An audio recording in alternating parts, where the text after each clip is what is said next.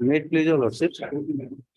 Lordship, with the consent of my friend lordship, item number 3, lordship, may after 2 weeks, lordship. Item number 3. 3, lordship. Even there was, why this is for orders? What Orders, is it lordship. listed for? Orders, lordship, because my lord has directed us to file affidavit, lordship. That particular day, my brother is appeared, lordship, due to his medical emergency, he left for the court. After that, he missed the file, lordship. So, lordship, we own our part, lordship. It is not the default of the department, lordship. So, lordship, in 2 weeks time granted, we will do the needful. What's your good name? K. Gogoi, lordship. K. Gogoi. Appearing for which department? Higher education department, lordship. Higher Education Department submits that he could not file the requisite affidavit and may be allowed 2 weeks further opportunity Lordship. to do the needful. The date may kindly be fixed, my lord, and Next on 7 June, the affidavit will be filed in the meantime. Lord, oblige. May please, your lordship. Item number 5, my lord.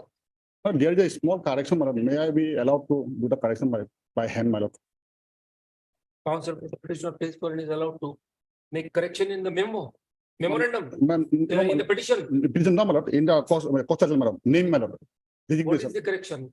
The respondent number 5 has been named as Dipankar Gogoi, the divisional railway manager. Instead of railway, it should be commercial, my lord.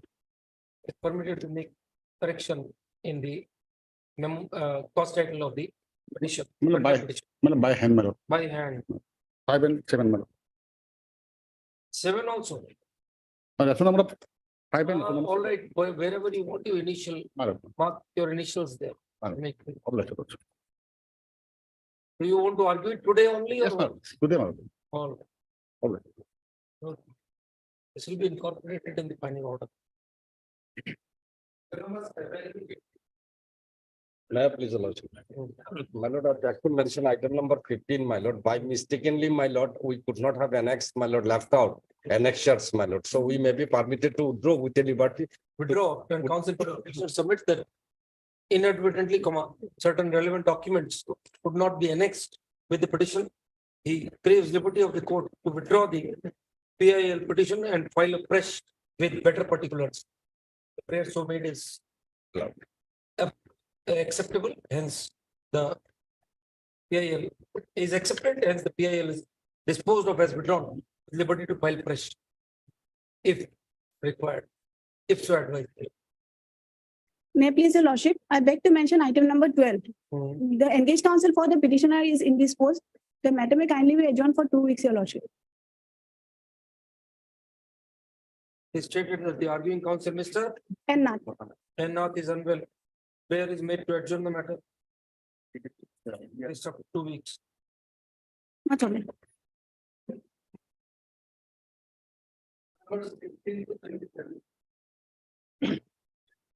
May I please, lordship, for item 24 and 25. This is income. 24 and 25. These are income tax appeals by the department. May I pray that may be taken up to 10 days, lordship, to obtain some certain instruction. I've also informed Mr. Why you are shying away from arguing the matter? No, lordship. In the recent past, we have taken note of the fact that you are not ready to argue any of your appeals. No, lordship. No, I'm very much eager to argue. Mr. KL, praise for a short opportunity, prepare and argue the matters. List of 10 days. my 2 weeks. 2 weeks. Oblige. May I please, your lordship? I beg to mention item number 17, lordship. Yes. This matter may be adjourned for today, lordship. Everyone, you have not filed any adjournment slip. Everyone is asking for an adjournment without making an advance request. This is really unfortunate. Counsel for the appellant pays for time to argue the matter. List of 4 weeks.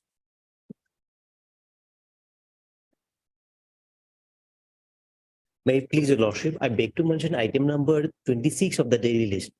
Arguing counsel Mr. P.P. Das is out of station for his medical treatment, lordship. The arguing counsel Mr. Das is Ms. P.P. Das is not available today. Our request is made to adjourn the matter. List of 3 weeks. Deeply obliged, lordship. May it be please, your lordship. I beg to mention item number 23 of this list. This matter may be adjourned for the day. And it Other side has no objection. Let's need 2 weeks times to file affidavit in reply You are for petitioner. For- wait for it is granted. Wait, 2 appeal. weeks time to file affidavit in reply. Please up 2 weeks. Obliged, Your Lordship. May I please, Your Lordship. I beg to mention item number 19, my lord. I may be permitted to withdraw the Counsel for the petitioner pays liberty to withdraw the petition, hence the same is disposed of as withdrawn. much obliged.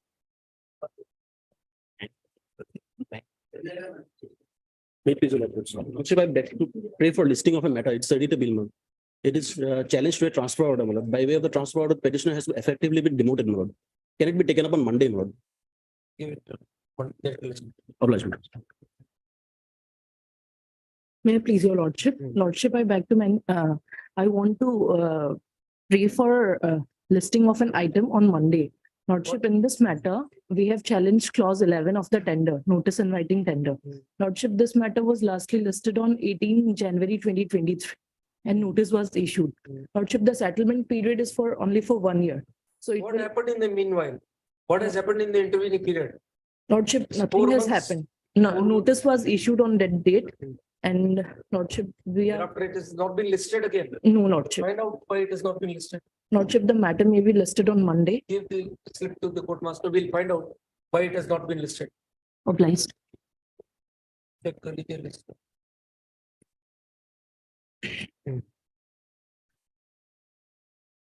Item number 1 of daily list for orders. May it please your lordship.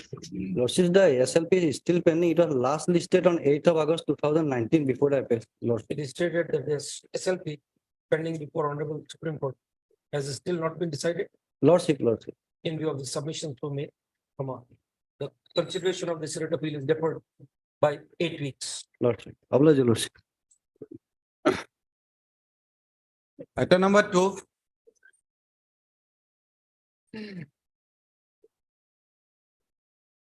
May I please the lordship, my lord. It was fixed for mediation, my lord, and the petitioner appeared, my lord, in the last petition, my lord. It failed actually, it did not appear. It failed actually. It failed. That's the report we have. Yeah. Now argue on merits. Yes, only thing, my lord, here in this case, your honor. Here petitioner challenging the quantum, my lord. Quantum because under Enhancement. enhancement, under section 25, my lord, abruptly, suddenly, my lord, the court passed the order. But that is my submission, my lord.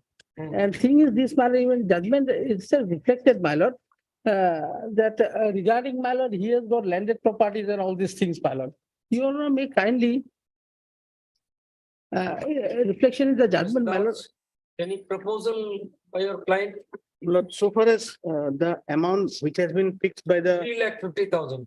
3,50,000, my lord, Pretense, nothing. that's true. Then, But if your lordships kindly turn to para 15 of the judgment, yes. when the learned family court came into, because the issue is, my lord, he is a daily wage earner, my lord. He lives in, he is a BPL card holder. He lives in. EPL cards nowadays are available even with the government servants. They are, my lord, and there is a finding by the learned family court that he is a BPL card holder and he is a daily wage earner, para 15, my lord.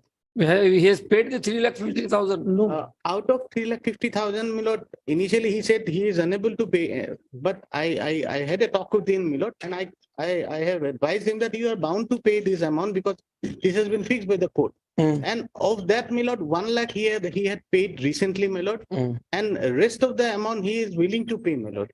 He has taken loan from somewhere, but he. All right, then this has to be admitted. There is no way out then. Lord. LCR is received. The mediation proceedings undertaken between the parties failed. Thus, the appeal is admitted, sent for the LCR. Highly obliged. Respondent is represented, thus notice need not be issued. Deeply obliged. Item number 4. May it please your lord. Other than this matter, we are directed to take steps by Dusty and that has been done. We are filing the affidavit today, my lord. You're filing the Dusty, Yes, my lord. It has been, Dusty has been. Senior counsel, Mr. Chaudhary submits. that the city service has been effected on the respondents numbers 2, 3, 4 and 5. 2, 3, 4 and 5. He proposes to file the proof of service. Anyone is appearing on their I am behalf? appearing for the public works department now. Respond number? 2, 3, 4 and 5. All right, so he is appearing. Mr. So puts in appearance on behalf of these respondents. The service is complete. Lord. What next, sir? My lord, there are two other writ appeals against the same judgment. All right, we'll All connect three may them. come together, my lord. This appeal along with the connected writ appeals, identical writ appeals number so and so 1, 2, shall be 3, listed together on, when do you want, sir? Next week, my lord. In the next week. How less? Number with the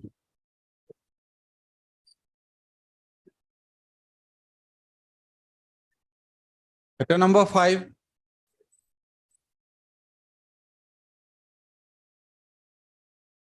That is your lordship. Yes. My lord, I think Lordship, in this matter, Lordship, I have been asked to appear for the respondents. Lordship will give me 10 days time. I'll file my. You made a statement, Mr. Counsel, that there are few more developments. yes, my lord. What has happened? We have filed an affidavit, my lord, at page 46, my lord. Mm. Now they have passed an speaking order, They have passed in? speaking order, my lord. All right. So now what? And now, my lord, there The is a. speaking order would have to be challenged if you are not satisfied. Yes, madam. So then- Here, madam, I am regarding the violation. I am on the violation, what they have done, madam. But there was a clear direction by this honorable court, What is the direction? Let us see. madam. Page number 27, madam, 27. para 14. Hmm. Para 14 and 15, madam. It's in madam, para 15, madam, it is been written, madam. So opportunity of hearing and effective reasoned decision Yes, madam. that they have passed But till then, madam. till such decision is Yes, arrived, madam. appellants will be allowed to continue. Yes, madam. So your cases, they have not been allowed to Not, continue. But kindly see to the next page, madam, page 29. Hmm. No, sorry, madam, I'm sorry, madam. Page 37, madam. Hmm. This is the notice issued by the railway authority, madam, calling us as mandated by the Honorable Gauhati High Court in the above mentioned case. An opportunity of hearing is to be given to you. As such, you are requested to attend the office of the undersigned at 15.30 hours on 23. 23. But there, my lord, after the hearing, the speaking order was issued on the next day, madam. So And here, madam, there is no clear indication whether they will be allowed to vend or not, they will be allowed to vend. vend or not. So how do you establish the fact that you have not been allowed to vend? But they are not allowed of. Where is your averment? Let us see. Yes, madam.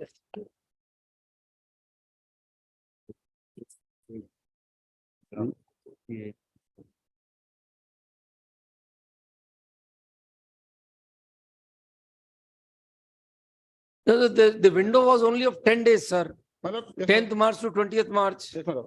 So where is your averment that between 10th to 23rd, you are not allowed to vend? Madam, I'm saying, madam. Let's read your Para petition. 4, madam. Para 4, madam, page 48, madam. Para 4, madam, of the original affidavit, of your contempt petition. madam, of the original affidavit, madam. Yes, yes, You have to make this out in your main contempt petition, sir. That you are not allowed to vend. You went there between 10th March That was to after- 20th March. Also, madam. Also, madam.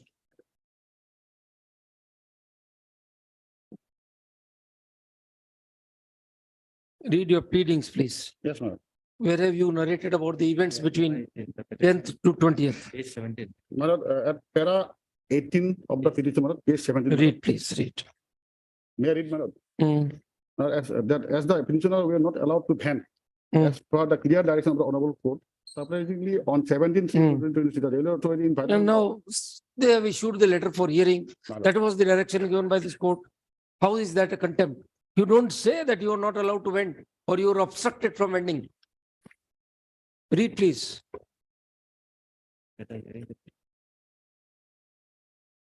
Madam, there is, madam, it's there, madam. It's there. Para 18, May- when did you go? Madam, there, Whom but- did you approach? This is a contempt Madam, petition. these There are has to not- be a not- strict proof. Madam, respondent number 5, madam, the divisional, Where have you mentioned, sir, that you went to the station You are obstructed, you are blocked. Now, can you see, madam, hereby calling the petitioner to appear for hearing in the office of the chamber of the division commercial manager on so and so, without allowing the petitioner to vanish in the meantime, as per the order. At the hearing, the petitioners requested to allow them. The next day, the order was passed. Yes, ma'am. So, all right. In a very hurry, manner, my lord. They are. What is high-handed in this? They have acted with expedition. If you are not satisfied with the order, challenge it. Simple as that. I will challenge, madam. So how is it a Yeah, contempt, sir? What disobedience they have committed, willful? When did you go for vending? You were required to state it, that we went on such and such date with the order. You got a copy of the order on 13th as per yourself. Yes, ma'am. So till 13th, there was no question. Then where you went on what date with your goods and you were obstructed? Where is the pleading? Ma'am, we are pending there for last 40, 50 years, my lord. These are Oh, poor we people, are my lord. not on the merits. We are on the aspect that in this short duration of 7 days, My lord, when were you obstructed? that date, madam. It's not there, sir. You challenge that order, that's the only way out. There is no willful disobedience as such. Madam, evicting us forcefully after the order has been passed by the division bench of this court, my lord. Gentlemen, where is the pleading?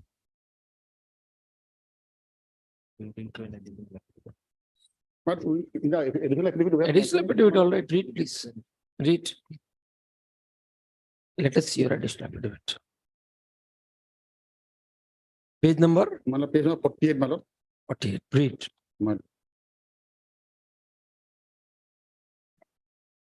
Para 3, madam. That this additional affidavit is filed to apprise this honorable court about the outcome of the hearing conducted on 23 by the railway in terms of the judgment and order that so and so. Hence, the petitioners have filed this contempt petition, and so after filing the said contempt petition, the petitioners were sub. Sir, read from this. The only non-compliance or disobedience as per you now is that you are not allowed to vend in the intervening period. Yes, madam. Where is that? But that is the course, madam. That is the madam grievance, madam. So where is that pleading, sir? We are asking you. In this additional affidavit also, you don't say.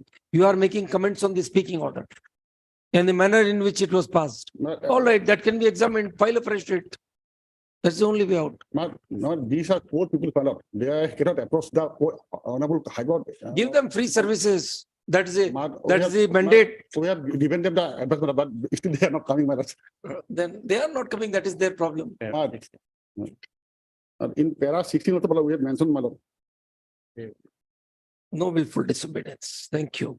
We'll give you liberty to challenge that order. Or you have already done it. No, we have not done it, madam. Then We are challenge on it. the violation, madam, what they have done, madam. We are on the violation. Sir, what violation again?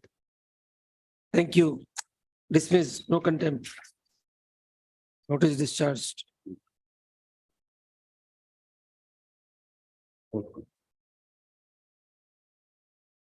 Item number 6, May I please, Lord? My lord, in the IA, my lord, last occasion leave was provided, my lord, to implement the necessary party deputy secretary to the. You impleted. Yes, respond. Let's put them to notice. Interlock the application number so and so has been filed for joining deputy secretary Deputy secretary to the Gauhati Assam Hill Areas Department. so and so department. He is implemented as deputy secretary as respond number. Respond number 8, my lord. Where does your application say so? Paragraph page 113 is my prayer. But you have filed amended cost title or not? You are supposed to file an amended cost title. Also, Yes, I'll file it, my lord. all right, After. we'll accept that application. Yeah. Interlock the application filed by Clearance Council for the appellant to complete the deputy secretary so and so Hill Council is accepted. Amended cost title be furnished within 3 days. Yes.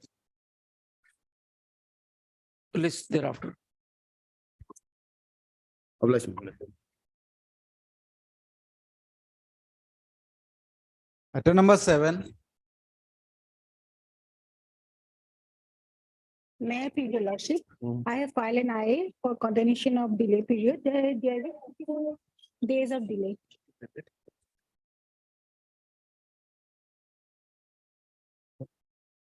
Okay, yes. There is a 42 days delay, my lord. Hmm. Order was passed on 15/2/2023 and a copy of the order received on 20/2/2023. Thereafter, the petitioner was informed and at the relevant point of time, she could not decided that she will again file. All right. this. Madam, what do you say? Lordship, in case of delay, I have no objection. All right, the connected rate appeal is delayed by 42 days. Yes, ma'am. Then counsel for the appellant as rate appellant has filed interlocutory application number so and so seeking condonation thereof. Then a common counsel MS Bora submits that she does not have any objection to the delay being condoned. Otherwise also, upon going through the grounds set out in the interlocutory application, we are satisfied that the delay is has been satisfactorily explained. Hence, the same is condoned. The application is allowed. Connected rate appeal shall be numbered and listed before the court Raise my hand. for admission. Item number 8.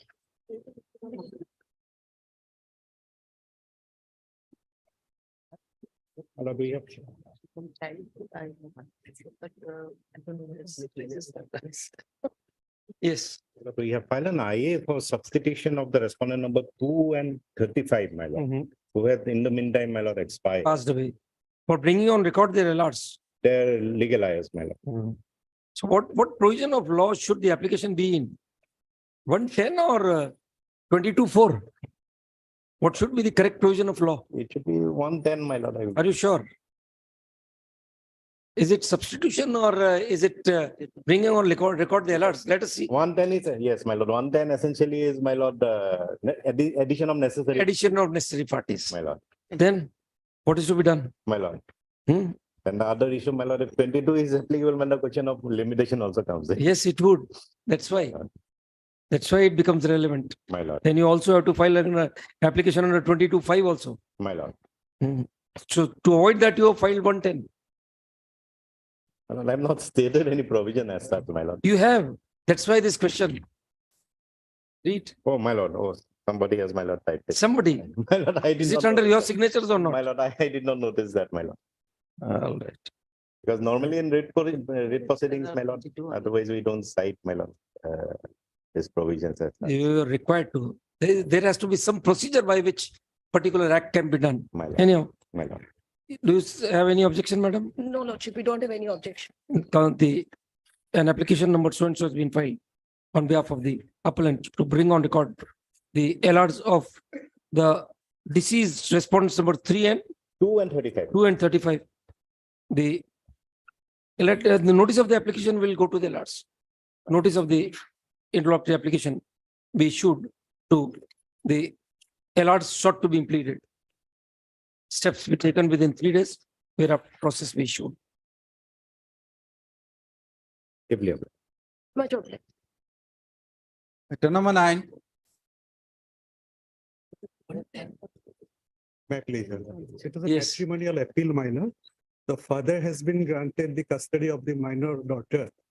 That is 4 years, 5 months. Under Muslim law, minor, it is correct that the mother. Mother has remarried. That is what the disqualified. finding is. Disqualified. But as per Muslim law, minor, if mother is disqualified, then mothers can be given. His mother is the party. Can be given is a different thing. But that is, Then why the preference should not be given to the father if the father is available? Muslim law says, my lord, otherwise. Read which provision? 354, clause 354 is the disqualification of mother, and 353, right to female relations to in default of mother. Failing the mother, the custody of a boy under the age of 7 years and a girl who has not attained puberty belongs to the following female relatives in the order given below. Mothers, how high so Where is this argument raised before the family court? Let's see. No, my lord, that argument was not. Was not raised. It's not. All right. Issue notice to the respondent. Steps for service be taken within 3 days, whereupon process be issued. records be summoned from the family court. Rule is Dasti service. It can be. Dasti service is permitted. Rule is made returnable. Issue notice of the appeal as well as the prayer for interim relief. IAS for interim relief. Yes, my lord, the child already has been given to So the. now there is no question of interim relief. My lord. The order is to be passed after hearing. Rule is made returnable on 13th June, list on 13th June. Obliged. Item number 10.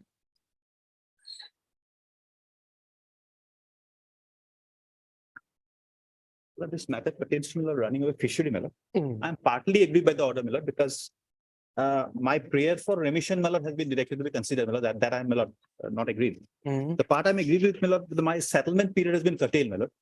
My lord, my settlement was. Your last date, you made a mention that you want to bring on record certain. Yes, my lord, I have additional already facts. brought, my lord, some additional development that is taken place that I filed an additional. You affidavit. filed something. All Yes, right. my lord, I filed it, my lord. Additional affidavit. Yes, my lord. All right.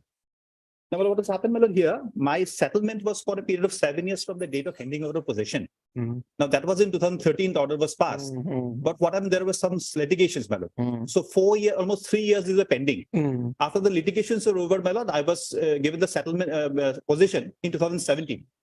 Now, from 17, my lord, 7 years, my lord, will be from up to 2024, my lord. Mhm. Now, my lord, that order was issued, but there was again subsequently cancelled. Again litigation, a lot of A litigation. lot of litigation. I'm not. These parties seem to be very lawyer friendly. If we suppose.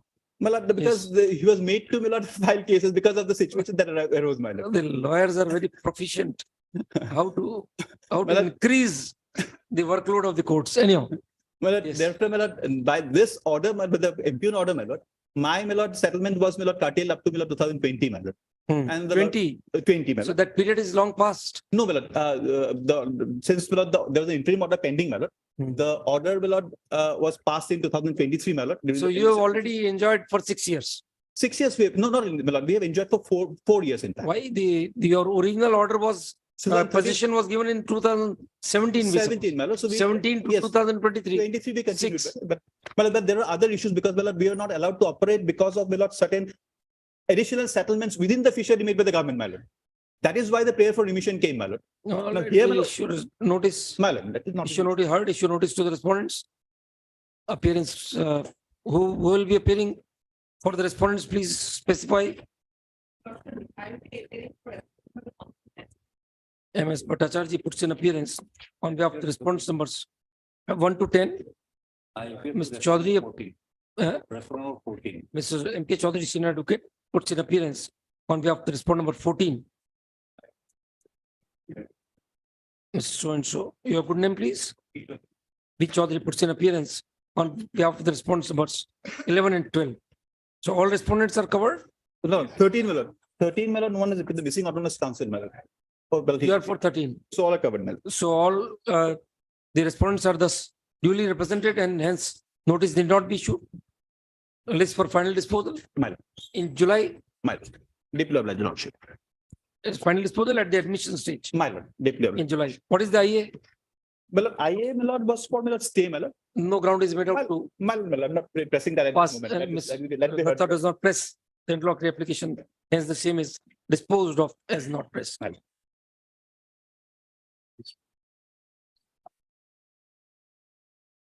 Fresh Item number- settlement has been made or not in the meantime? Pardon, my lord? There must have been a fresh settlement in the Well, meantime. My lord, no, daily settlement has been made, my lord. And I will show, my lord, that has been made at a lower price, my lord, which was, even then, what I was paying, my lord. So direction has been given to make a fresh settlement within 3 months. Now, a temporary And agency. the defaulter, my lord, of about 60 lakhs, he has been directed to file a representative. That also I've done, my All lord. Those are pending, my lord. Okay. Deeply obliged, lord. Item number 11. Okay, there are certain orders of this honorable court lordship, Supreme Court lordship.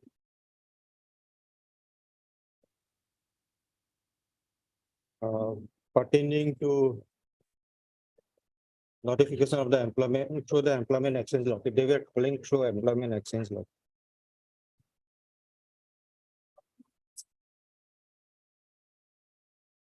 What is the controversy in brief, please? Lordship controversies, lordship, NRL, lordship, Numoliga Refinery Limited lordship are calling candidates through the employment, local employment exchange only lordship. All right. And not through other sources. for giving employment therein, Lordship. So Lordship, I have challenged that, Lordship. We people live elsewhere, not in the district of Golaghat. And we are being deprived from appearing there, Lordship. So they are doing it under a particular set of rules, Set of rules, Lordship. that I which have are under challenged. challenge. There is under challenge, Which are the rules? Lordship. 48. Page 48. 48. Relevant is page 49, clause 7, rule 7.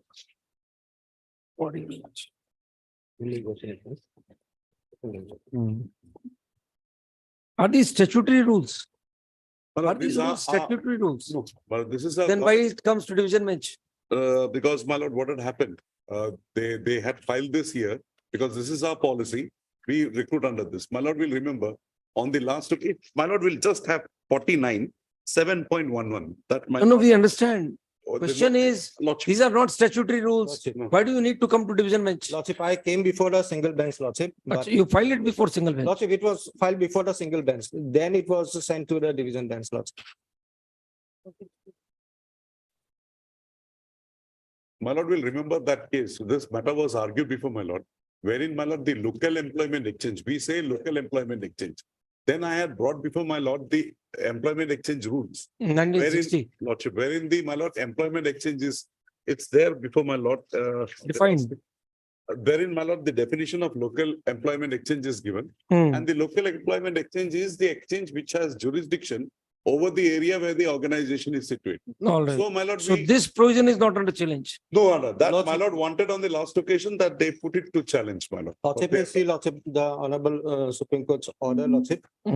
Therein it says, Lordship may first come to the writ application, Lordship, page 55, Lordship.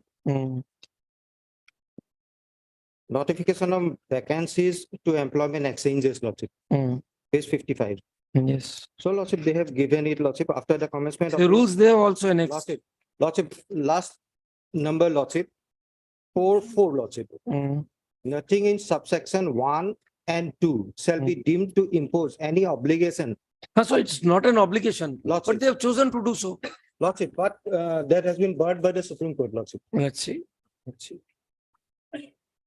That is given, right? 2010, 11 assistant, 674. Lordship, may come to page 17 and paragraph 17 and 18 of the Lordship, 2010, 11 SCC, Supreme Court, Union of India and others versus Pritilal Nanda.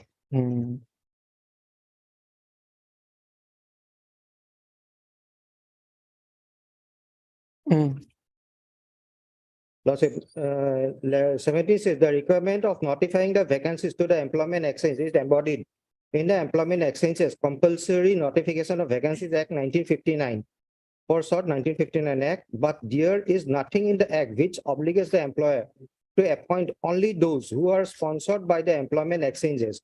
Section 4 of 1959 Act, which provides for notification of vacancies to employment exchanges, reads as under. That has been given lots of notifications of vacancies that I have already pointed out, Lordship. And 18 says, Lordship. May I go to 18? Those.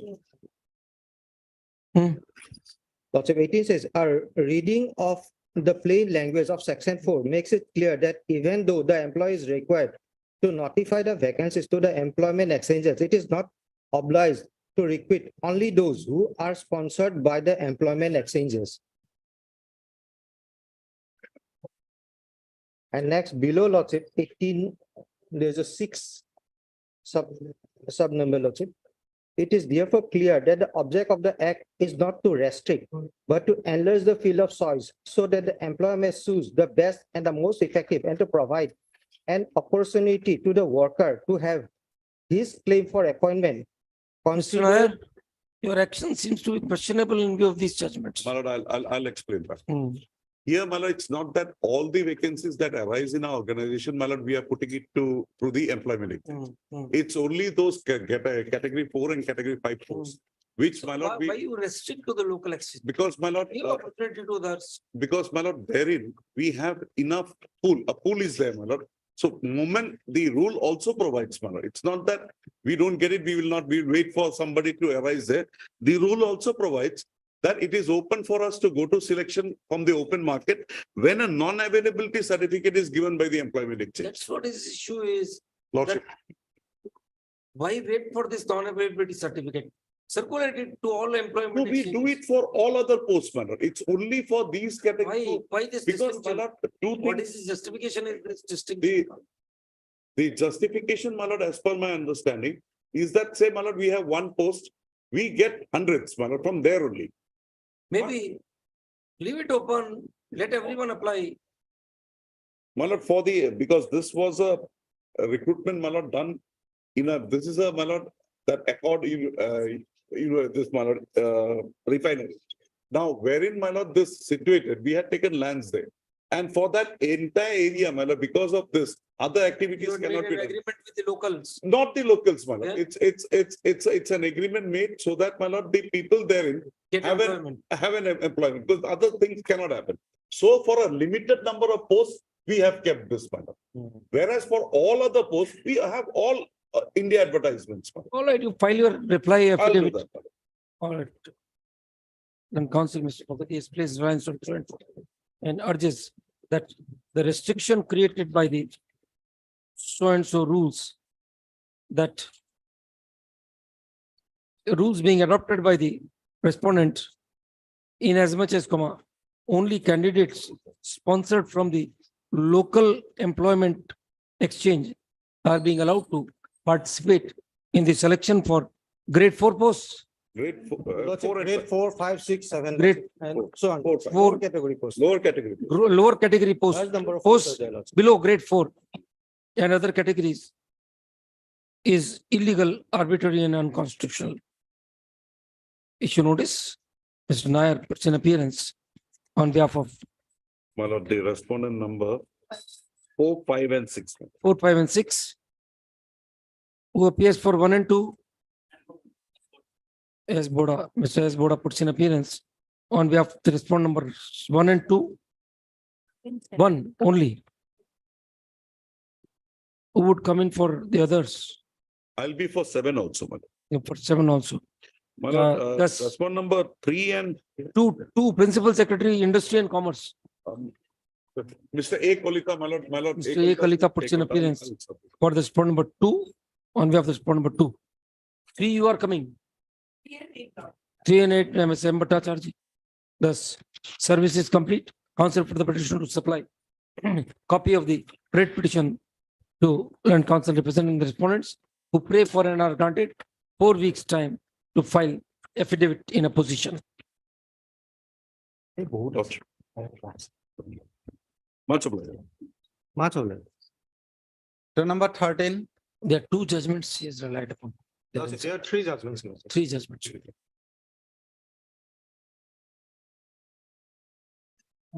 Please, your lordship. This PIL has been filed by the petitioners on the challenging action of the authority by whereby their village, the village, entire village people has been included into Town town committee. committee. My lord, they are earlier, they are falling under the Gauhati and being rural poor, Sir, this they is are getting the, some benefits which this will not is, be given. this is the result of urbanization. My lord. Can anyone avoid this? This is happening everywhere.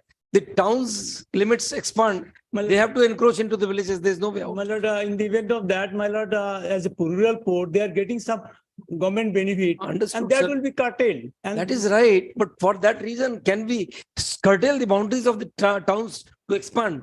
my lord, Everywhere, the municipal areas, the areas of the autonomous my institutions. lord, that has been done, my lord, without giving any opportunity to raise objection, my lord. That is also there. Is it necessary? Yes, my lord, section 5 of the Assam Municipal Act 1956. All right, issue notice to the respondents. Steps for service be taken in 3 days, whereupon process be issued.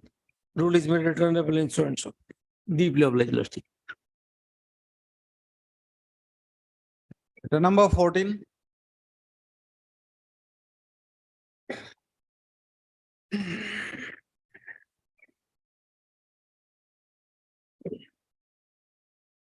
Lordship, this is a matter pertaining to construction, ongoing construction of a flyover, Lordship. Mm. This has been filed in the form of a PIL by a public spirited person. Lordship, this has been. The work is going on. This public spirited person wants the work of a flyover to be stopped. Because Why? it is violating the Assam financial rules, Lordship. This is an ongoing flyover, ongoing construction, but then Yes. it was started before any tender was issued, Lordship. You yourself say that in reply to the RTI, you have been informed that there was a short-term tender. Yes, Lordship, only after 10 months, after 30% of the work has already been done. Tender was issued thereafter. Yes, Lordship. Issue notice. Who would be appearing? Report 3 and 6. Mr. So puts an appearance on behalf of the response numbers 3 and Lordship, 6. Lordship, there is an interim prayer that. No, we'll not stop the work. No question. There is no question. One stay would delay the project by years together. We have seen that time and again. But only till this new tender Absolutely no, sir. process is completed, Lordship. Big no. The work was started long back. You yourself say 30% is complete. Yes, Lord. So no question of stay. Mr. Would be representing the other respondents, please? Roads, PWD. 1, 2, 4 and 5, Mr. Swanchop here. 6, executive engineer, PWD. 3 and 6. 3 and 6. And 7, Karbi Anglong. You will also appear for 7. Is not a part of the council. Number 7. 7 is the NS division, my lord. NS division. NS division. NS division not under. All right. Puts in appearance, the service is complete. Council for the petition to supply copies of the writ petition to the current council representing the respondents who may file affidavit on behalf of such respondent, affidavits on behalf of such respondents within next 4 weeks, list after 4 weeks.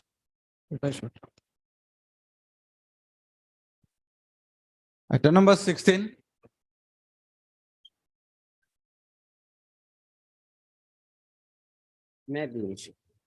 Yes. My Have you lord, read the judgment of Alka Oja? that I have seen, my lord. Yes. My lord, 5 years they had worked. my lord, other aspects are there. I am taking, let me take your lordship to page number 89 for a moment to the conditions of the advertisement. Your lordship will find Hindi teacher in graduate scale. Page number 89. Hindi teacher in graduate scale. Probin / Ratno in Hindi with 50% marks having degree qualification from any recognized university. Yes, the Or- 50%, yes. Or BA with Hindi as one of the subjects with 50% marks. And not B.Ed. And B.Ed. Not or. It's it's and. And B.Ed. And not or. I have got B.Ed. Makes my a lord. huge difference. Yes. Here, my lord, lordship find BA Hindi with one of the subjects with 50% marks. Yeah. That I have. 50% Marks. not only in Hindi. It has to be aggregate. That is the issue. But the authorities, my lord, 50% is in the degree, not the subject. my lord, the authorities have understood like that way, my lord. And as a result, my lord, They granted you wrongfully, granted you the selection. If, my lord, the 50%. How can 50% qualify a single subject? Let us know. Degree and 50% they have to be. The subject is just one of the essential parts which you have to have. But the degree is supposed to be with 50% marks.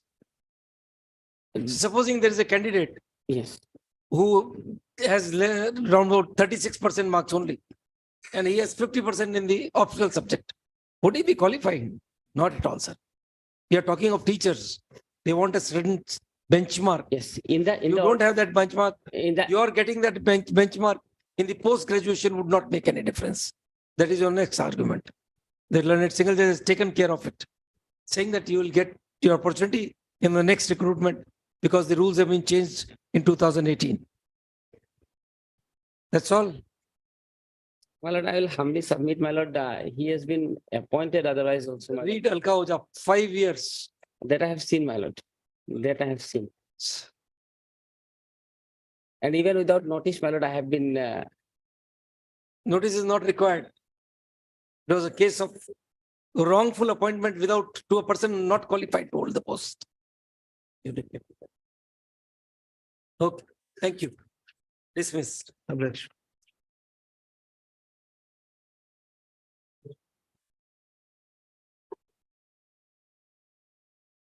This will come to the date. Issue. You have to file.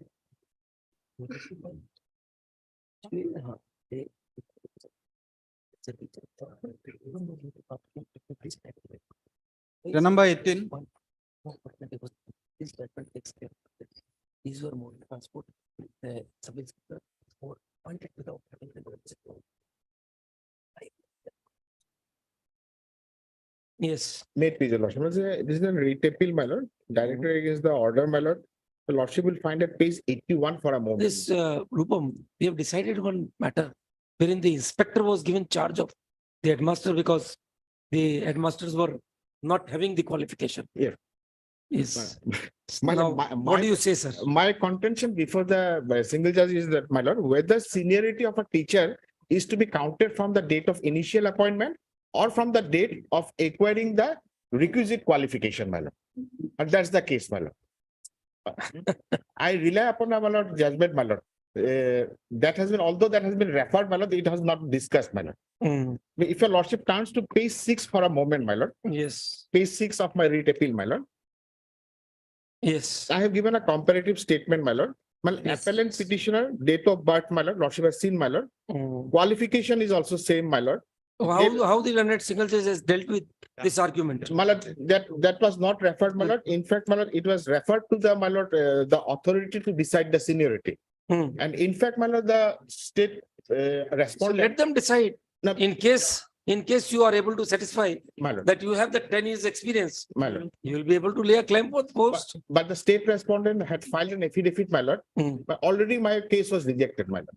So you challenge that rejection, that is the way out. By way of affidavit, they have stated, my lord. So challenge that rejection by a fresh writ In petition. that case, my lordship, my direct will approach the, my lord, authority, my lord. Within a All right, time then frame. counsel for the petitioner frankly concedes that as the respondents have indicated in their affidavit that claim of the petitioner for seniority. Yes.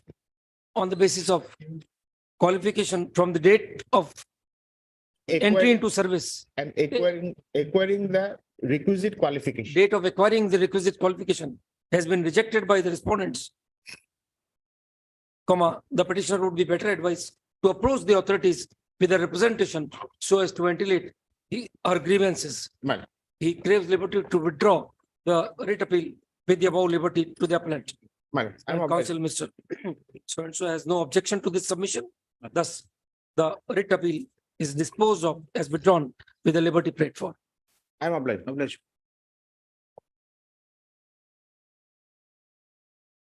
Item number 20.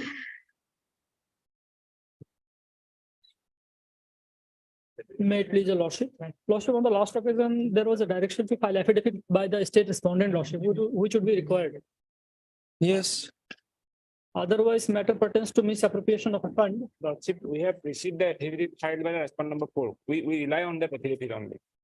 All right. They rely on respondent number 4's affidavit. Argue then. Ready? Lordship. All right. Your lordship may come to page number 22, the audit report submitted by the state authority itself. 22. Page 22. Mr. Counsel, the allegations are serious. Are you sure that you will rely upon the respondent number 4's affidavit? All right. Page 22. Page 22, para 2, lordship. Down below the page. Non-remittance of admission fees, tuition fees to the government. In scrutiny of the records, revealed that an amount of rupees 16,72,003 only were collected from the student as admission fees, tuition fees during the period from 1/4/2027 to 31/3/2012. But the same was not remitted to the government. This is the audit report or what? This is part of audit report, my lord. It starts Audit from report. Audit report, my lord. Yes. How they have responded to this? What is the response of the state authorities to this? Lordship, state has not filed affidavit yet. What has respondent number 4 said to this? Let us see.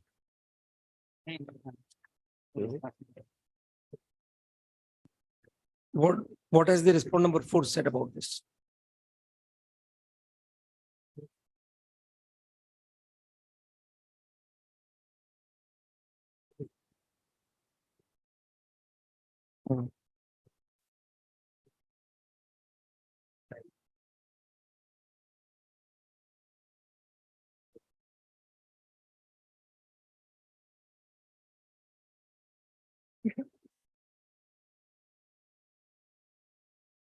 petitioner himself was a member of the governing body for 2014 to 18.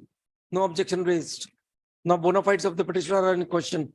Lordship, the fund was not related to period 2014 to 18, Lordship. Maybe when did it come to your notice? Lordship, I have obtained this information by way of an RTA information, Lordship. When? Lordship. It was furnished on 17/12/2020, my lord. And Now read para 10 of the reply affidavit of respondent 4.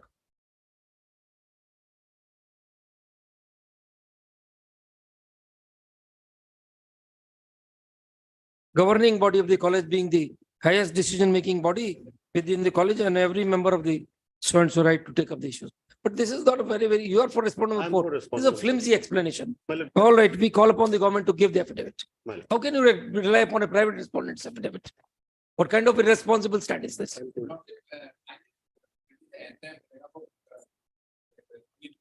Yes, read. There is no misappropriation. Lordship kindly second paragraph. He is On account of absence of instruction from the higher authority which caused loss of government revenue. no, Miller. No. Page 22, Miller. Read. This is the non-remittance of admission or tuition fee to the government. Second paragraph. It was seen. This is the auditor. It was seen. The college authority spent the amount for various miscellaneous. This is a very vague observation, Mr. Counsel. No, ma. This is the report. This is a very vague observation in the report. With this observation, the last line is that this has caused loss to the government revenue. Admission fees has to be remitted to the college, to the government. How it was not done? Lordship, but I'm. All right, we direct investigation by SOG. What do you say? Lordship, other thing is there, Miller, because this petition is targeted and object of this petition and target of this petition is. Let the affidavit of government come. Lordship, The 6 Miller. let the affidavit come. Lordship. The learned counsel representing is directed to response numbers 1, 2, and 3 is directed to file affidavit on behalf of such respondents within next 10 days. oblige the Lordship. Lordship, I'm raised the maintainability of risk. We'll see. Let their affidavit come. Lordship. Oblige the Lordship. List on 6 June. Lordship, can it be after 15th of June, Lordship? After 15 June. Then let it come in 3rd week of July. Oblige the Lordship. Granted 4 weeks time to file affidavit list after summer break. Oblige.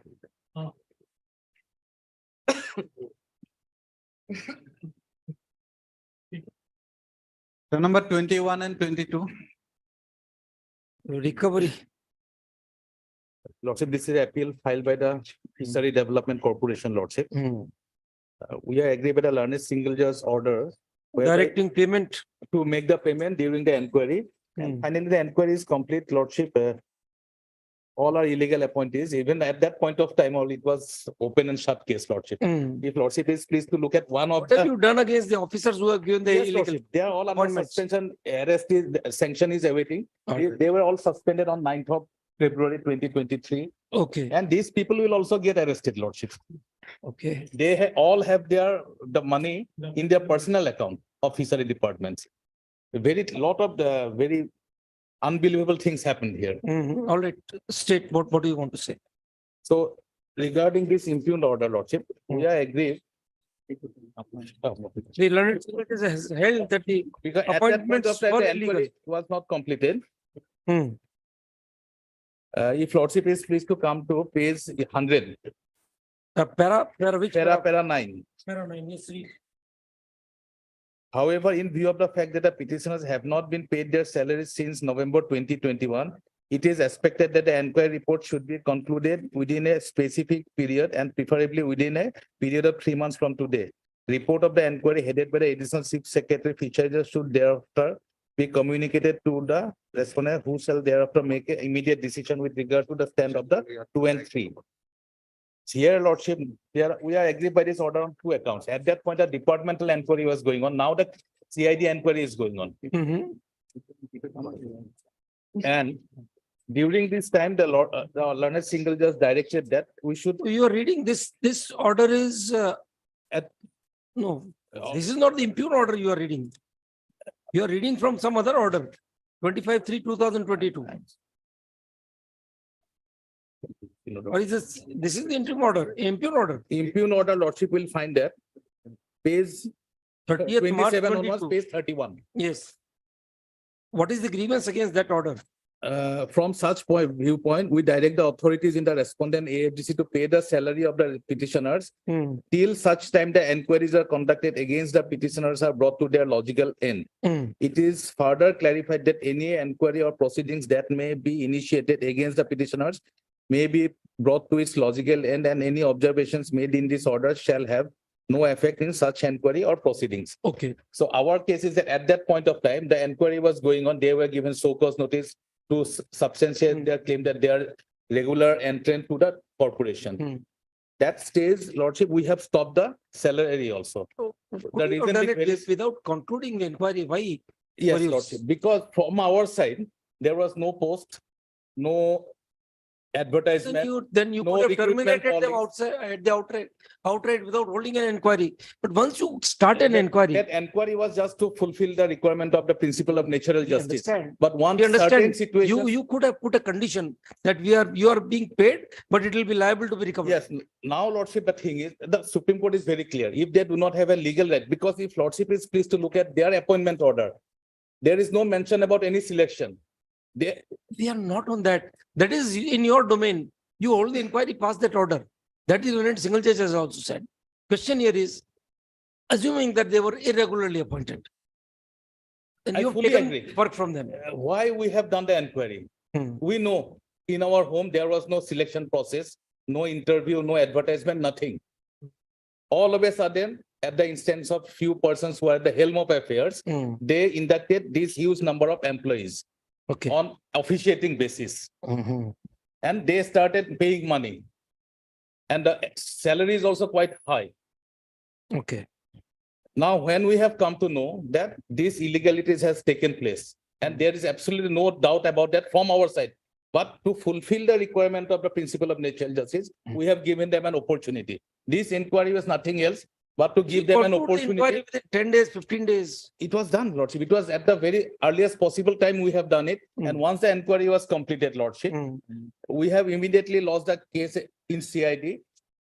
The main officers were all under suspension. Arrest is imminent against them. We are not arresting them because the sanction is awaited under 197 of the CRPC. Now, even if, Lordship, suppose they now satisfy this honorable court that they have entered the service through a legally permissible scheme of public employment, we are going to give, Lordship. They do not, their only cases that their appointment order, if Lordship is pleased to look at only one appointment order. Let us see that. Let us see. Page 63.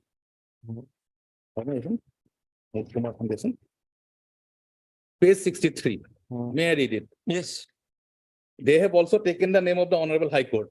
In the interest of public service and in pursuant to the directions given by the Board of Directors of AFDC Limited, held on 28/9/2020, followed by the order issued by the Honorable Chief Minister Assam, and considering the vast experience, good service record, and honoring the order passed by the Honorable Gauhati High Court, and as per the record of selection committee constituted with the chairmanship of Additional Chief Secretary, Fishery Department, Government of Assam, followed by the records of screening committee, AFDC, and verifying the records of outstanding service performance of good integrity through confidential report of screening committee of Sri Spandan Das, working as contractual fixed salaried employee since 2019 against the existing vacant post in the office of AFDC Limited, is pleased to pass order to officiate Sri Spandan Das as junior administrative assistant in the scale of pay 14,000 to 60,500 with grade pay 6,200 in pay band. They've been put in pay scale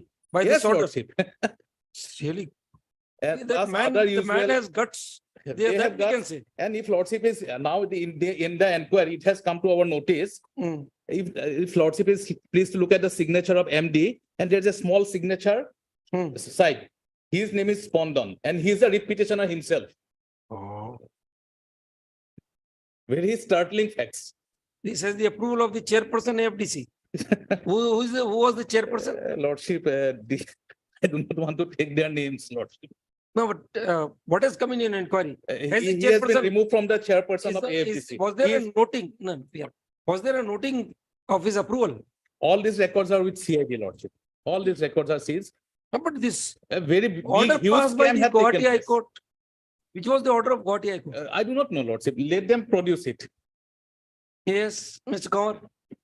My lord, your lordship will kindly see the copy of the FIR which has been filed. We have brought it on. Forget record. about that, sir. Look at your appointment order. Yes, I have Which is seen. the Gauhati High Court's order? My lord, the order to, I don't have the order of the Gauhati High Court, which has been recorded in the order, in the appointment order. But your lordship will see. But they are taking My lord, advantage this- of, my lord, your taking advantage of an order of this court which never exists. That by itself is a ground to terminate. That also I cannot say, my lord. Your but client's lordship will signature, see. Miss- Mr. Kamar, Yes. your client has signed this order. In what capacity? No. He's Yes. This is not the Are you signed by sure? the managing director, my lord. I think this is the receipt copy. Receipt copy, because we have annexed this order. Oh. They have not annexed. This is our document, my lord. Only Yes. on when the order was received, he must have signed it to receive the copy of the order. Your lordship will see, even this order has been marked to the OSD, to the Honorable Chief Minister of Assam and all the officers. Now, what has come out in the inquiry, they have not annexed the inquiry report. But they have filed an FIR. We have obtained a certified copy of the FIR, and the certified copy of the FIR includes the observation made in the inquiry. Your lordship will find in our additional affidavit. the Why do copy you of want the- this court to give an imprimatur to the inquiry report? You No, leave no, your clients the liberty to and contest. what has transpired, madam, how this has occurred, madam, that is referred in the inquiry report. Your lordship will see. We are not to be blamed, my lord. Your lordship will see page 114 of the. Not to be blamed. You are the employees who are working on Yes, my lord. temporary They have a- basis, and you have been given pay scale without any cause. But your lordship will see that is there. The board of directors have taken their resolution. It's not. They are one man- all facing the music now. No, only, my lord, they have only against the chairman and the managing director. The board of directors is not under the scanner. The Your board lordship will of kindly- directors, this Your order lordship will doesn't. kindly see for a moment the observation made in the inquiry report Order. at page 114, paragraph number 7, my lord. 140 or 114, 114. my lord. Nowadays, my lord, it is a running page, so it will be 114. Yes, read. Yes, it is pertinent to state herein that there was a provision in the original memorandum and article association of AFDC Limited that the corporation can engage person temporarily through fresh recruitment or re-engage retired person on lump sum pay.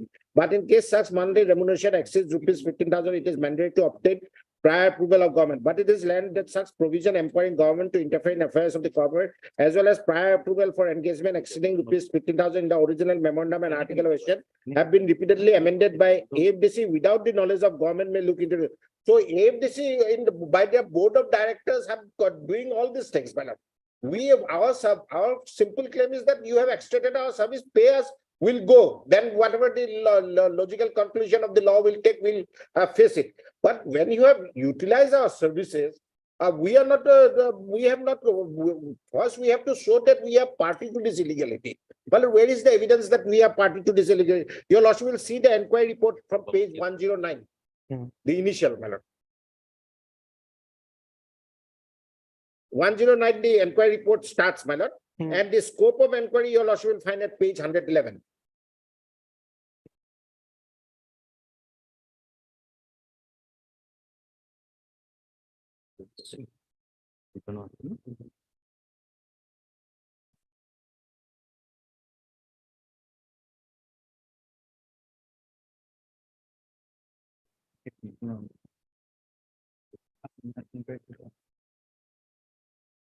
And paragraph 6 again at page 114, your lordship will find it is seen that proposal for such illegal appointments have the approval of the board of directors from time to time in 2020 and 2021.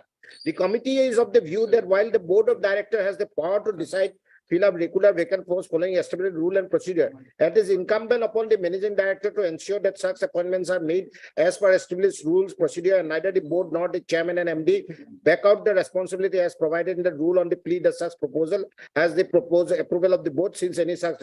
But if these persons have done such illegal act and my lord, they don't take any action, there is not a single whisper in this inquiry report attributing any illegality on a part that we are party to this fraud or illegal or irregularity which has occurred in the board. Let them show one statement attributing to us in this inquiry report that we have taken part in that illegality, or there was some a money transaction to show. My lord.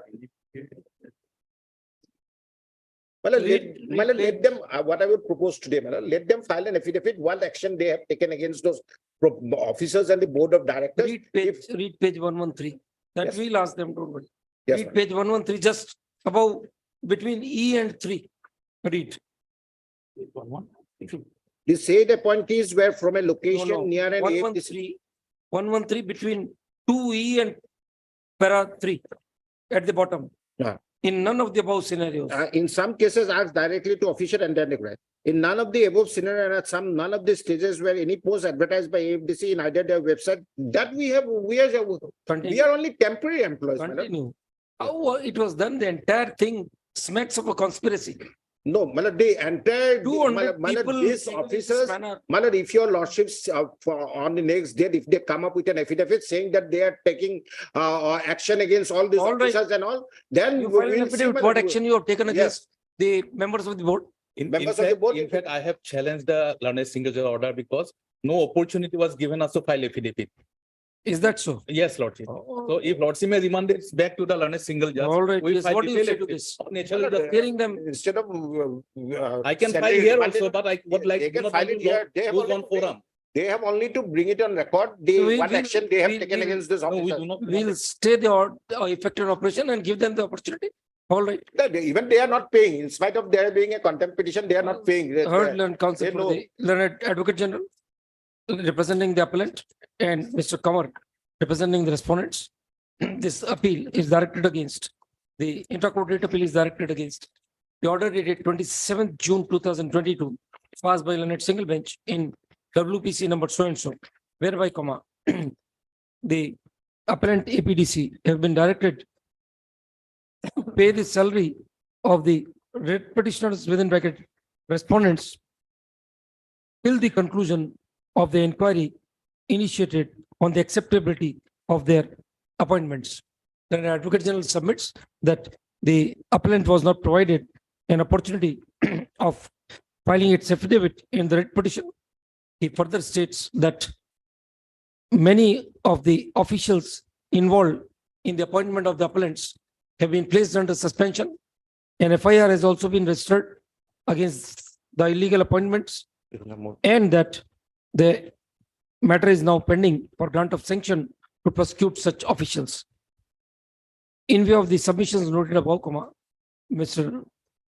in view of the objection raised by Mr. Kamar, we hereby direct learned advocate general to file an affidavit as to whether any, to satisfy the court as to whether any action is sought to be taken against the members of the board who were Including the managing director and the chairman. Ma'am. the managing director, the chairman, and the other members of the board And the of the officers who are- corporation, Officers who are responsible for giving the appointment. order. as and so also the officers Fair enough. responsible for the grant of appointment to the respondents.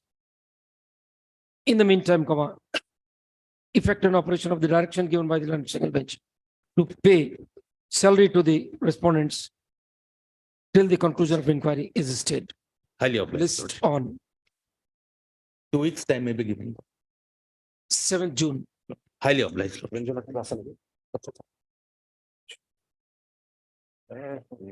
The petition also will go after 2 weeks, after, will come up on 7th June. Yes. Deeply obliged. Item number 27.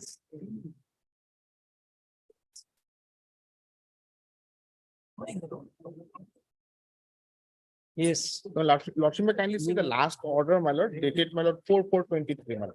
that's what, yes. Last order, my lord, passed by your lordship, 4/4/23, my lord. Mhm. Well, the government advocate shall take instruction. Yes, Lordship, we have taken instruction, Lordship, and the deputy commissioner has stated that there was no vacancy in other department during that time. so you file this on affidavit. Lordship. No, Common Council and Ms. M. Bhattacharjee submits that she shall be bringing on record the instructions received by her, received as a pursuance, in pursuance of the direction given by this court on 4/4/2023 through an affidavit. It will be done within 10 days list. after 10 days. I'm aware.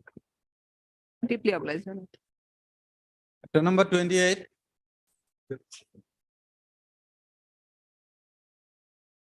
May I please your lordship? In this case, I need to some more time to take instruction, lordship. MS Bora prays for and is granted further opportunity of 4 weeks to complete her instructions. Interim order passed earlier shall continue. List after 4 weeks.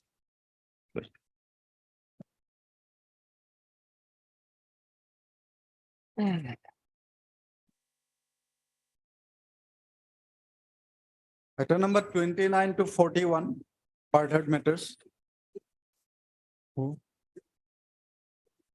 These are arising out of NI two. I have started this as well and I will leak it that NI two will start. Yes.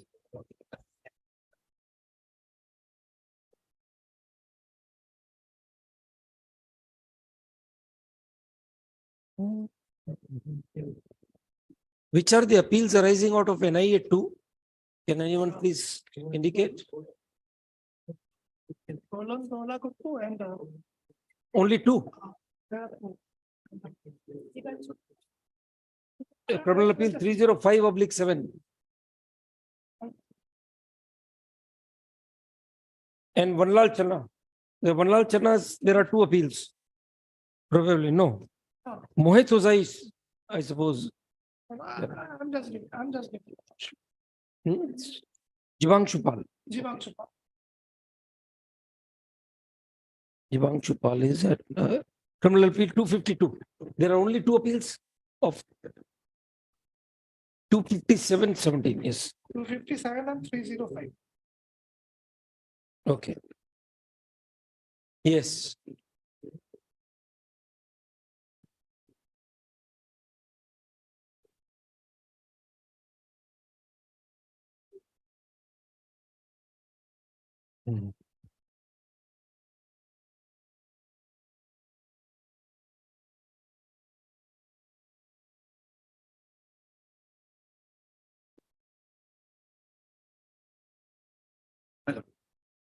Let me be a good listener today.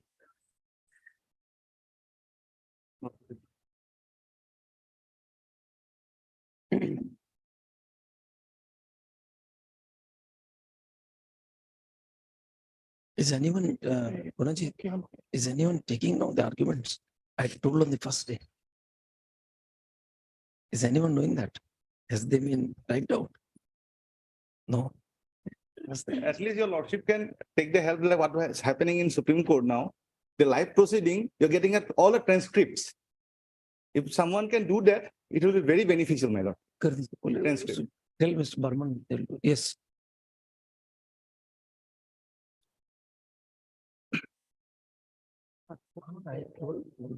बाद में मुझे ध्यान नहीं रहा. Yes. Lordship. The appeal. Hearing lordship, there are, I would say, 3 sets of accused. Niranjan Hojai, Joel Garlosa, lordship. Direct the main actors. Main actors. Main actors as per you. Yes. Then they are the Amitabh Bachchan and Shatrughan Sinha. And yes. And, along with Vallal Chana supplier, and rest are all lordship. No, you forget one link in between. You see, these are the main actors. For them, the procurement is done by Joel Garlosa, right? Then through Mohit Hojai, and this procured amount is routed through Vanlal Channa for getting the arms. That is your case in some and substance. In between, there are peripheral agencies. These Jibang, these Devojit and those who are small time players. But wealthmen sort of things. Summing up, they become big. Yes. Now, lordship will consider first. And how will you brand Imdad Ali? In which category should Imdad Ali have been? Lordship, That is also. Now, Lordship, let us first see. You know, on record, Imdad Ali had the highest amount in his accounts. And there was no investigation. There's nothing at all. And if your evidence is to be accepted, he was into the thick of the things. Okay. Lordship will not go beyond the what is there. Yes. Now, Lordship, let me first start with Niranjan Hoja and Joel Galosa. Yes, yes, yes. What evidence? Niranjan Hoja, Joel Galosa, Lordship, submission has been made that they could not have been linked to the DHDJ. That is one aspect of the So matter. on what evidence do you propose to link them? Let us satisfy. I will, and I'll place some other material also, Lordship. Only one material which is not a part of this case. Which but- can't be read. There is no Lordship, question in a because criminal that is case. That is something Lordship can read. I will place that. If it is a judgment, well, that's a different thing. I will place that. Yes. Hey. Lordship, the star witness, Lordship, PW 24. 24. We need someone to assist us. Find his 161 statement, please. We have. I've got it. I've got it. Let us have a copy. It is in the other things. 29, my lord. It is in the other things. We'll need to read that. PW 24.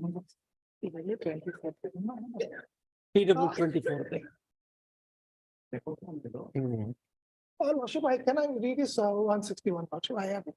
We'll read it. You argue as you want.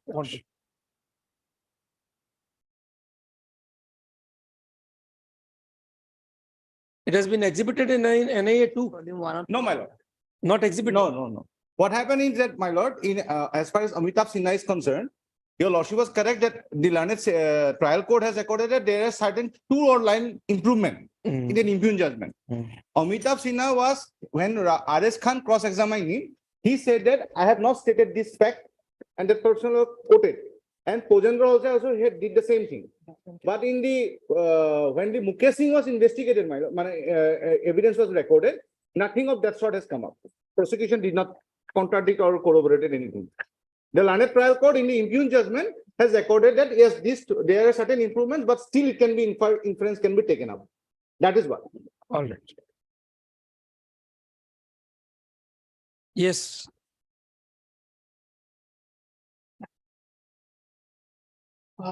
Lordship, PW 24, Lordship will find at page 81. Yes.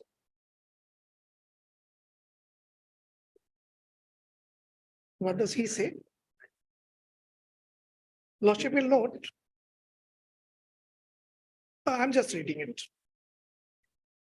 I joined in March 2009 as additional SP headquarter. So he was additional SP headquarter NC Hills, not Kachar Hills. I continued up to December 2010. NC Hills is presently known as Dima Hasao. At NC Hills, I was responsible for maintenance of law and order and crime detection in the area. Immediately after my joining, there was a spurt of violence because of DHDJ.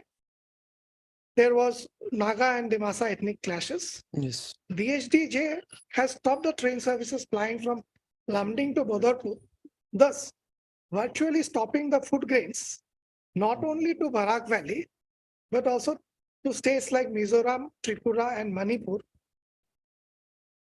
DHDJ would resort to firing on the moving train from the hills on both sides of more than 120 kilometers railway track. This was the situation when I joined. Because of counterinsurgency CI operation, lots of additional forces were deployed. Things gradually improved, finally leading to laying down of arms by DHD cadres in March, April 2010. But there was always a feeling and apprehension and some intelligence inputs as well that all arms and ammunition of DHDJ were not handed over at the time of laying down arms.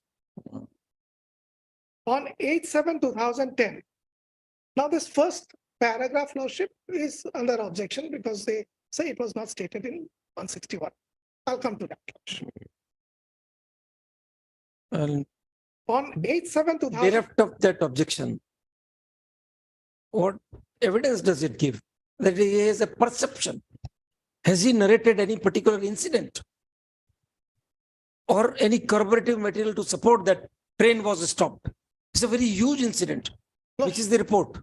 Lordship, Which is the report? Tell us.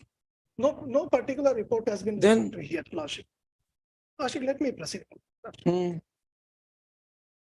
On 8/7/2010, we received specific information that a consignment of arms and ammunition were kept hidden in a jungle. After verifying this information that there was some authenticity in the input that we received, I, on the instructions of SP Dima Asal, conducted a search at Disa Kisan area. I was accompanied by OC Haflong, a large number of forces. Thereafter, on search, we could find several gunny bags, some behind rocks and some concealed with earth.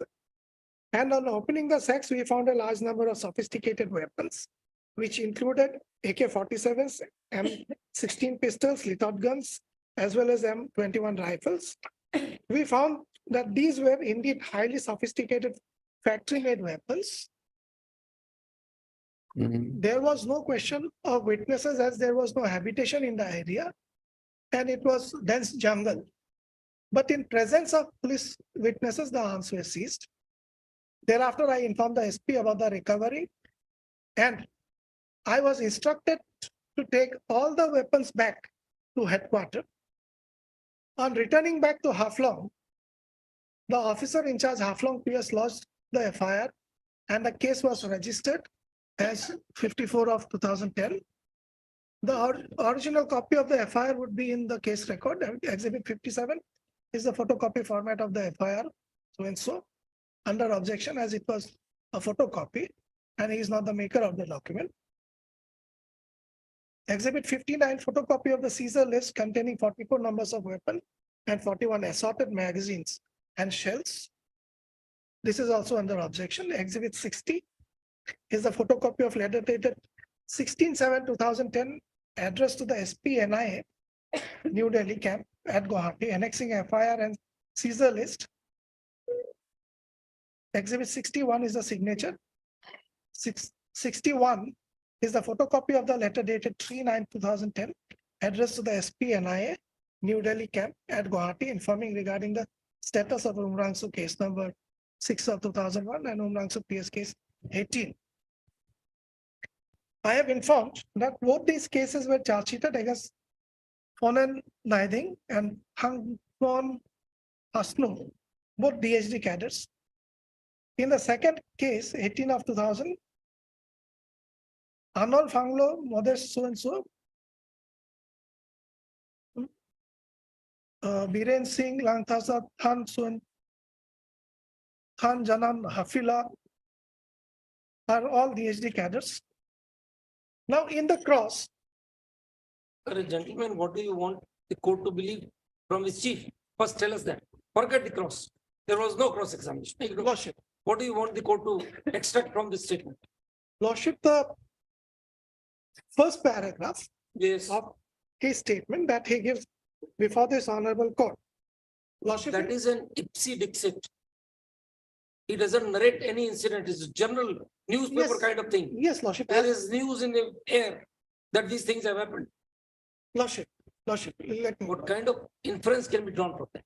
Lordship, Then- he was the additional SP of. Maybe he of may have that. been the DGP. We don't care. What has he said, sir, which the court is to rely upon? Lordship will kindly, Lordship will just bear this in mind. Let me go to the other PWs. Lordship will see. Right now, you are asking the court to Yes. believe on this witness. We Lordship, want to know what is the substantive evidence What- he has stated. What Please read section 60 first. Section 60 of the Evidence Act. Mm-hmm. Whether this part of the evidence should have been allowed to be recorded. Read 60.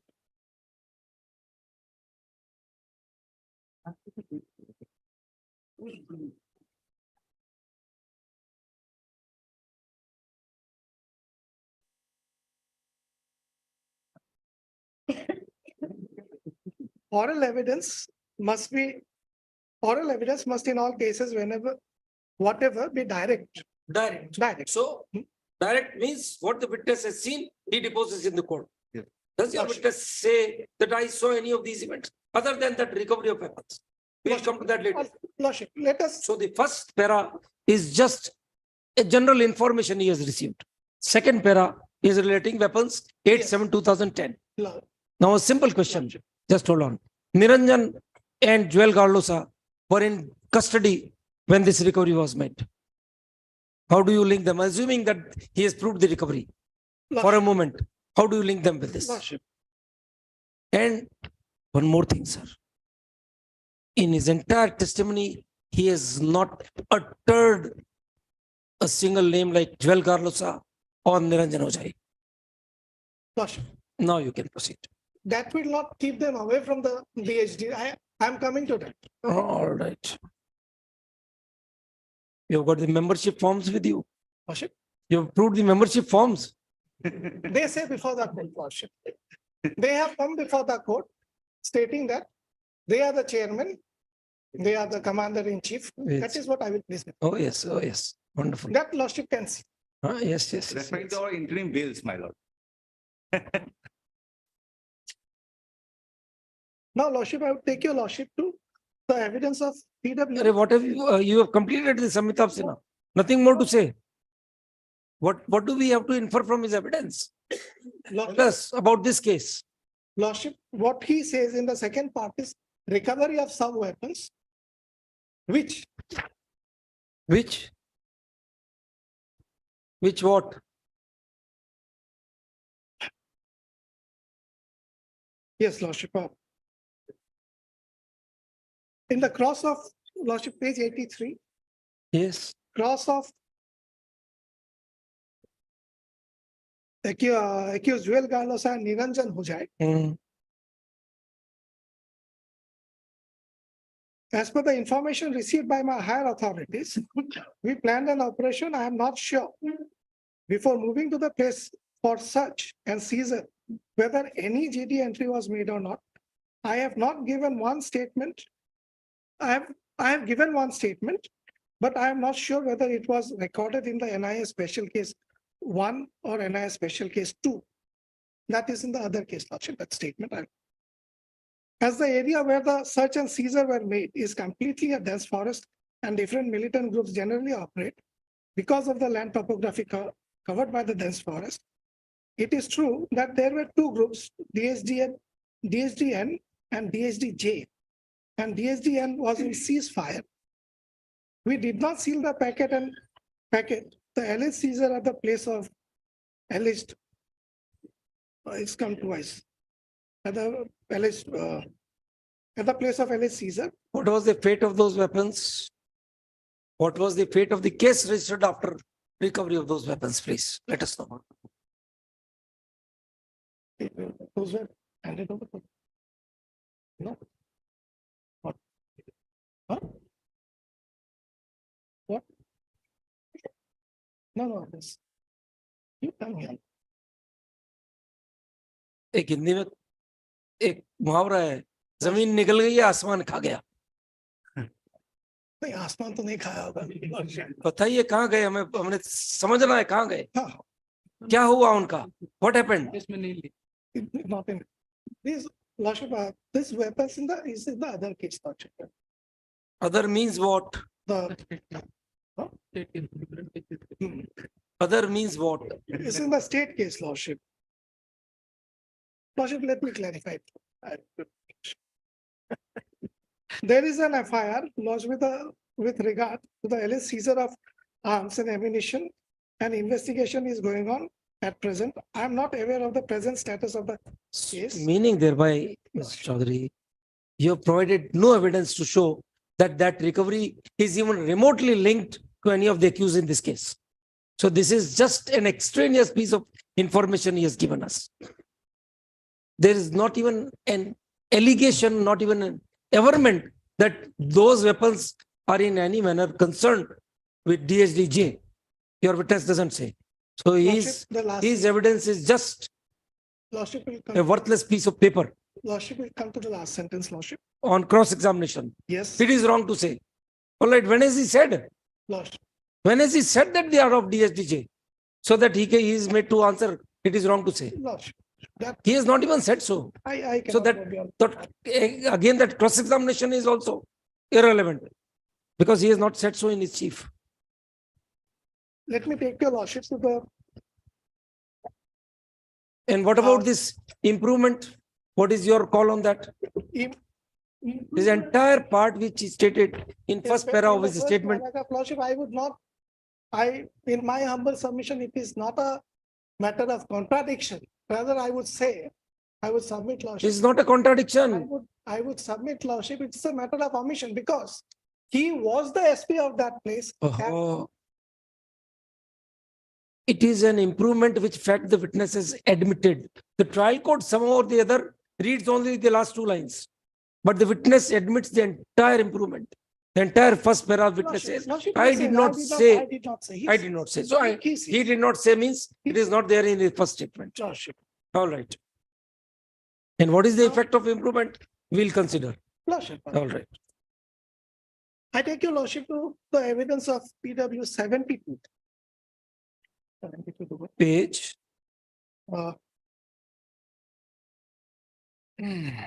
Page 465. What is the name? Anurag Tankha. Tankha. Yes. 465. Volume 2, volume 2. 465? Lordship. Yes, please come.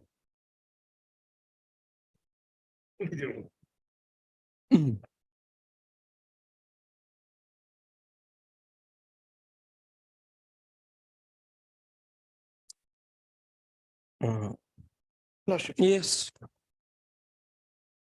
Today I have appeared before the court on receipt of summons from the court. In the month of June 2009, I was posted as SP of police, NC Hills Haflong. I remained there as SP Haflong up to February 2010. So far I remember, I received a letter dated 6/6/2009 from DIG NIA, New Delhi, RP Meena, seeking some information in respect of ongoing investigation. I replied to the aforesaid letter by my letter dated 20 June 2009, addressed to the SP NIA camping in Haflong, wherein I conveyed the requisite information as per available records.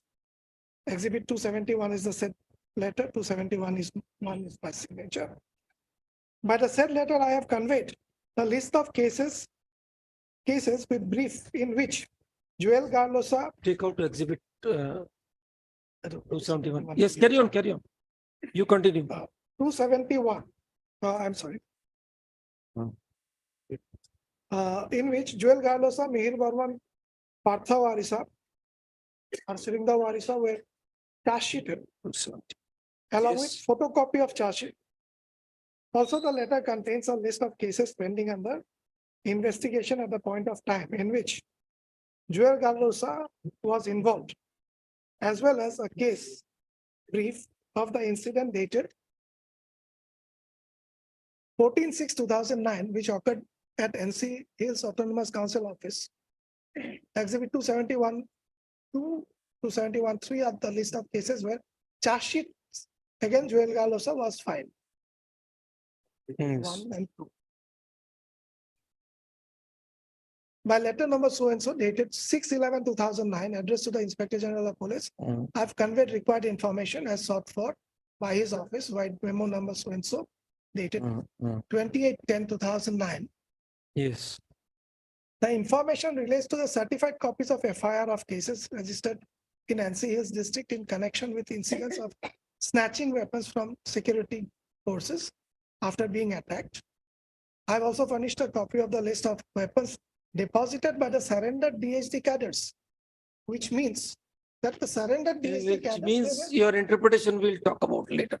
Lordship. You continue first. Lordship. You first read the statement and then try and convince what he has said, what his evidence is worth for. Then we will highlight the incompetency of your counterpart in the trial court. We'll tell you what they have done in such a grave case. It's a fit case for sending also all those people home. Lordship, I will not. It was callous, rank negligence. We'll tell you why. Carry on. Lordship, No, you can only make a comment on the evidence which is there. but- whatever is there on record, I. But try to- this was a case of such grave allegations and the reckless manner in which it was investigated, first of all. And then the trial was conducted. It's pathetic. To carry on, we'll tell you why we are saying so. Lordship. I have also furnished a copy of the list of weapons deposited by surrendered DHD cadres. Exhibit 272 is the letter and 272-1 is my signature. 72-2, 273 and 272-4 are the list of cases where arms and ammunition were seized by extremists. Exhibit 272-5 is my signature, 272 and so. The DSD cadres came over from the jungles before the civil administration in batches, and two major batches surrendered on 13th and 14th September 2009, and they were housed in safe locations. Subsequently, a formal surrender ceremony was organized in district headquarters, Haflong on so-and-so, and was attended by the Chief Minister of Assam, senior officials of the state and district administration. I was present in the ceremony, supervising the arrangement of superintendent of police. In the aforementioned ceremony, Niranjan Hoja was the senior most DHG cadre, along with other cadres who led the surrender ceremony. Today, I have seen Joel Garlosa in court. Now, the cross partnership. Yes. At that point of time, I was superintendent of police NC Hills. The letter dated 16/6/2009, by which DIG NIA so sought information with respect to above case is not available today in court. I cannot remember now whether the aforesaid letter as received by me was under section 91 CRPC expressly or not. Status of investigation at that point of time, as stated in my reply. The memo number so-and-so in reference to which I gave my reply to Inspector General of Police, CID and Nodal Officer NIA is not available in court today. I do not remember now exactly the information sought by Inspector General of Police. CID was under section 91 CRPC expressly or not. However, in the interest of general supervision, we were required to reply to queries from senior formations in the state police like CID, special branch, etc. I'm aware that as per provisions of section 91 CRPC, any court or any officer in charge of police station can issue summons for production of documents of a thing before such court or such officer for such information, inquiry or trial. On being shown exhibit 272-6 to 272-8 consists of 3 pages, wherein my signature is only in the 3rd page. So Lordship, Lordship can evade. Next, Lordship. Niranjan Hojai. My testimony in this case is by far based on the available documents. I do not know the status of the trial in these cases as on today. I do not know whether some cases have been dismissed by the concerned courts. Though I have myself not prepared the list of weapons surrendered, the list has been prepared by my subordinate staff from the available record of weapons surrendered physically. The source of record from where the information in the list was gathered is not exhibited today.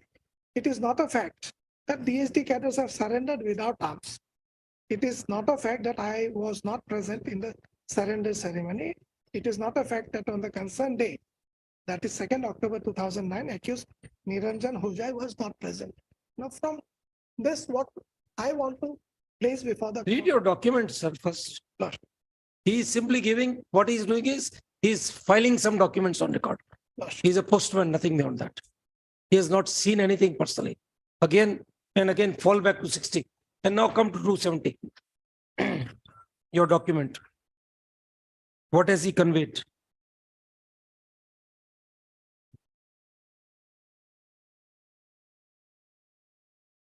Where is your list? Read. 1213. 1213 is the list of cases, Lordship. Yes, all right. Show from this list in which case was Joel Carlosa charge sheeted. He has not been specifically mentioned in this case. Then the evidence of this witness is on the face of it fit to be discarded because he sends the list by captioning it, list of cases in which Joel Carlosa was charged. Lordship. This amounts to an attempt to fabricate evidence. Read page, your document, forwarding letter. Lordship. With reference to the form furnishing following information desired by you. List of cases in brief, with brief in which accused so and so was charge sheeted. Charge sheet. All right, tell us which case. Ashindra was charge sheeted. Which case? In the entire number of cases, there is only one case where there is the reference of DSD.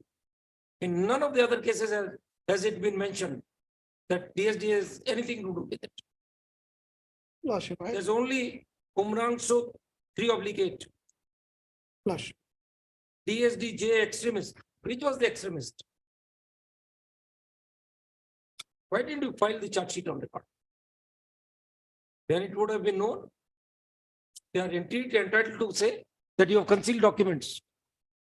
So this postman of yours, what he has posted and what forwarding letter he has prepared, he is not aware of it.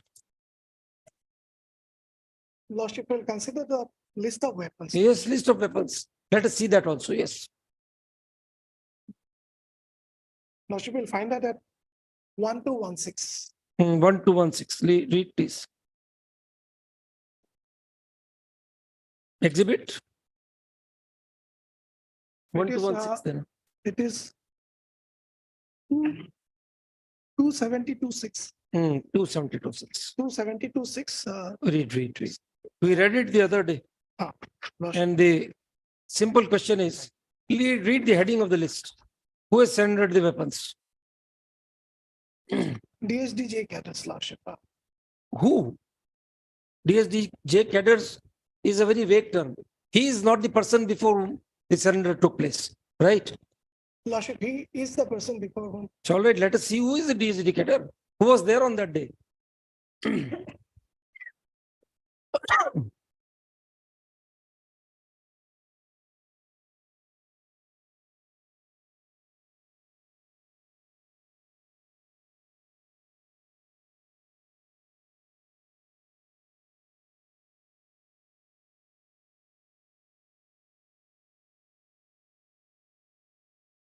Is he a signatory?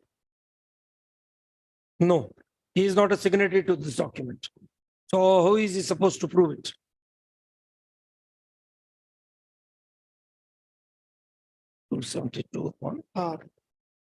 Lordship will find the signature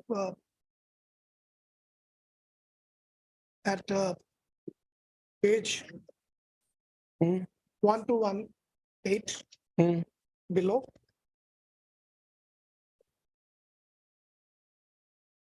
272/9. Yes. Eight. Yes. Who was the particular person DSD cadre? Is it his whims and caprices we have to accept? Which DSD cadre, sir? How many persons were there? Who brought it? What was the action taken? Lordship, it's not there. You are dealing with a criminal case beyond all manner of doubt, beyond every shadow of doubt. I do agree. Vague statements will not work. I do agree, Lordship. And, put it on.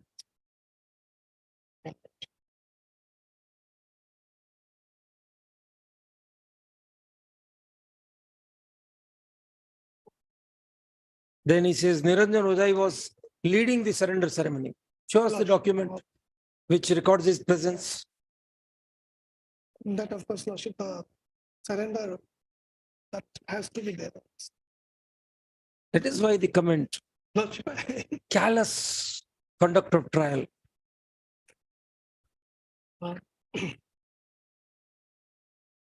Yes.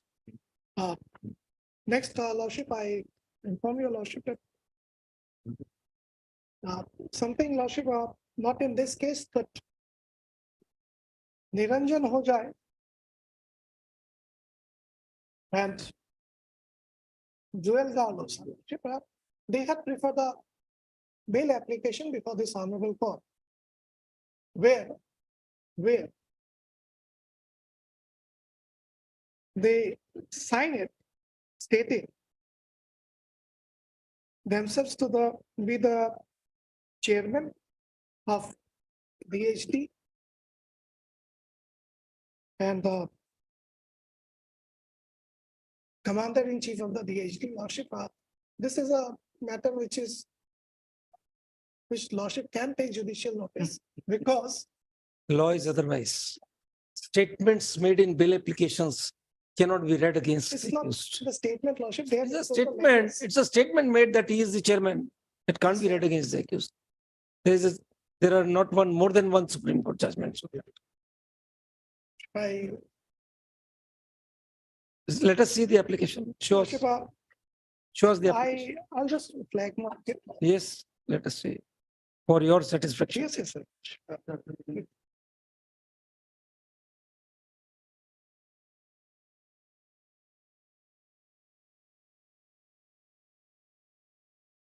Next page.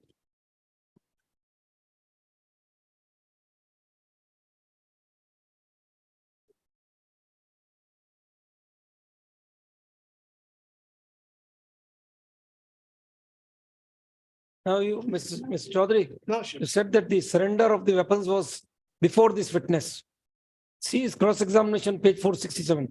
Though I have not myself not prepared the list of weapons surrendered, the list has been prepared by my subordinate staff from the available record of weapons surrendered physically. This even surrender was not before him. His list is a subsequent document. The surrender was actually on a different occasion. This is a compilation. So where are the original surrender lists? Lordship. You may write anything. You may even have written ISIS. Who stopped you? This is a list prepared after the registration of this case. After the registration of this case. So obviously the focus was on DSDJ. So you could have written anything. All right, give us the application. Let's see.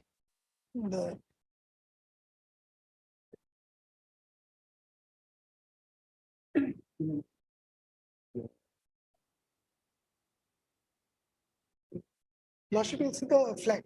Yeah, we'll just have a look.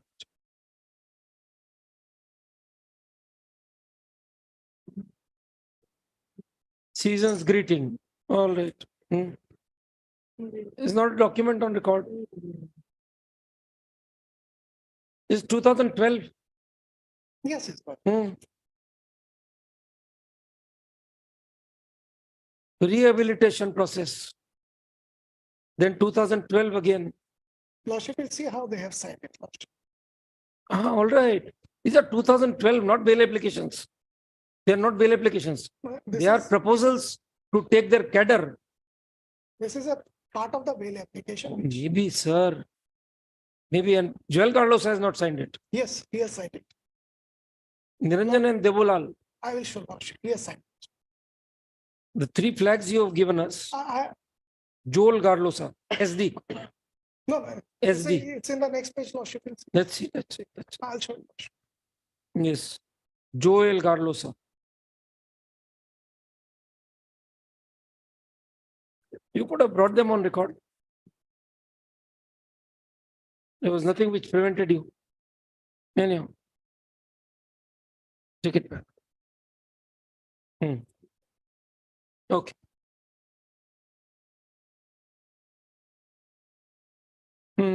Yes. So two of your witnesses have been done and dusted. Next what? Which witness do you want us to read? 46, Lordship. 46. Yes, 46. Page number? Page number, Lordship, 378.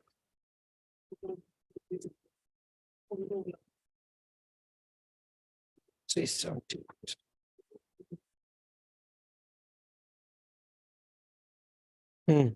Naring Dolagupu. Batai.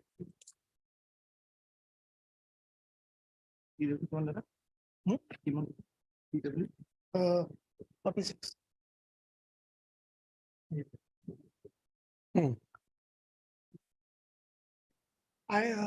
Lordship of Lords, 378. I joined DHD in 1995. This is a militant organization led by Joel Garlosa, who was the chairman of the group. I remained with the organization from 1995 to. He is destroying your case. It doesn't say that it is a terrorist organization. A very specific law we are dealing with. Yes, yes, Lordship. So militant organization, Lordship. you rely upon this witness and you give up your case.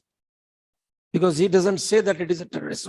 In his chief even, you don't even make an effort of indicating that actually they were involved in terrorist activities. Lordship.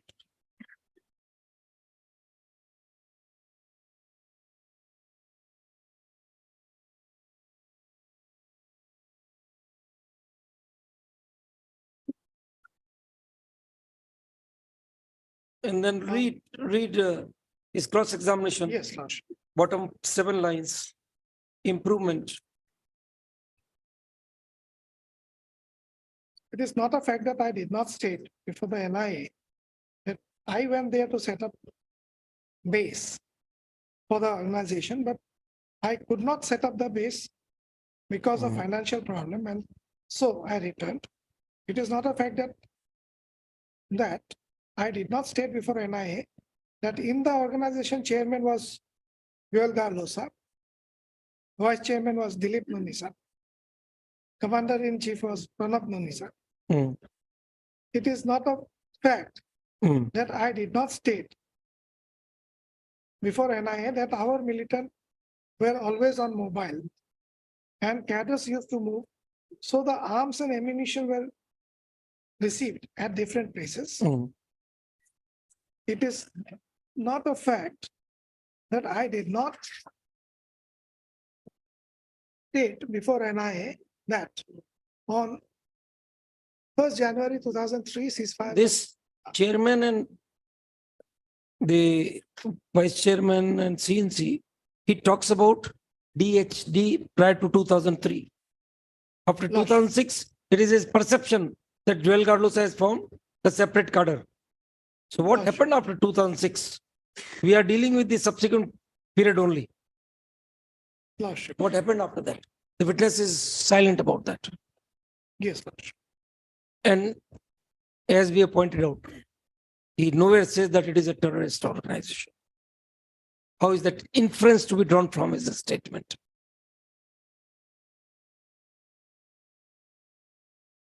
Yes, Lordship.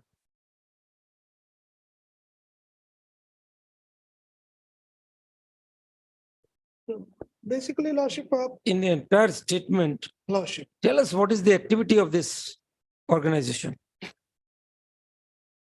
it is not there, Lordship. All right, there is an organization which procures arms. That's all what his statement is.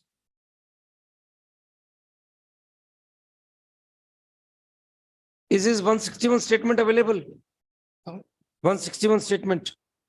Because again, the same situation, not proved. Is it available? It has not been exhibited, but it will be there. It has been asked to the witness, will be there. so we can read it. Point it out. Yes.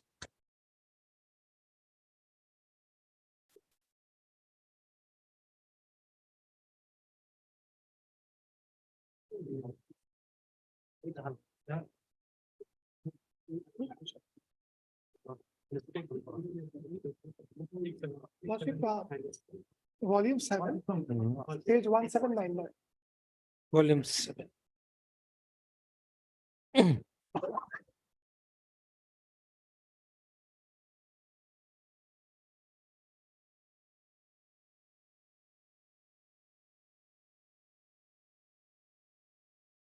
So you refer to Amitabh Sinha, That is, TW 24, that- then it was that is Tanka, TW 72. 72. Tanka. And this. This is person was 46, TW 46. 46. For Zola was his name. Nine. Naring Zola.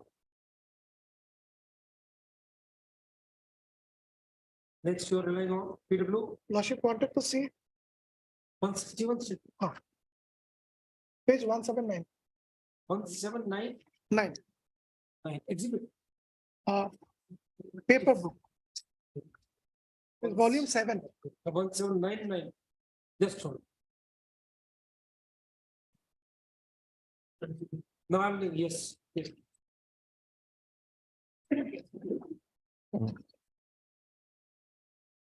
May I read it, Lordship? Yes.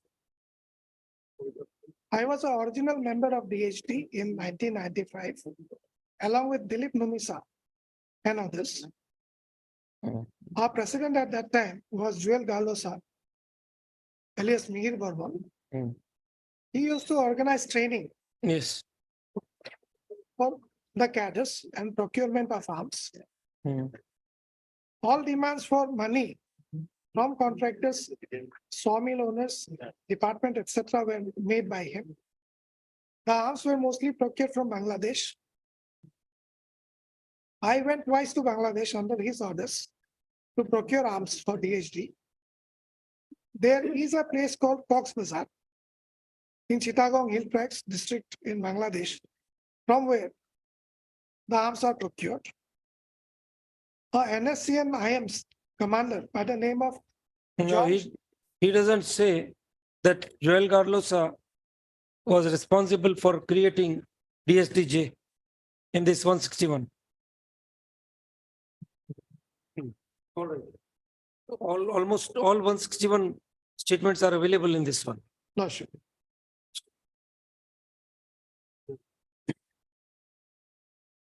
इसके पहले वाला भी निकाल देना volume 6 पे निकालो. Yes.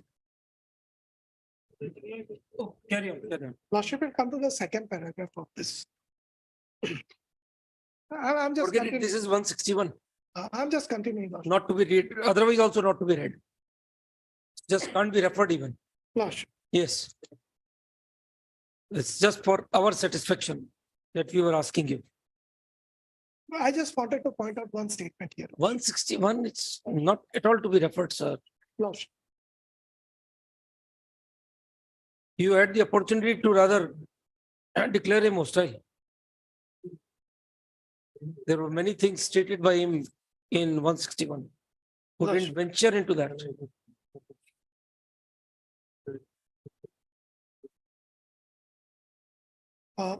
Yes, all right. Just Lordship for this Amitabh Sinha Lordship, his 161 Lordship will find it 1154. 1154. 1154. A paper book. Paper book, volume 5. Volume 5 then away.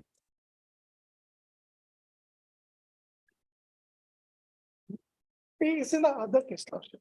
Number 2. Yes, Lordship. छोड़ दीजिए उसको रहने दीजिए देखिए leave it. All right. Yes.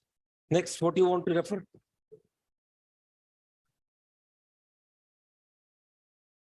Lordship, from what I find in the judgment, Lordship, only these 3 witnesses, so far as section 16 and 20 are concerned of the UAP Act. 16 and 20 of the UAP Act. Which is the other witness as per you who says that DSDJ is a terrorist gang? Who is the witness? Tell us first. Direct. That is the fundamental thing which we'll have to adjudicate upon. I have not found any Lordship direct statement on that. It's recorded. No? Okay. It's okay. We understand. Whatever We there is understand. on- You have to argue on records, Mr. We Whatever understand. is there on record, I cannot. You have to argue on records. That's true. And so far as Lordship, the provision of section 25 1D of the Arms Act is concerned. Yes. Three accused, Niranjan Hojai, Joel Galosa, and Valnal Chaba. Yes. And So Niranjan Hojai, about 25. What is the recovery effected from him? no, Read the finding whereby he has been convicted for 20. Lordship. What has been attributed to him by the trial court? At least let us be sure on that. Yes, yes. Para Para 460 of the judge. 460. Finding. Which recovery is attributed? That so-called surrender of weapons. My lord, surrender plus the Anurag, Amitabh Sinha's evidence, Anurag Tankha and Nairin. If That here is a part that weapons were bought from Bangladesh and all. I will argue on that point, madam. A short submission. Let my friend. I would take your Lordship from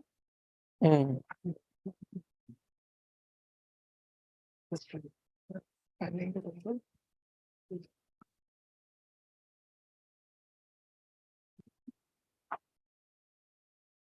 From paragraph 463 onwards.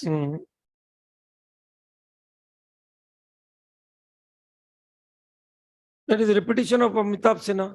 Yes, Lordship. Forget about that.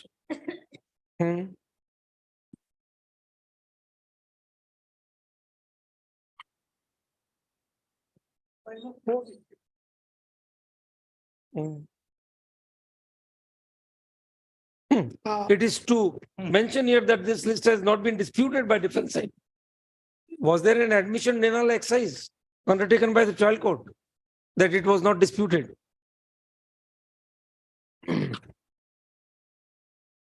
Yes. Lordship, may I read the subsequent two paragraphs?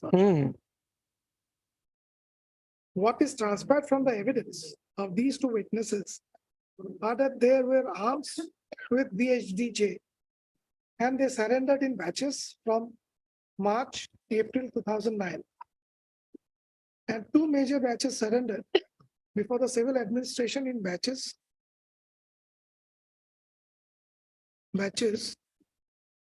And two major batches surrendered on 13-14 September.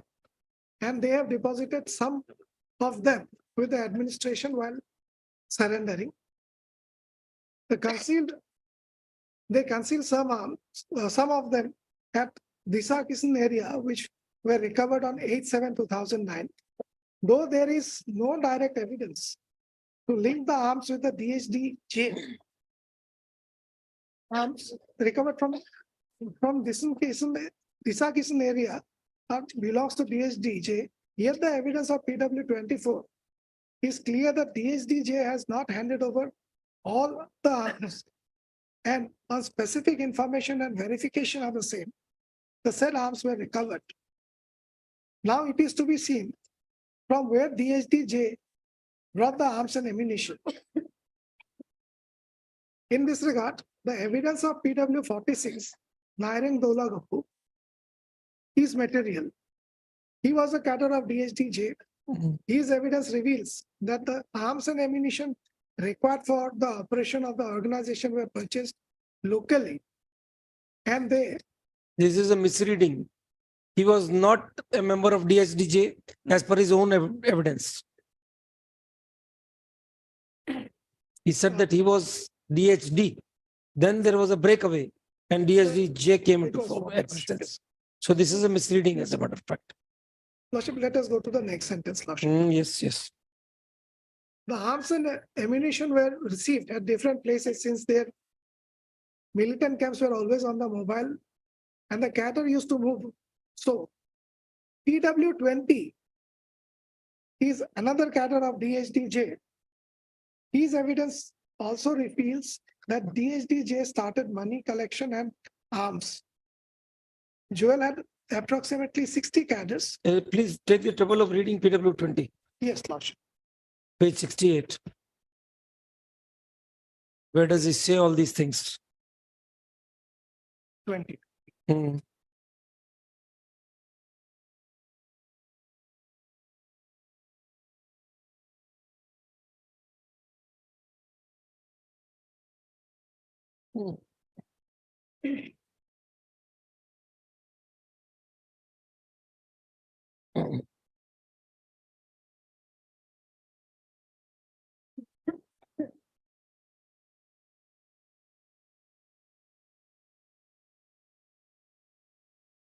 I was a cadre of DHDJ of NCS for about 16 years. I joined, sorry. From the year 1996, Joel Galosa was the chairman. Dilip Nunisa was the vice chairman and Pranab Nunisa was the commander-in-chief. From 1/1/2003, DHD group entered into a ceasefire with the government. After ceasefire, Joel Galosa continued with the organization. He suddenly disappeared. We do not know where Joel Galosa went thereafter. We thereafter made Dilip Nunisa as our chairman to continue our organization. And till this stage, the said group worked and finalized the accord in October 2012. Joel Galosa group, if there should have been a was also, sorry, also were the party to sign the accord along with us. So So where does he say this fact the trial court has narrated in para 464? Does the witness say so? No.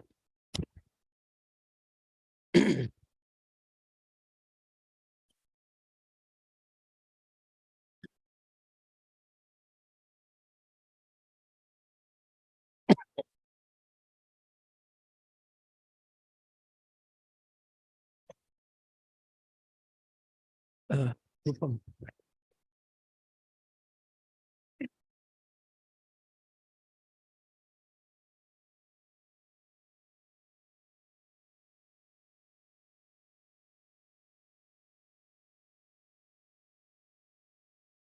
and then thereafter, Lordship, there is PW 129. Yes, straight off the trial court says he has been declared hostile, but the IO said that the witness said so before me. So it is evidence. What is this? Proved by the IO, Lordship. Through the IO, rather. Could the IO have done that, sir? What to do about 162? Declare it unconstitutional.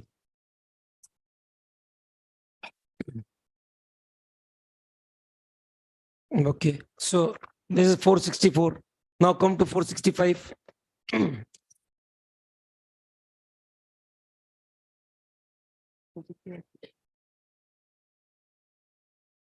Lordship, Lordship is referring to. Oh, you continue your arguments. 464 is completed. We are asking you, are you proceeding on 465?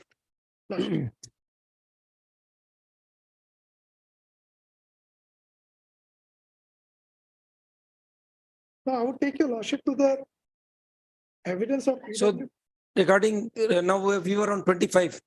What evidence has the prosecution adduced to prove 25 against Niranjan Ojai? Nothing. I do not find it. Okay. Joel Garlosa. He was traveling with his 2 licensed weapons. No, I was not traveling, man. Joel Galosa was. No, that was Fozendra. Fozendra. He was already convicted. He was acquitted. Joel Garlosa. Joel Galosa was apprehended from Bangalore, Lordship. So was he having any weapons? No. Did anyone see him with the weapons ever? Was any recovery proved against him? Not him personally, Lordship. So then 25 conviction is not with the aid of 120p. It's in substantive. Yes. Right. So for that there has to be a recovery. So there was no recovery. Only the surrender of arms has been. Surrender of arms. We asked you. Okay. Now next. There is one more who has been convicted for 25. One other. I'm coming. What do you say about him? For that lordship, I would take your lordship to the evidence of PW 13 first.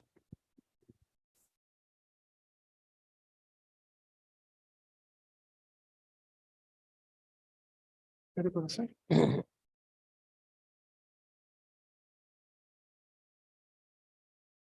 Page 51, 52, volume 1, PW 13. 1-3. Yes.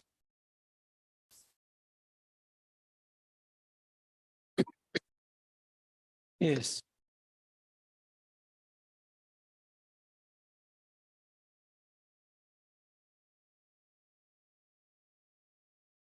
Will you like to read the finding of the trial court before that? Yes. Where is that finding, Mr. Borgoin, where the trial court says that this recovery could not be linked to Vanlal Chana? My lord, There was it is at para 466. It is to be mentioned that they accept the version of the accused that the arms were meant for. No. We are talking about this recovery from Aizol. My lord. There was one finding which was pointed out by Mr. Kamar as well as Mr. Mishra. My lord, here only, there is no direct evidence to link the recovered arms with DSDJ. No. Vanlal Channa's recovery. Aizol. Aizol, my lord. Yes. It is. There was a pertinent finding that recovery could not be linked to him. My lord. Paragraph 465 and 466. No, before that. A specific role with respect to Vanlal Chana, my lord. Yes, read that part. There was a finding that this recovery was made beforehand and the arrest was subsequent. Where is that discussion of Vanlal Chana? Vanlal Chana's discussion comes at para 199. Yes, read that.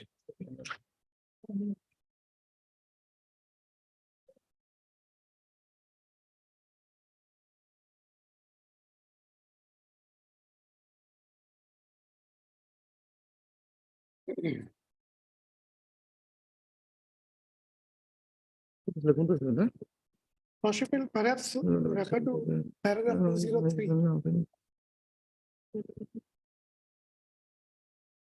Paragraph 208.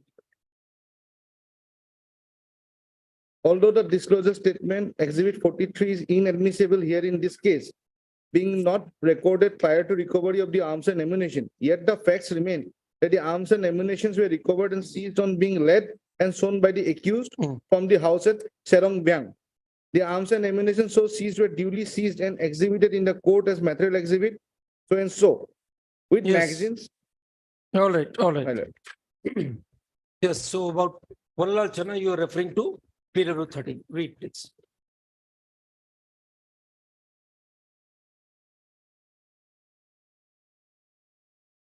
Now you'll have to deal with two Vanlals. Which Vanlal? Yes. Read. At page 51. Yeah. Since 1995, I have been working as sub-inspector of police, government of Mizoram. In the year 2009, I was working at Aizol police station as sub-inspector of police. When I was in Aizol police station, I took up the investigation of Aizol police station case number 238/09, dated 18/7/09. So why didn't you take the trouble of producing this FIR on record, sir?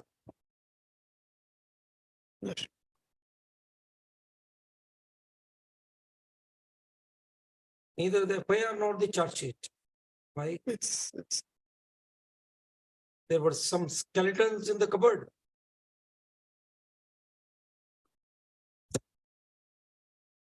We can tell you, in all probability, these were the very weapons which were recovered on 18th July. This memo is a fabrication.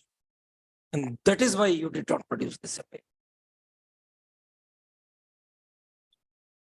You say that the FIR was registered on 18th July against Vanlal Ilyas Ventia, Vanlal of Aizol. The other Vanlal you have arrested, who happens to be the accused here, he is an outsider. but his passport says he is a resident of Aizawl. So why is he not the first Vanlal? And the second Vanlal is someone else.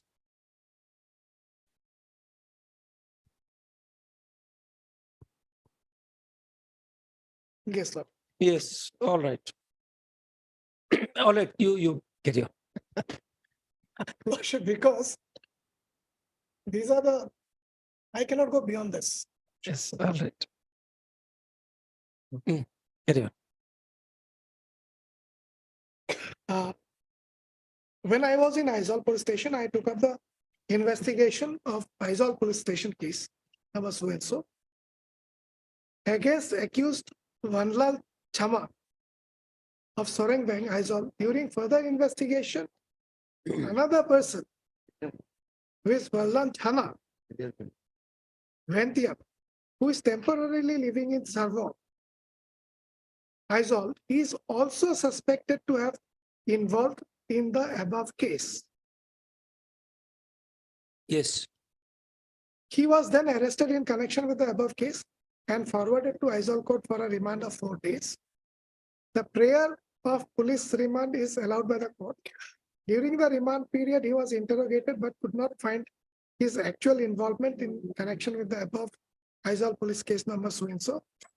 He was then forwarded to the court praying for discharge from the liability of the case. So, However, Mr. Chaudhary, yes. there's a very important fact that this recovery, you got Vanlal Channa discharged. How can you read the same recovery against him?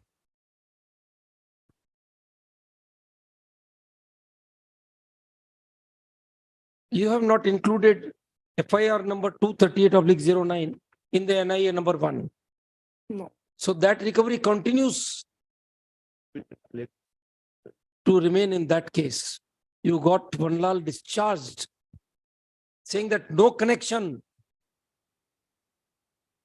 No, sure.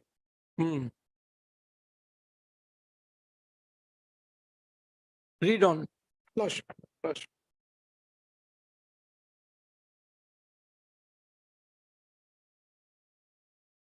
Who was the officer of Aizawl who effected that recovery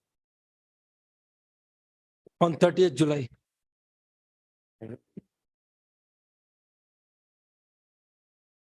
For that, Lordship, if I may take your Lordship, the next witness, HS Kamrial.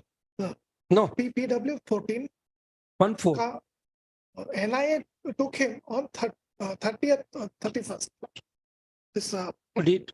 I'm taking your Lordship to page 53 of the same paperwork. PW 14.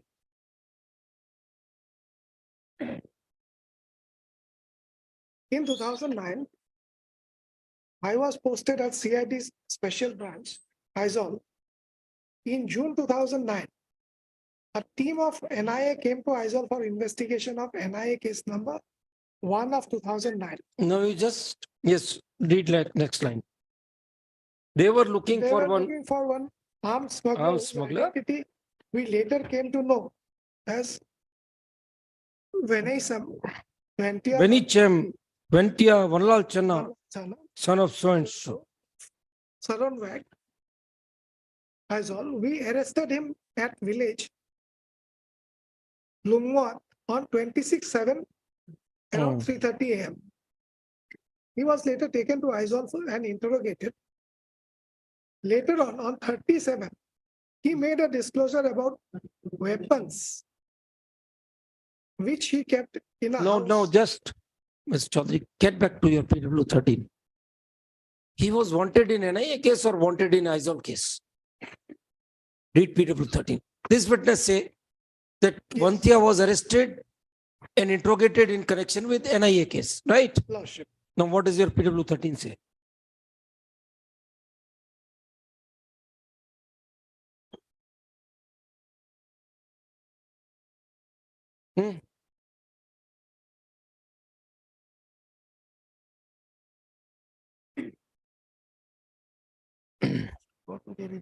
So if your PW 14 is to be believed, 13. NIA kept him in illegal custody for 4 days, 5 days. Right? Because you did not prove the arrest memo of that case. PW 14 says NIA came suspecting him, took him and interrogated him. No, Lordship, this is the CID who has taken. Read please again Yes. PW 14 carefully. Yes, Lordship.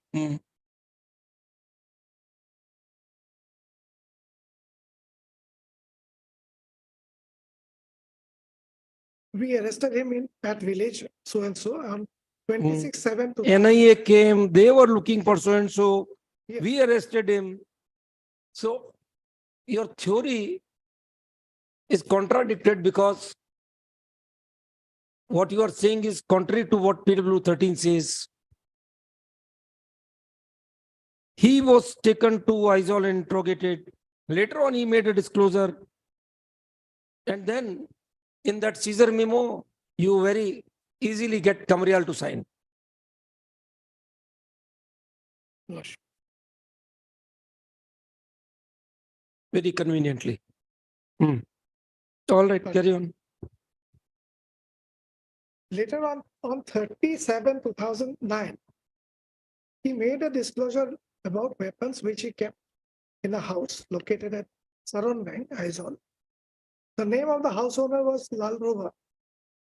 The search team conducted the search and recovered 8 numbers of MI-16 rifles. Why was Lal Rova not impleaded as an accused, arraigned as an accused in an NIA case? He was responsible for hiding the weapons. There was a lady who you arraigned as an accused in connection with that recovery. Why she was left out? Lordship. What was the motive for your IO to do that? Was there any sinister motive underlying?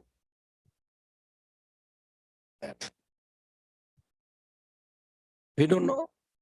Lordship. Gratification in some other form? Material instructions. All right, carry on. Earlier, we have also recovered one passport which was in the name of Ballan Chana. The accused was later taken away by the NIA team. Exhibit 43 is the disclosure memo so and so, which I have prepared on the spot on the disclosure made by Ballan Chana. So and so is my signature. Exhibit 43(3) is the signature of the house owner, Lal Rova. 43(4) is the signature of another witness as well. As the accused was detained in Aizawl police station, case number. So now, a self-contradictory version. There are two Manlals. Who was detained in Aizawl? Who was detained in NIA?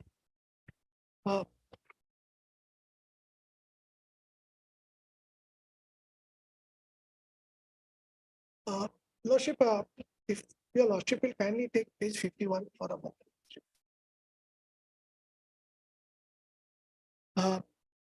Where the names appear.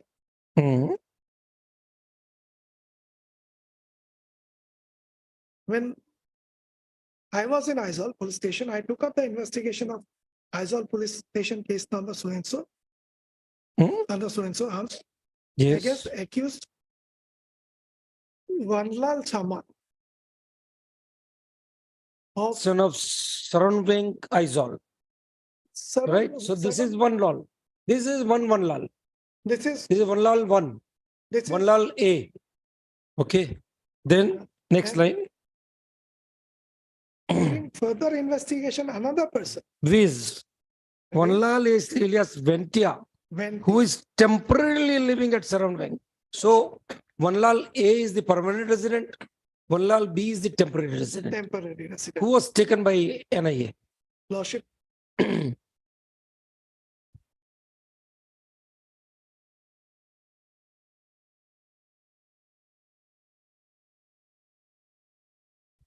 He was then arrested in connection with the above case. So he was then means one lal B, right? Lordship. There's some ambiguity out here. So one lal B was arrested in Aizawl case. One lal A was taken away by NIA. That is your case. Okay? No. No. So you just satisfy the court. Who was the one Lal?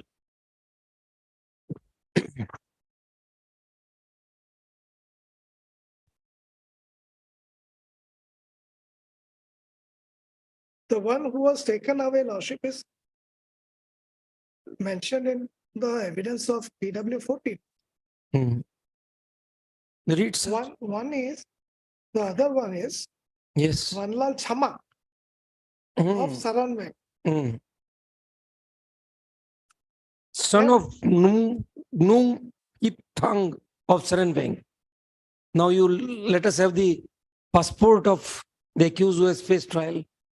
What is his name? Is his father's name this same one? Now, all right, read from the title of the case. Who is the accused who has been convicted?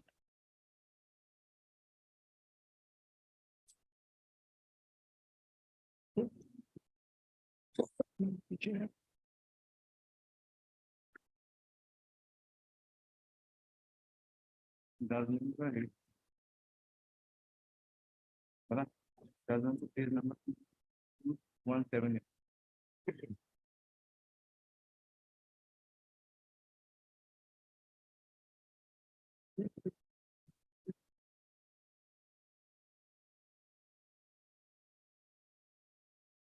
Vanlal Thana Velki.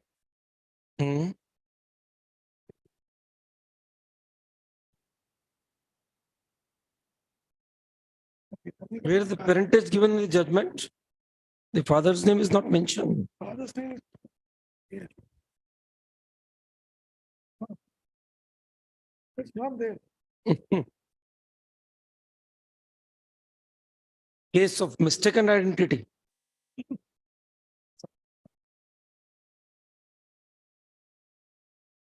Yeah. Exhibit 44. Yeah. Okay, we'll see. Carry on. In the charge sheet, it is there. Lordship. What is the name? Let us see. Uh, What is the father's name? That goes by N. N. In charge sheet, it goes by N. N. N. And who is the person tried? Lordship. What is the father's name of the person who has been tried?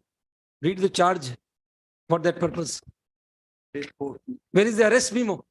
The arrest memo is that prepared on after his custody was taken. Let's see that. Exhibit. That is just after the recovery.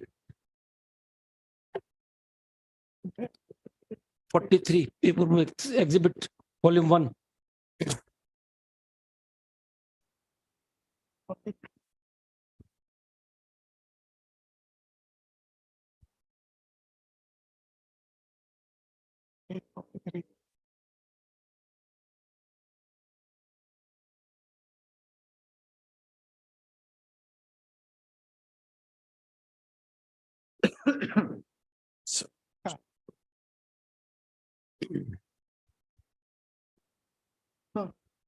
Page 79, Lordship, you find. And that's the closure method.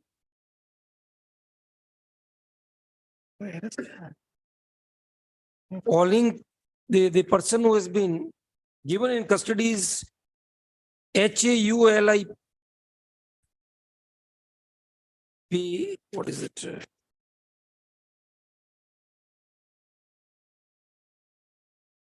Son of HAULIUPTHANGA. Calling. My junior may read it properly. He's from Mizoram. Definitely. And your lordship will see one more thing interesting. Kindly come to the passport exhibit. They have exhibited exhibit 44. They have not exhibit. They have exhibited the first page of the passport. The last page we have our parents' name. That has not been brought on record. But the visas. These are there. Nothing. Nothing. The name of the father that has not been brought. Something is.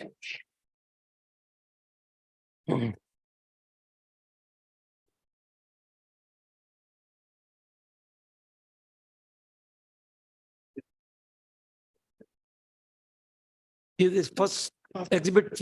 Let's see the exhibit. 43. Passport officer का PW निकालो.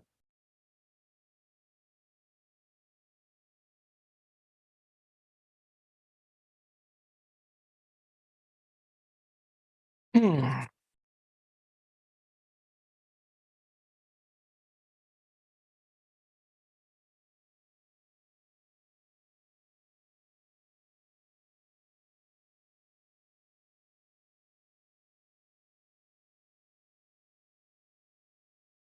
Hokip Thang, of Hokip Thanga. Read at page 77. Name of the person forwarded.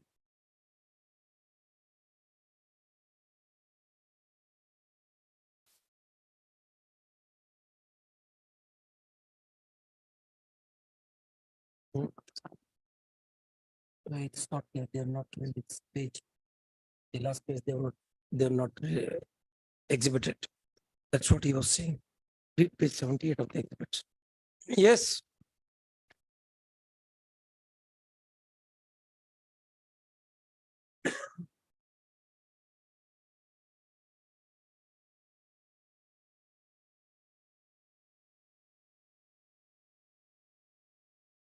Then come to page 79, disclosure memo.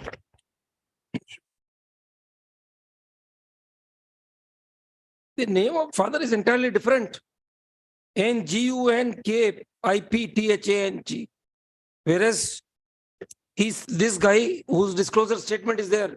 He signs Venechem. And if you see the court's order,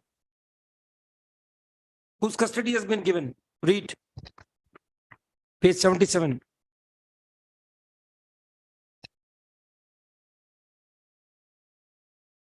Vallal Channa is Ventia, son of Haukipthanga.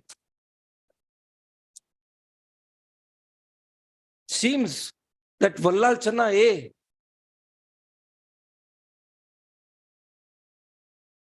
his custody has been given and this disclosure is by Vallal Channa B.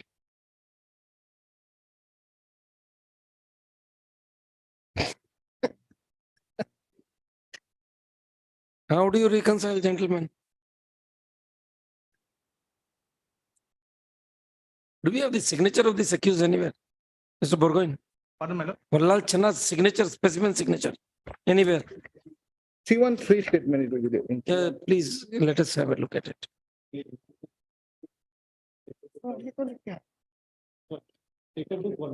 Paper book, volume 5, my lord. Volume 5. There.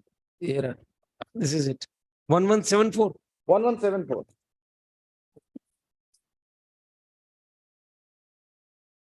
This is not that. Okay. Oh. I have seen in my lord, he has got a full signature, full name. Just let us see. We will get it. 1174. We'll get it.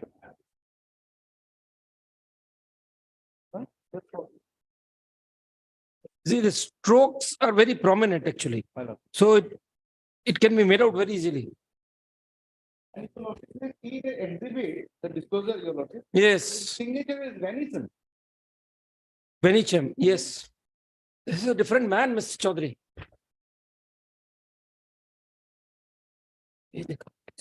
Look at this. Can't be the same.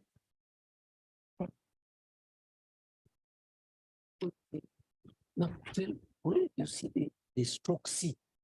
The C makes it very clear.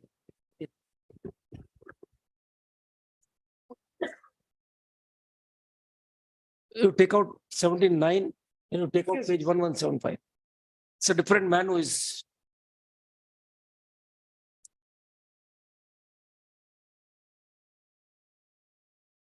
Because the father's name is different.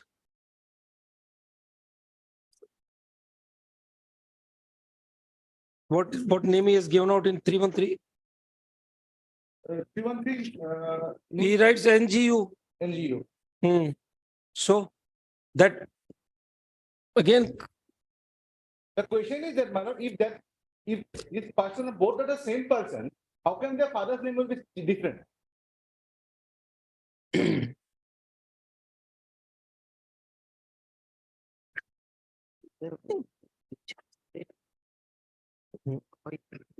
In this HAU, Okip Tanga, the one whose custody has been given.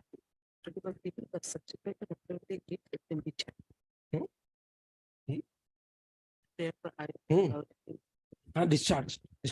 So who was arrested by the NIA? Where is the arrest memo by the NIA? That has not been exhibited, my lord. NIA arrest memo is also No, not. not that.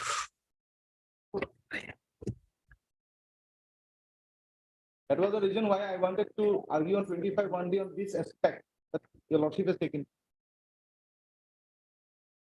It's the disclosure statement and the. It's all right, but as a matter of fact, this seems to be a wrong record. His signature and this signature are not. Because as per the prosecution, why won't give the disclosure was not found involved ultimately. That is why they got him discharged. And there the father's name is different. So this NJU seems to be clear. This guy must have been the same, was discharged. Why NIA did not exhibit the arrest? And neither arrest memo 239 is proved, not neither nor arrest. Yes. When was he arrested?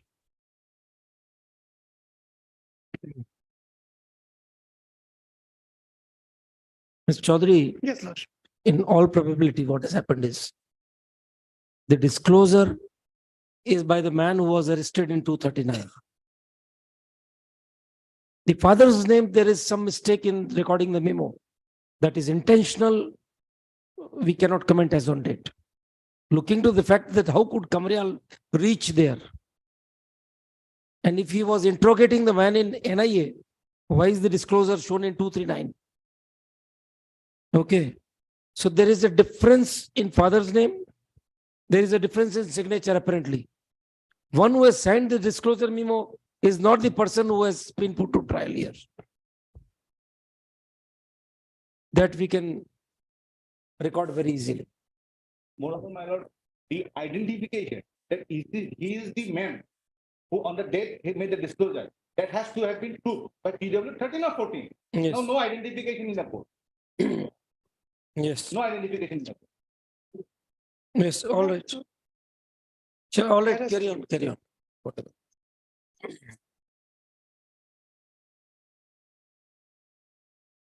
Apart from the fact that this recovery could not have been read against this, whosoever the Vanlal was, because seizure was made beforehand. Next one, see the seizure memo, Exhibit P. 250. No, the seizure of weapons from that Izol. 250 page number.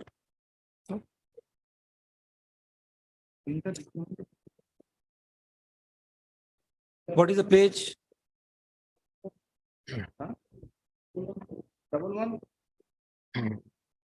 Yes, 51, 53. We have it. Yes.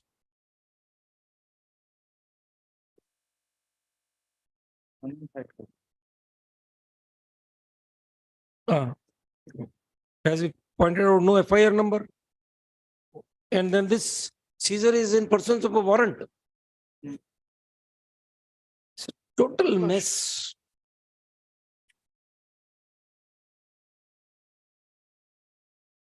And if the seizure was from the accused, or at the best of the accused, why he didn't sign it? Come to 1154. So this part where the trial court holds that this is a seizure made at the instance of the accused seems to be a perverse finding on the face of it. Come to 1154.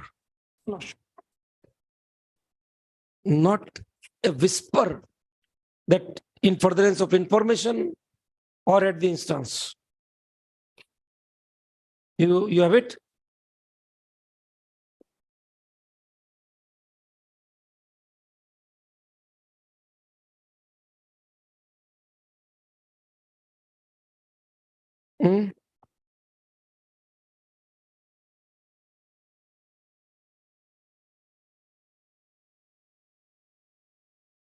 This is the warrant. You got it, Mr. Chaudhary? Yes, yes. Read. What is the recovery? How is the recovery done? In pursuance of the warrant of Warrant. search of suspected place issued by magistrate on 30th July. That warrant has not been proved, obviously. The FIR number is not given. So your case that it was in connection with FIR number 238, that again is falsified. That it is in furtherance of information, this document doesn't say. So the recovery is absolutely of no worth. And then the bona fides of your IO's action. If Kamarial knew that he was doing it in connection with NIA, why the house owner and the tenant in whose possession the weapons were there? They were not arrested. Neither arrested nor examined as witnesses. So this goes. Next. What thereafter?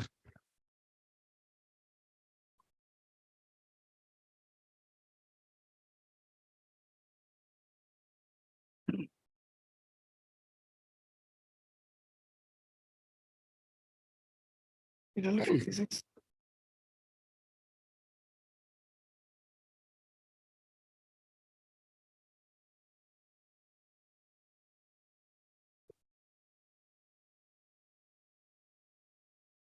I'll be referring to two other PW's lordship, 56 and 63. Yes, sure. 56 first. 56. 56. Page.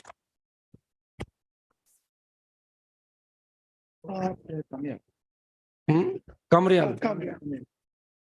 Okay. At 418. We'll continue at 2. Lordship. Has developed in the state of Assam, particularly in the district of Nagaon. My lord, I have communicated this thing to the honorable PS. What happened, my lord, yesterday in the evening, I came across some news article where it has been shown, reflected in the news, published in pertaining time and India Today. The midday meal scheme, my lord. Children have fallen ill. Fallen ill. Serious, my lord. I have got this thing. I believe that it should be taken care of, my lord. You just provide it to the my PPS. We'll send it to the PIL committee, my lord, and they'll take it up. My lord. We'll instruct. Don't worry. Because a lot of people, there is a CAG report also have come up, my lord. Rampant, lot of people are dying, and there's child, my lord. That is the thing. So Buragoin, there are so many things in this state with which we are unsatisfied, but well, there are certain limitations. But we'll take this up. Definitely, my lord. I'm grateful to that. Okay.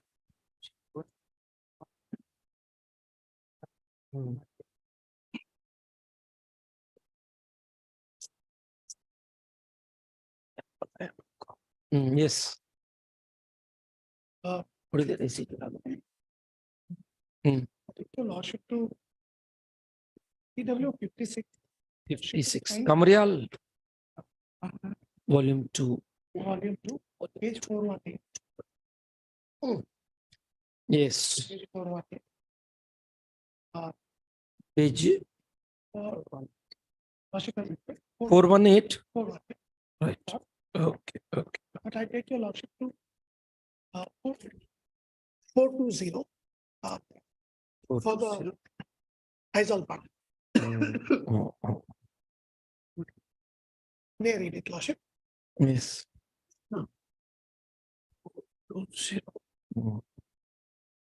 Come. Yes. 420, na? 420. Lordship said something. Yeah.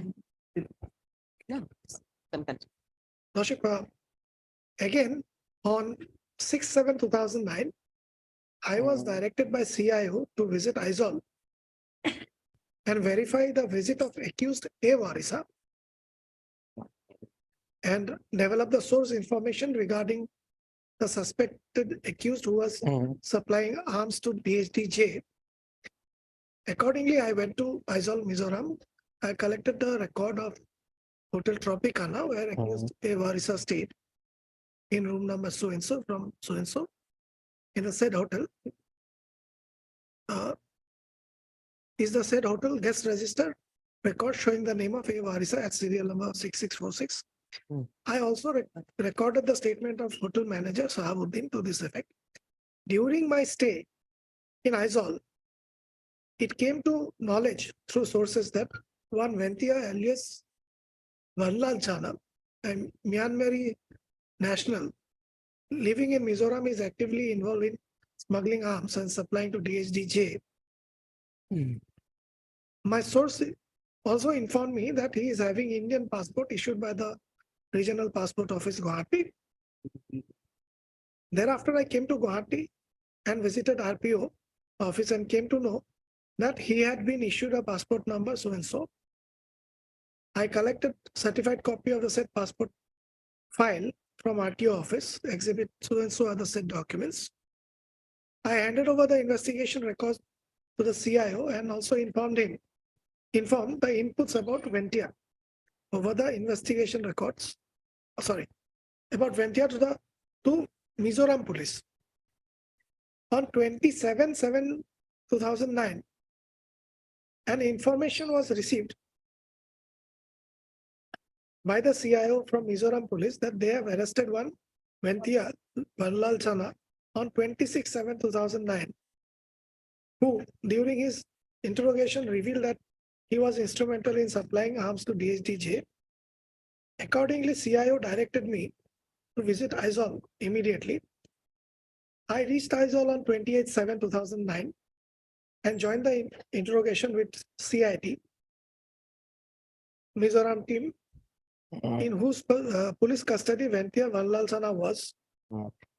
During interrogation, Ventia Vanlal Chana has disclosed that he was dealing with DHDJ in supplying arms in the name of Joseph, and known to DHDJ Chief Joel Garlosa and Niranjan Hojai regarding supply of arms.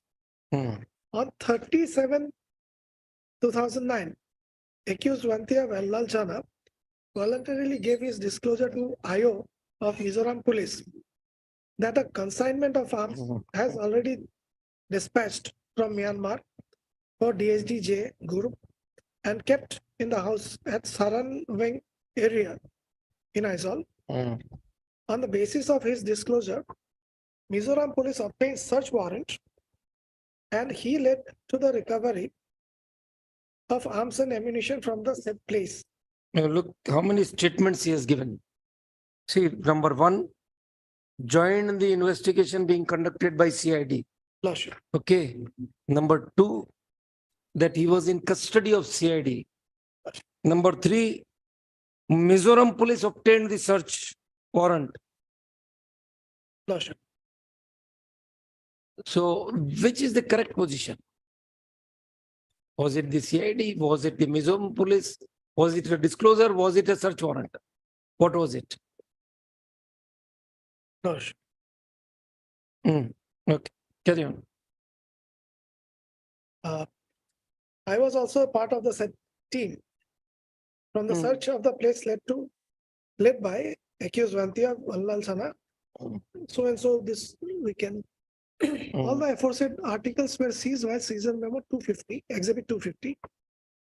And I also appended my signature by exhibit 250, public 1, as a part of the team and token of its correctness. Two local witnesses, namely Lalrova and John Thanga, who remained present throughout the recovery procedure, also appended their signature in my presence on the spot as a token of correctness. So and so are there. So Lalrova was the owner of the house. Yes. Okay. Why was he not examined? He could have said that it was Vanlal Chana who was responsible for the placing of the weapons in his house. Why was he not examined? He was examined. Thereafter, Yes. CID, Mizoram team and myself returned to the CID office along with the seized articles and accused persons. During interrogation, accused Vanlal Chana revealed that his Indian passport is kept at his residence. 37 Saranwang. Accordingly, a search under provision of 165 CRPC was conducted and his passport number so and so was seized. The passport exhibit 44 contains the details of his travels to Thailand and Malaysia. On 31/7/2009, interrogation of Vanlal Chana revealed that the recovered arms have no connection with the Mizoram police case number 238 of 09, as they were meant for the DHD J group. And NIA case number 1 of 2009 is being investigated by NIA for the same. So Mizoram police decided to file a closure report. But your officer knew it from before. Your officer knew it from advance, even before Vanlal Channa told them or made them wise. That is why in the seizure report, it is not mentioned that it is being seized in connection with Mizoram police. That was on 30th July. The PS case number is not.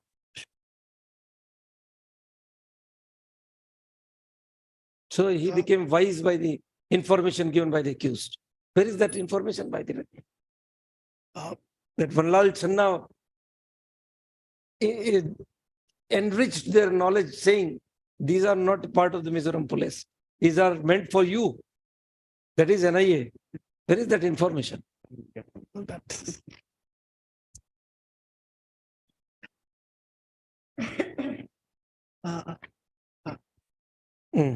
Accordingly, they filed a closure report on 31/7/2009 before the court. And I moved an application to take custody of accused Vanthia and Vanlal Channa and seize the articles. The Honorable Court allowed my petition and accorded 2 days transit remand to produce the accused person before the Special Judge NIA Gauhati. Accordingly, I effected the arrest of accused Vanlal Channa on 31/7/2009.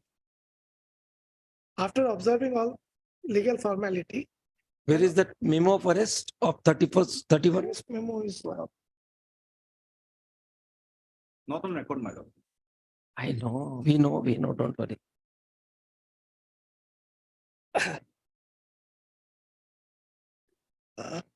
Where was it? And also requested the court to keep all the arms and ammunition by Mizoram police in their custody for security reason. And the court allowed my petition. Exhibit 251 is the taking and handing over note. 251(1) is my signature. 251(2) is the signature of SPCID Mizoram. All the arms and other articles so seized were deposited in the safe custody of 1st Battalion of Mizoram Police. Accordingly, on 1/8/2009, I took accused Vanthia Vanlal Channa to Gauhati and handed over to CIO along with all investigation documents. I have seen all the seized arms and articles in the court today, which are exhibited as material exhibit. Further on 9/11/2009, on the direction of CIO, I visited Aizawl and taken over all the seized articles from the Mizoram police. Exhibit 252 is the handing over record of seized arms and ammunition. Let's come to page 4.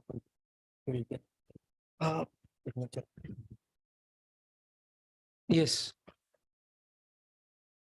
Now, Lordship, the cross of Vanlal Channa, That's very interesting. 423. वहां से पता चलता है कि ये तो कुंभ में बिछड़ा हुआ कोई भाई मिला है आपको.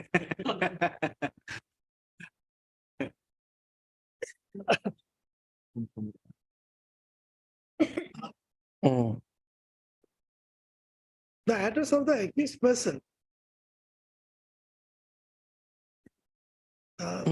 He is appeared from the passport application form received. Is Vanlal Channa, son of Sulang Pik Hanga. And the man facing trial is, his father's name is not the same. No. So is this the passport of the man facing trial? Or you have filed a case for under the passport rules for getting a passport prepared in a false name? Carry on, please. The birth certificate exhibit so and so, the address of the accused is shown as local area Aizawl, RD block so and so. Come 4 lines below. In the passport related form, his name is mentioned and Vanlal Channa. No other names are written. Then the information what was received by me was not reduced on writing. Why? It related to another man. That's why. Lordship. Hmm. The witness volunteers to say, I have mentioned in my supplementary case diary that in my supplementary case diary. All right.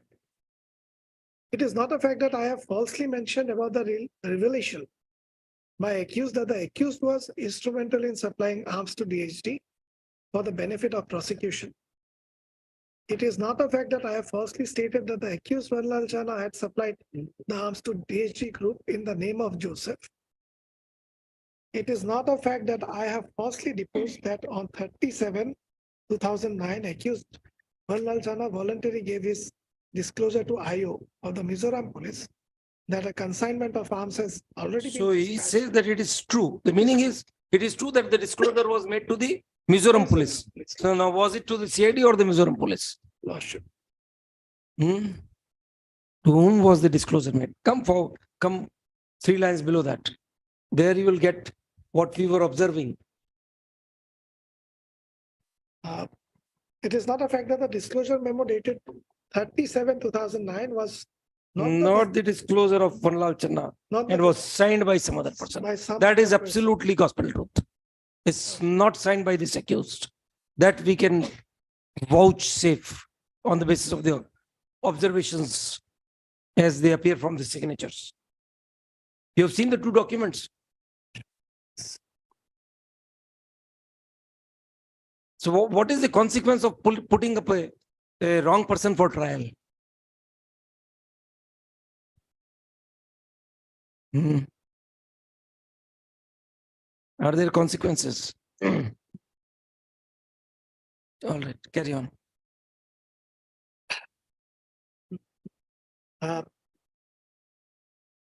It is not a fact that whatever I have stated in my examination in chief regarding consignment of arms and ammunition supplied to the DHD by accused Vanlal Chana does not tally with the facts of the disclosure memo that the Caesar list does not contain the signature of Vanlal Chana. I do not remember whether the signature of the accused Vanlal Chana was taken on the sealed pack of the arms and ammunition. It is not a fact that during the search and seizure, accused Vanlal Chana was not present. It is not a fact that due to the alleged absence of the accused, his signatures were not taken. Okay, what more do you want to read from his statement? Now, what do you want the court to deduce from the statement of this witness? What should be the conclusion? The one drawn by the trial court or anything else? I'll keep it at that. Skip. Pass. There was- Pass is not an option. No, I'm not passing, Lordship. I would not. We are asking you, the court is asking you to answer the query. Lordship, apparently, there is a discrepancy. No, that's a sensible answer. Okay. Without incriminating yourself. Lordship, I will not incriminate myself. Don't. Whatever Just is in the there is lighter there. vein. It's just in the lighter vein. Yes. Whatever. Then there is another PW that the court has referred to. Tell us, That is, please. Who is that? 63. PW 63. 63 page.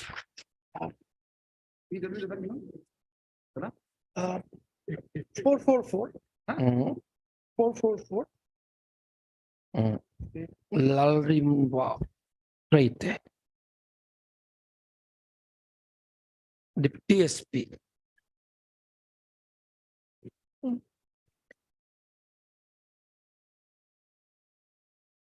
Your Camarial doesn't even say to whom the weapon recovery was attributed, the name of the lady in employee.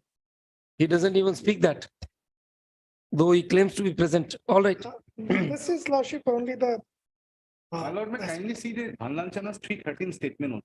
What does he say? Your Lordship, question number 69. Have you got anything to say in connection with occurrence of this case? He answers, I am innocent. I am not involved with any terrorist activities, including DSDJ. Neither did I supply any arms to them. I'm a businessman at Aizawl and I've been falsely implicated in this case. The NIA has wrongly charge-sheeted me in this case on the basis of list of arms dealers available with the Aizawl police. And I am not that person as mentioned in the list. So his answer, my lord, if we see the disclosure memo and the seizure and all those things, it was a planted. What is the page of his statement? My lord, your lordship will kindly come to volume 5, page 1196. 1196. 1196.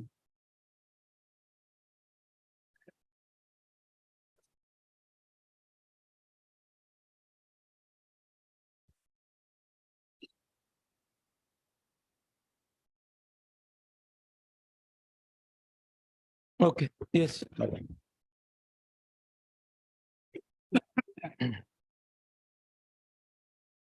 Question number? 69.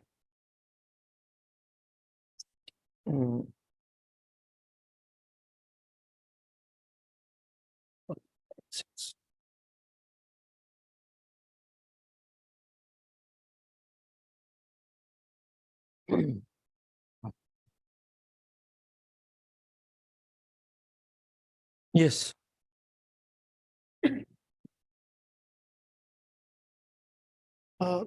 Lordship, page 444.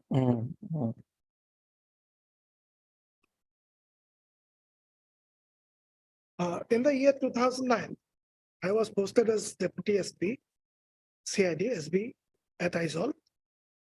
In the month of July 2009, information was received that one person suspected to be involved in arms smuggling was in Aizawl. In pursuing this information, one person, namely Vallal Chana Vantia, was apprehended about 40 kilometers from Aizawl. On his disclosure, the following arms were recovered. It's the list. After that, I was detailed to go to Kolkata, where one Mizo girl, namely Malsa Kimi, was apprehended by Kolkata police.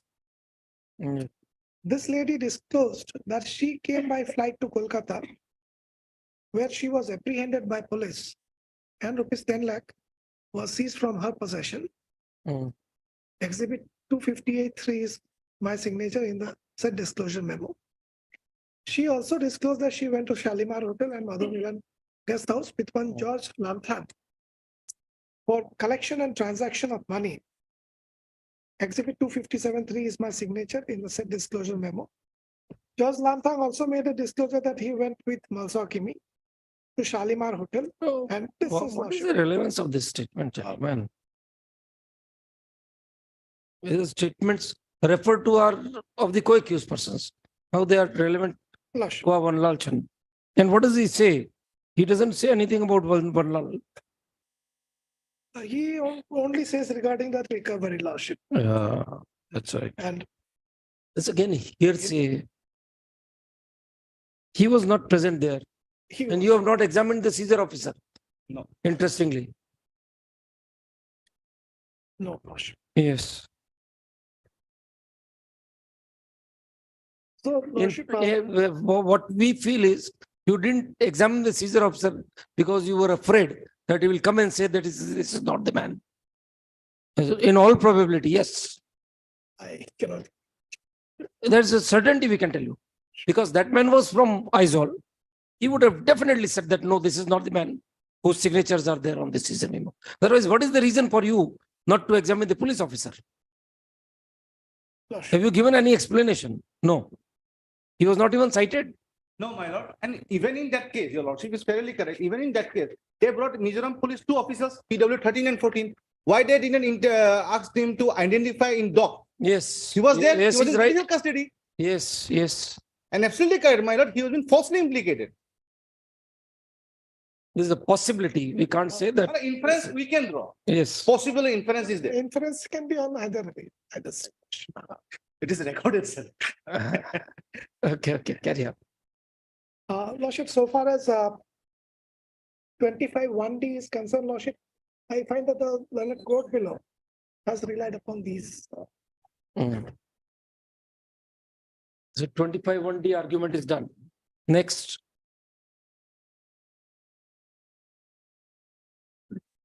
Throw light on terrorist act. Would you like to do that? I do not see. No.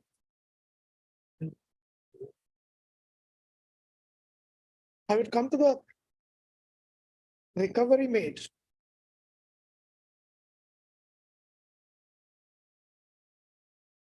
On, 1/4/2009. yes, Lordship.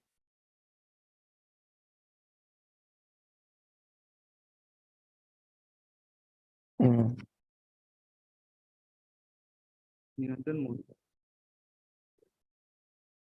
Yes. Hmm. So before you make a comment on that, who is the witness who creates a link between Fozendra Uzai, Joel Carlosa, and what is that? The third person of DSD? Niranjan Uzai. Who is that witness who creates a link? Even by inferences. It's not a direct link, Lordship. Inferences. We are giving you that liberty also. Yes, sir. Inferences to be drawn that there was a connection between Joel Carlosa and Niranjan Uzai and Fozendra Uzai.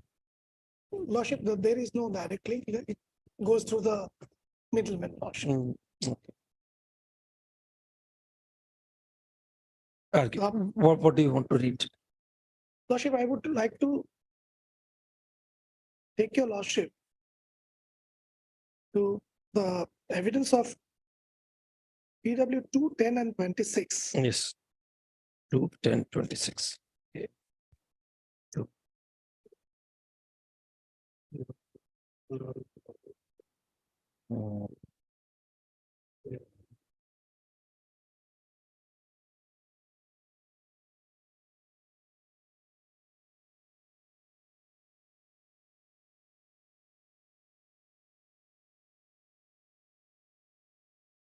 Chandrakant, read.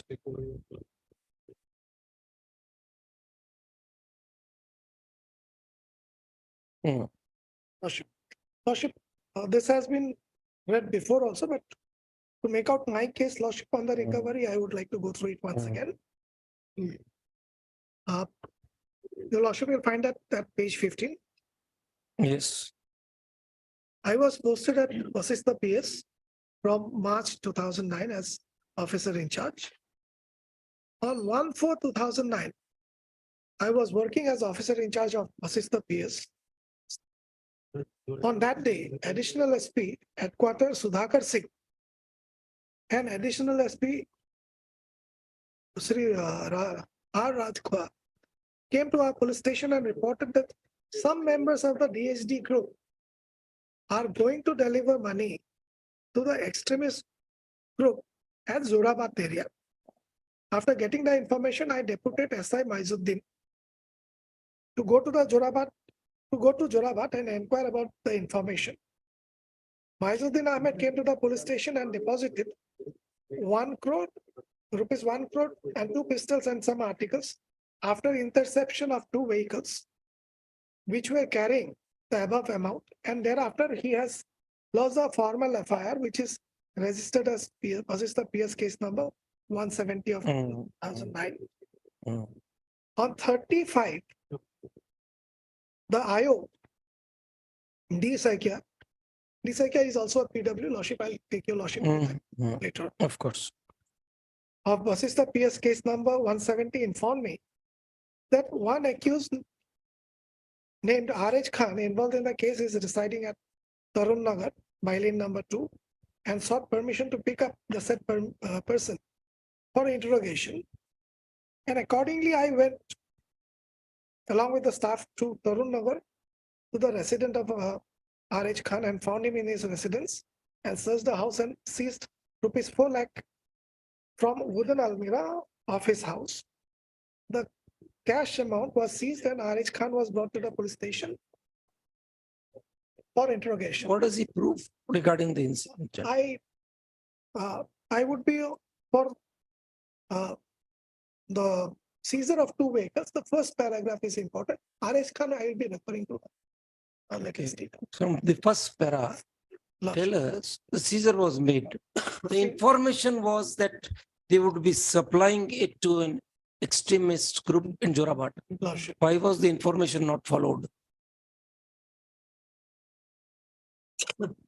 Why didn't they make effort to keep the vehicles as a decoy and lead them to the extremists? Lordship, yes, that is a matter of the. That is a natural consequence. You have an information, you carry it forward to the hilt, you pursue it to the hilt. Information was delivery of money to the extremist group. Lordship. Your focus was not merely on the recovery of money. Your focus would have been to reach out to the terrorist group and apprehend them. Lordship, that Nothing has been done. That ought to have been, but Lordship, here is a case where they were on the recovery on. Okay. We'll talk about the recovery also. Yes, Lordship. Yes.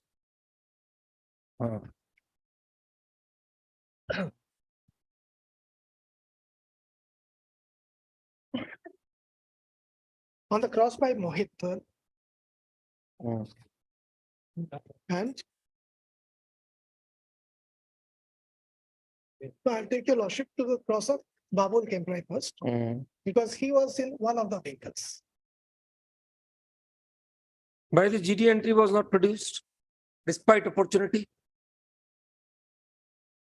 Lordship. Concealment of material evidence, what should be the consequence? Adverse inference. That is generally the principle in a criminal trial. Okay. Yes. Okay. Carry on. Babul Kemprai. Babul Kemprai. I did not investigate the present case. When I deputed Maizuddin Ahmed for conducting the raid, a GD entry has been made in the police station. The original GD is not shown to me in the court today. He did not depute Maizuddin Ahmed for conducting the raid. He deputed him to follow the information. That is his examination in chief. Inquire about the information. That is what the witness says. In that background, the GD entry assumes importance. All right.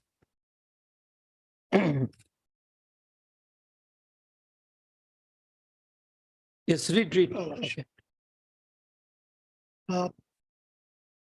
The extracts of the GD numbers 1162 dated 1/4/2009 was recorded in my case diary, but certified copy of the said diary is not available with me. After the case has been registered, SI Bikul Saikia was entrusted with the case. So here he deputes Maizuddin to go to Jorabat. Jorabat, he comes back with 1 crore, 2 arms, and some documents. Okay.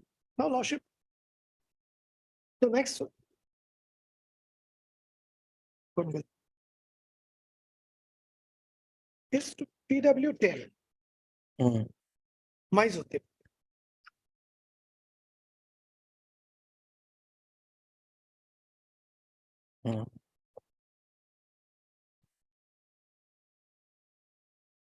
On 1/4/2009, I was at Basista PS as attached officer. On that day, additional SP Saudagar Singh, headquarter Gauhati, and additional SP B Rajkwa, 4th APBN, along with staff came to the police station around 6 a.m. And they talked with the OC Chandrakanta Boro, that is the earlier witness, regarding DSDJ members involved in different unlawful activities. After their discussion, the OC directed me to go with the additional SP to Jorabat area for investigation regarding DSDJ extremists. During discussion, it revealed that DSDJ extremists were to move in 2 vehicles with cash and incriminating articles towards the direction with the purpose of purchase of arms and ammunition.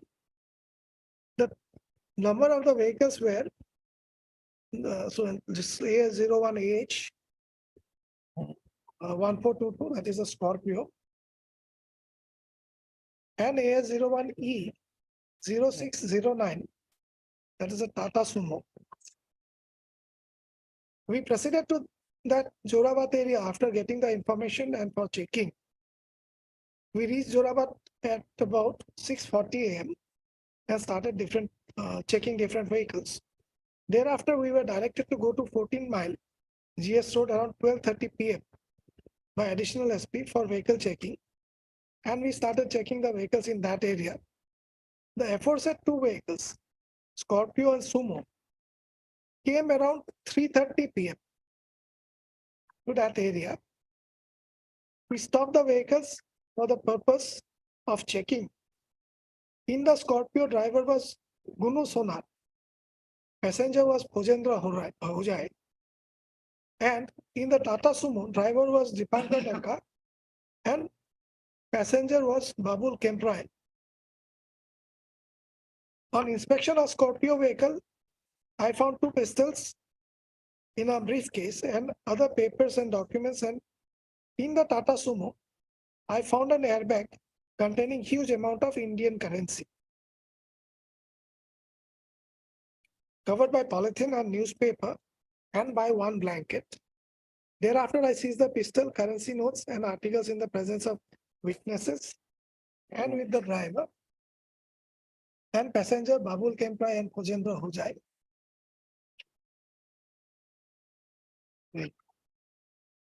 Bhojendra Hojai. Thereafter, keeping the articles and currency in locker for safe custody, I was directed by the SP, additional SP Sadagar Singh, to go to particular PS to file FIR. The cash which was seized was amounting to 1 crore. Exhibit 30 is the FIR dated 1/4/2009, reference to Vasista PS GD number so and so, that was registered earlier. Exhibit 31 is my signature dated, sorry, Exhibit 31 photocopy is the format of FIR in 2 pages. 31(1) is the signature of Chandrakanta Boro under objection by defense as being photocopy. Is the signature Caesar list by which I have seized the Scorpio bearing registration number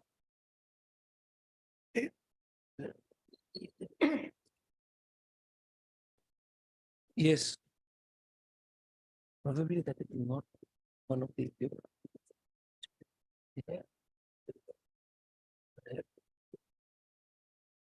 Login of this. They must be. Yes. I seized the Scorpio bearing registration number so and so along with RC book and DL. You can forget those things. Letterheads, this, that, blah, blah, blah. Lordship. Yes. Okay. Then what happened?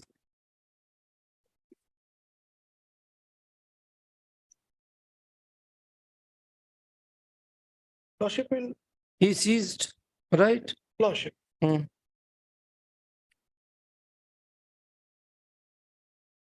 Then what happened?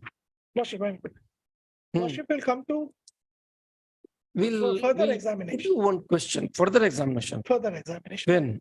Where is it? At page 40. Okay.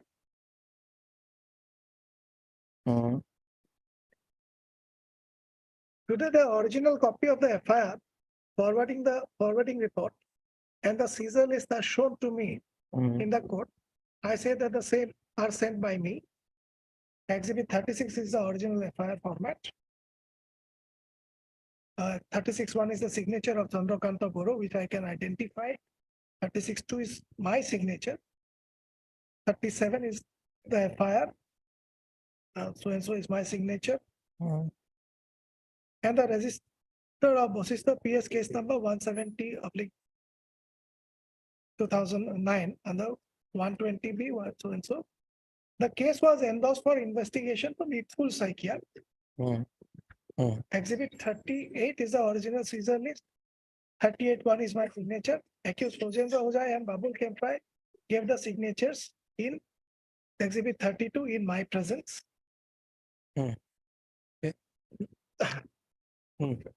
So Now the lordship will come to the Before coming to the cross, lordship.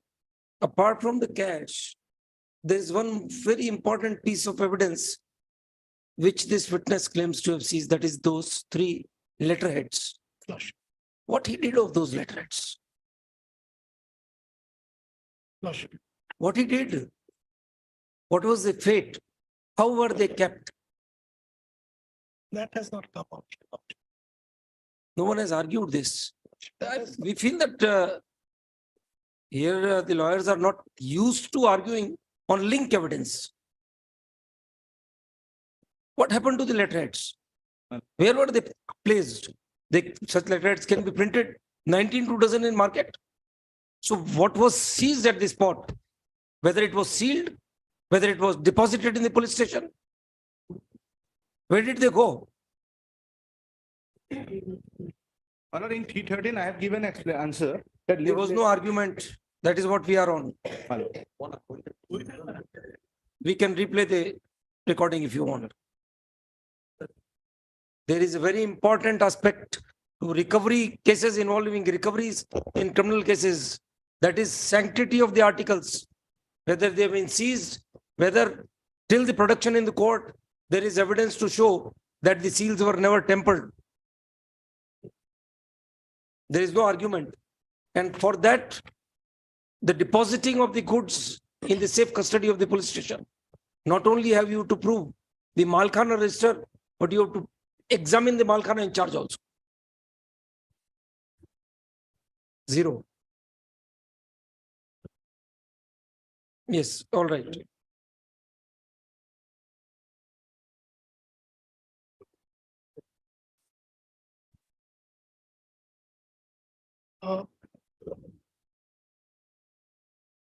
We need you to work on judgments on this aspect. There are few Supreme Court judgments on this. Link evidence of seized articles. Make it up.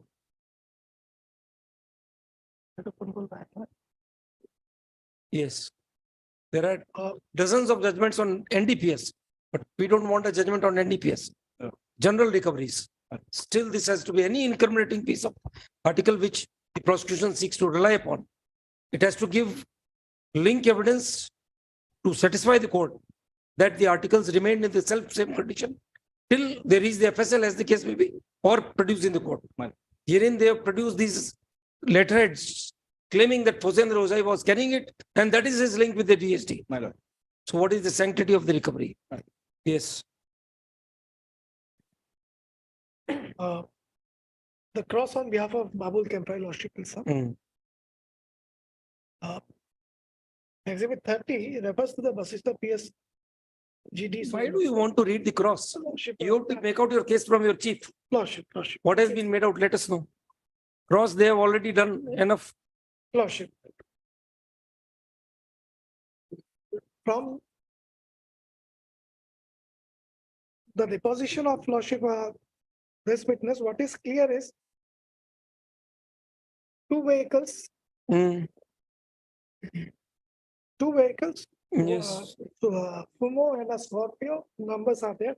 In the next evidence, it will come on in which vehicle, what was there. Mm. Okay. So he is Now, a police here- officer Here, of some experience. lordship, He knows from which vehicle he has made the recovery. lordship. Read the FIR he has lost. Of Read. course, that is, I've seen that. But in his evidence, lordship, he says from which vehicle, what articles were. What should be believed, the first version in the FIR or what he says in the court? That of course. That of course. Okay, carry on. And where did he count all these things? Where did he count the notes?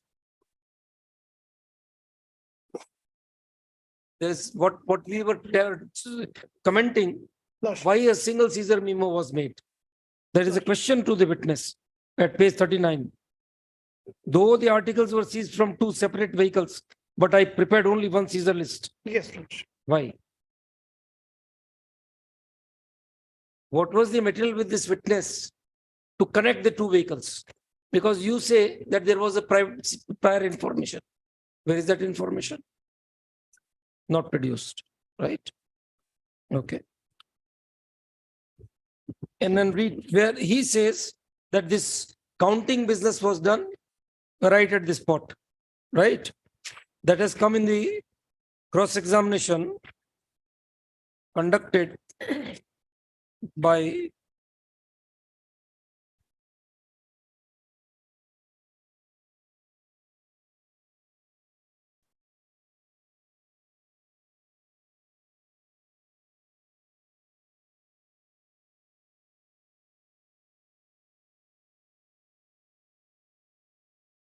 there is a pertinent admission by the witness.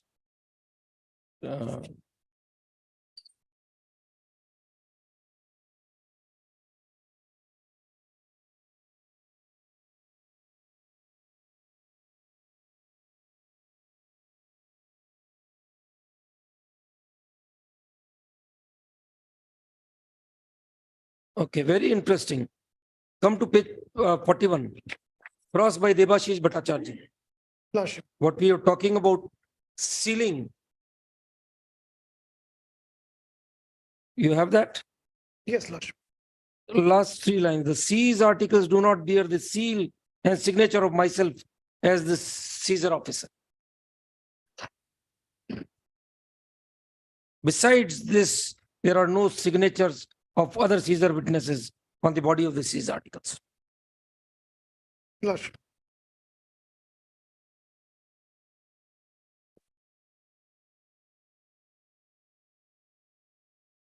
This is at page 39. The second para, last 6 lines. So it took more than 1 hour for carrying out the said operation, including preparation of the seizure list at the place of occurrence. Okay, so before the counting was done, the seizure list could not have been prepared, right? So keep this in mind when you read Sudhakar. Lordship. Lordship. Now what you propose to read? 26, Lordship. 26. Is that page? Uh, Sudhakar Singh, yes, read. 135, Read. 139.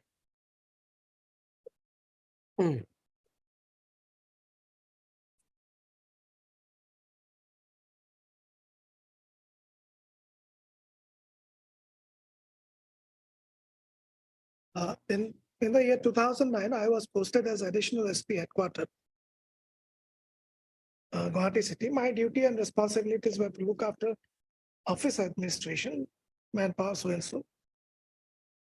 On 1/4/2009, an information was given by the superior officer that one Mr. Pujendra Hojai of Haflong, now Dimahasa district, would be carrying a huge amount of money, near about 1 crore, to be delivered to some arms smuggler, and I was asked to put nakabandi and apprehend him.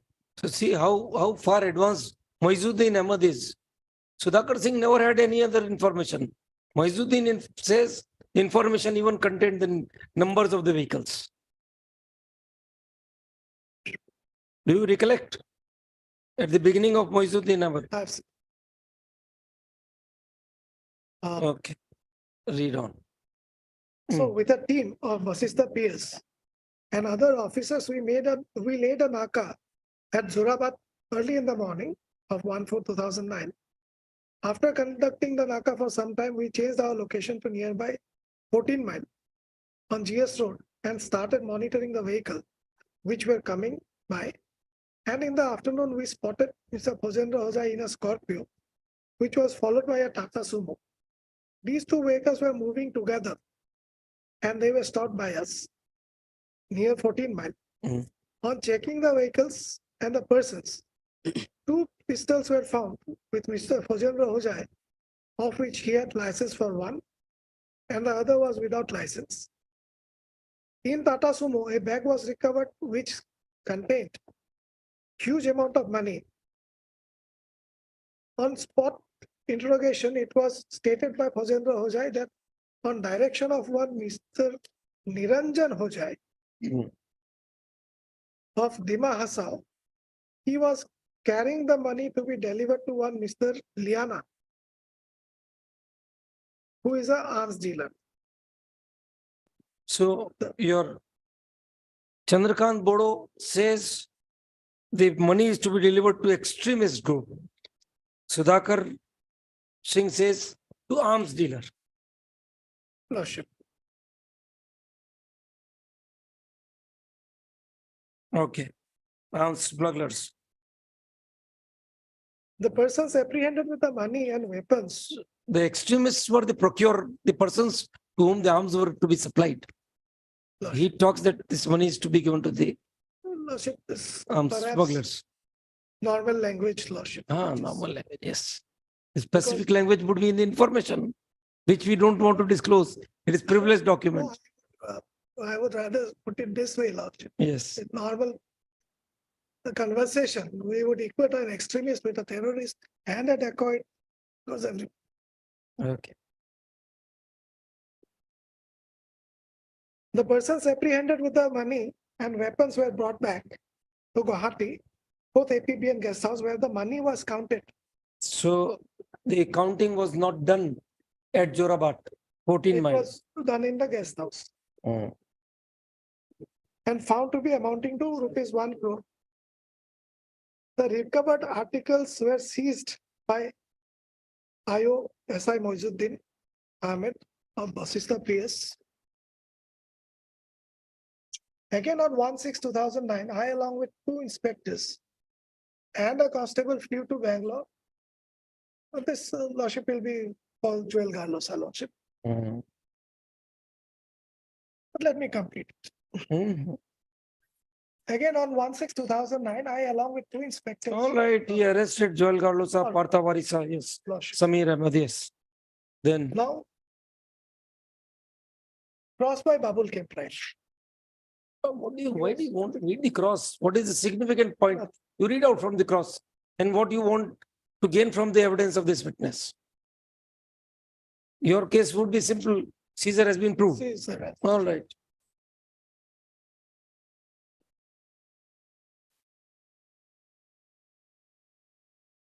I hear it. Pertinent answer. The goods were brought to the guest house where the Caesar list was prepared. Lordship. And then he further says at the time of preparation of Caesar list, I was not present. So he neither follows the lead of the extremist group, nor does he stay back when the Caesar is made. He's too busy elsewhere. Was it a Sunday? You wanted to play golf or what? Hey, driver sonar. No. Now, I'll come to the vehicles. To the vehicles. To the vehicles, how they were used. Bunnu sonar. Bunnu sonar.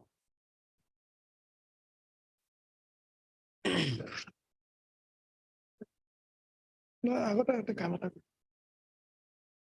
PW2, I got at 21.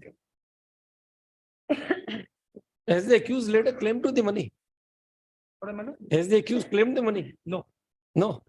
Why? Why shouldn't this be taken against the accused? But I am not aware of it because I was in Bangalore at that point of time. No, who represents Joel Garlosa? No, this Phojendra Hojai. The non-laying of claim to the money. Why shouldn't an adverse inference be drawn? Mishra sir represents. Yes. Mishra sir will be able to give answer to this query. 21, 72. If I may take your lordship to page 72 of Yes, yes. Sure. volume 1. Yes. Chandra Sharma. Chandra.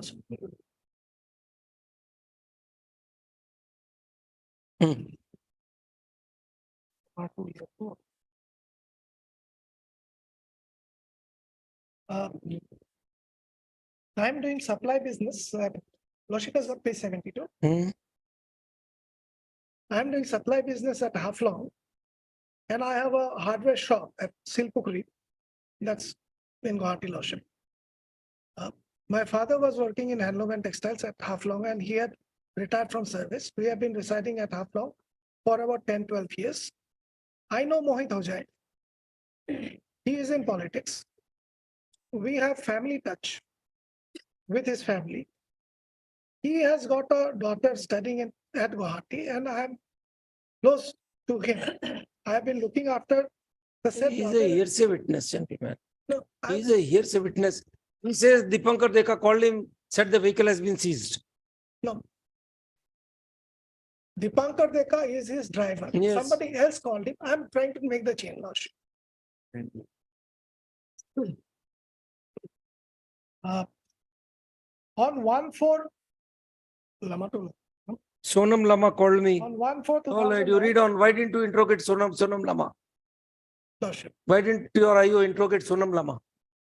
Give the answer. He was the person who procured the vehicle for transportation of cash. Most important link in this chain. Why he was not interrogated? He was not Lordship. So you read these statements and you land in bigger trouble. I have no. He says nothing.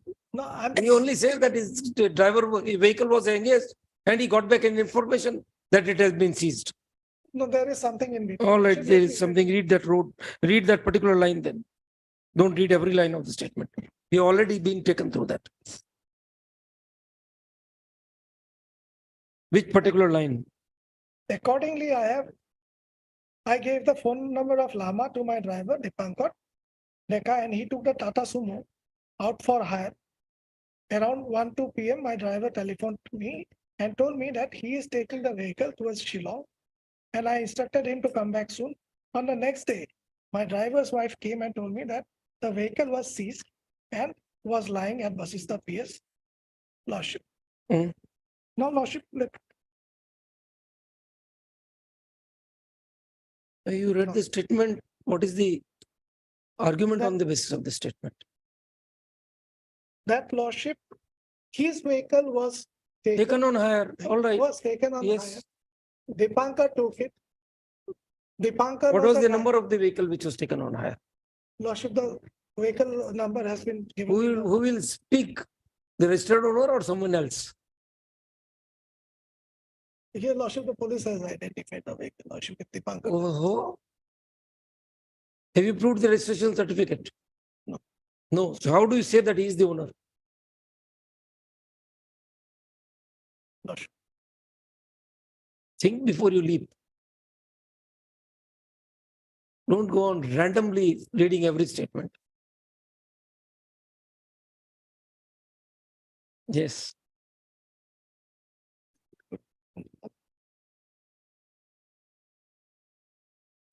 Not,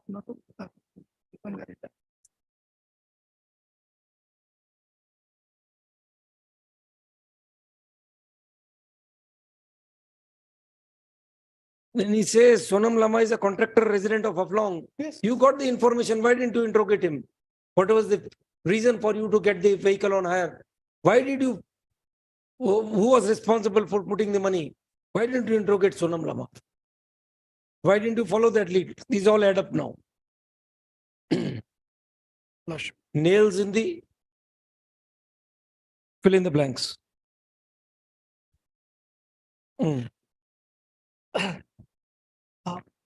Lordship, may I take your Lordship to the deposition of PW 64, Yes, sure. Volume volume 2, page 446.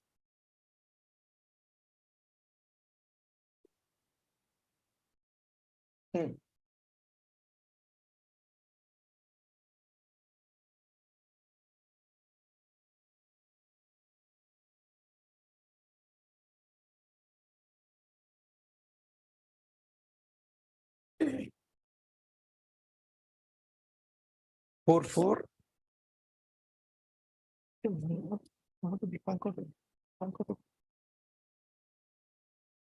Lordship, I'm sorry, I just mixed up. 135.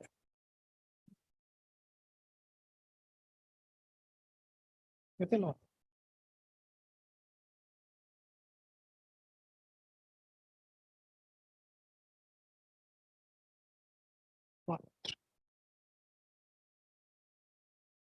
You're trying to read the statement of who? Lordship, I just mixed up. If your Lordship will take page 600, paper book 3, Lordship. Who is the witness? Dipankar Deka. Dipankar Deka. PW? PW 113.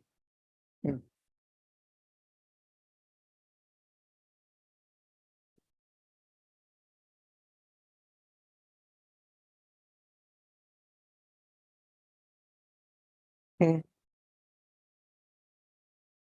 the year 2009,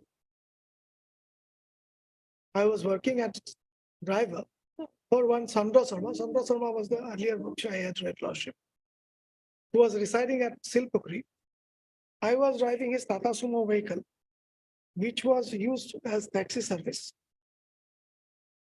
I was residing at Nunmati in a rented house. On 1/4/2009, Sandra Sharma rang me up around 8:30 a.m.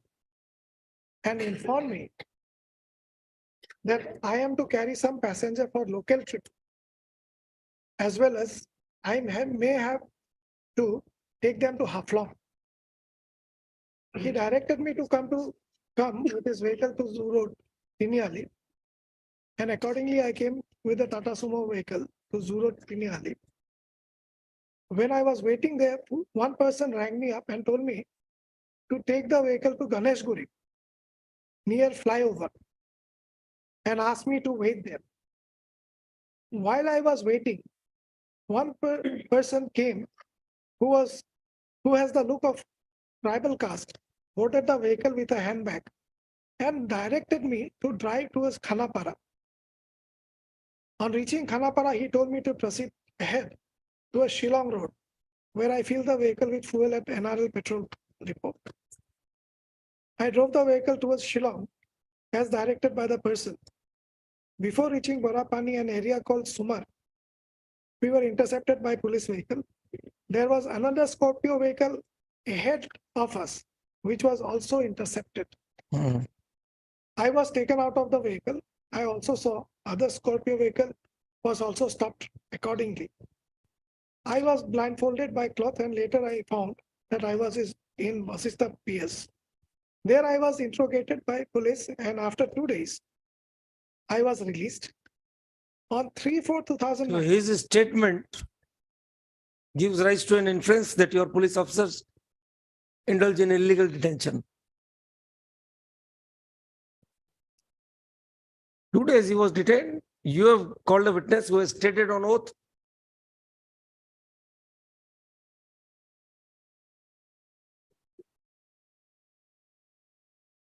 No. Is your public prosecutor who is making him to say so?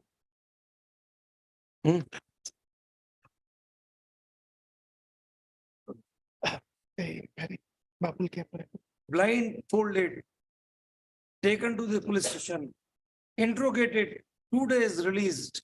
So 48 hours illegal detention. 313. He has become a candidate for compensation. Carry on. 313. Okay, what does he say?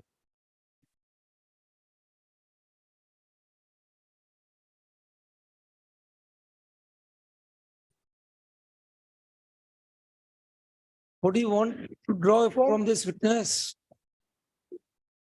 From here, what I wanted to point out was, Lordship, that Dipankar Deka had driven the vehicle where, Lordship, there was another person, I'll be coming out right now. Where was the another person? Here, Lordship.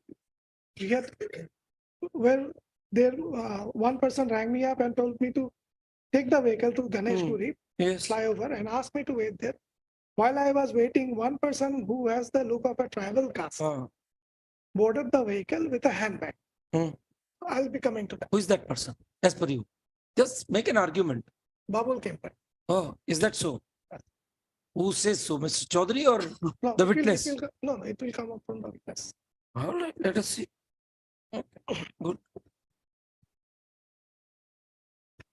Come from the witness, let us.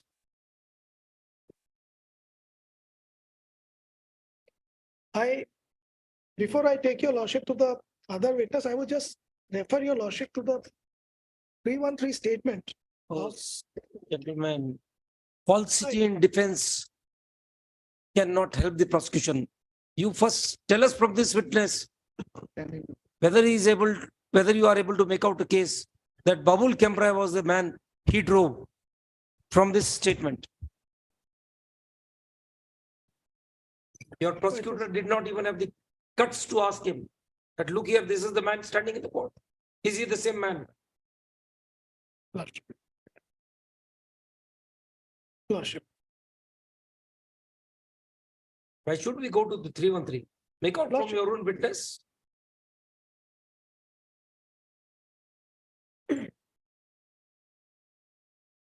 Because in 313 lordship, he, just for one moment. lordship, let me read. What he says, you speak out orally.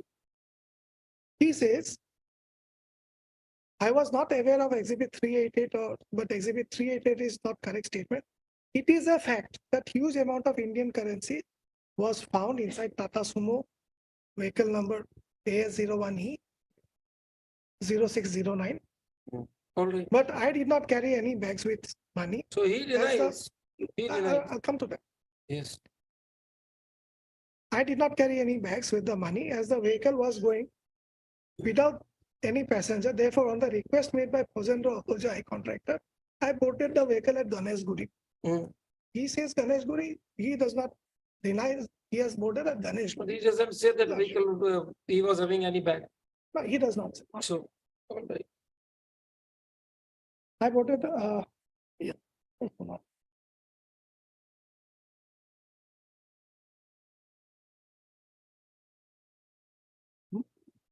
Sonar. Yep. 64.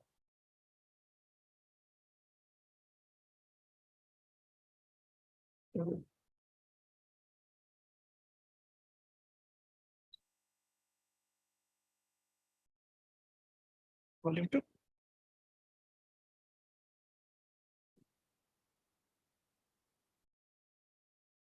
I take your lordship to the evidence of PW 64 Bunusona, page 446.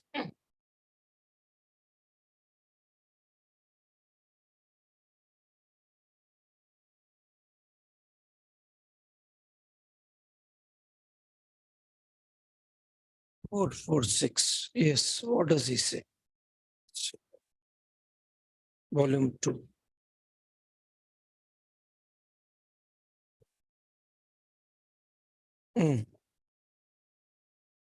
Yes, read. In the year 2009, I was working as a driver and I was driving the vehicle of Phosendra Ahuja, which was a Scorpio.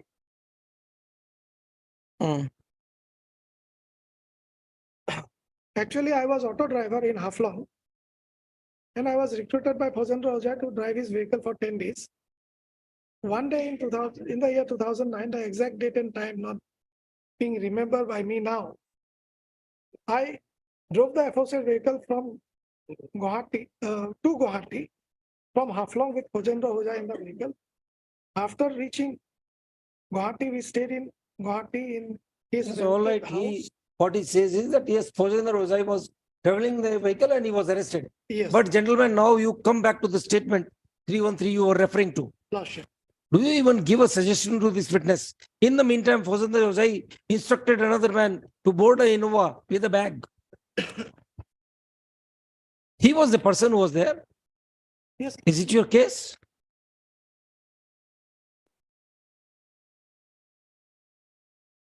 You are required to connect Phosendra Ahuja with that 1 crore. Lordship. Who says so?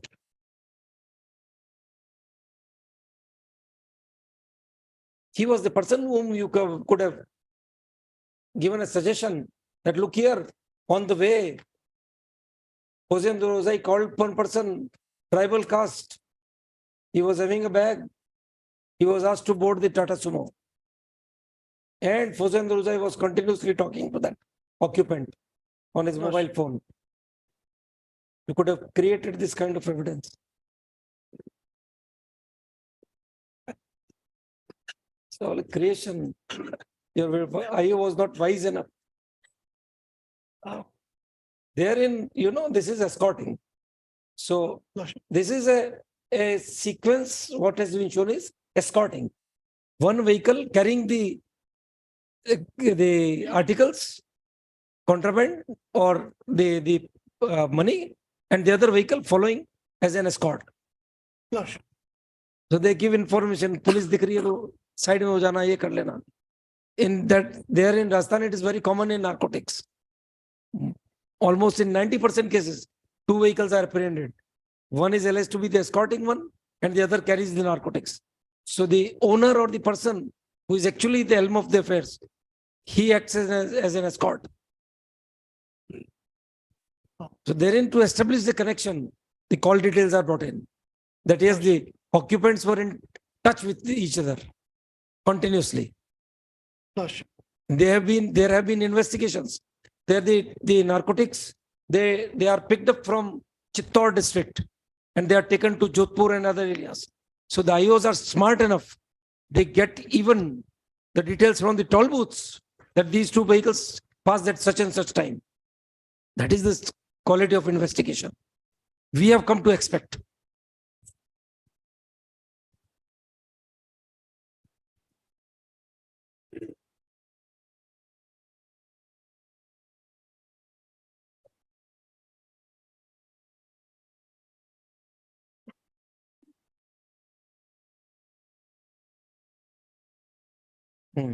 Yes, Bunnu Sunar, what do you want to say from him? That Hossein Dorozai was apprehended by the police. That's all. So it's a fact. There is an arrest memo. There was another connecting. But what is more significant is he doesn't say that any other Tata Sumo was apprehended along with my vehicle. You don't even suggest to the vehicle, to the witness. So what kind of inference is to be drawn? He is relied upon witness. All right. Why didn't you give a suggestion of the vehicle? This contiguous to your vehicle, another vehicle was there. It was also seized. It was also brought to the police station. And therein, this Babulal Kamprai, who's standing here in the court, he was sitting. So you yourself have blown the fuse. There is no link. Dipankar Deka says that he was asked to follow that vehicle, Lordship. Oh, Hossein Dorozai was in this. Dipankar Deka doesn't give the number of the vehicle. He doesn't name Hossein Dorozai. Which vehicle he was asked to follow? There were thousands of vehicles flying on GS road on that day. Which particular vehicle? You had the opportunity. Dipankar Deka should have been made to identify. Hossein Dorozai could have been done. And vice versa. Bunnu Sunar. That is. So virtually you have created holes in your own story by your own witnesses.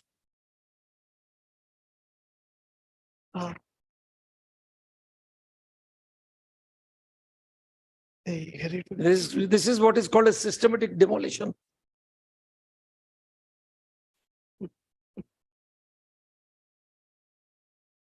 What is that Japanese term? Harakiri. That's right.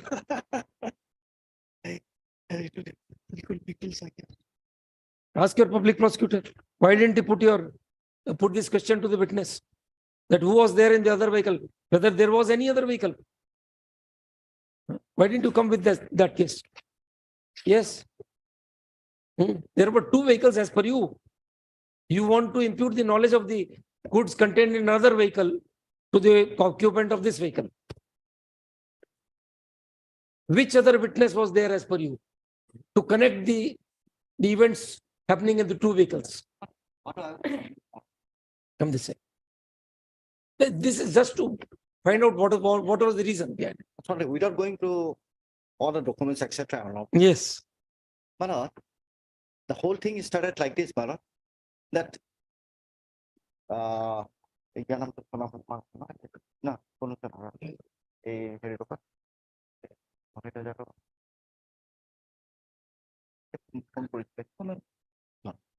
my lord, Sonam Lama, he stayed all the time with accused number 3.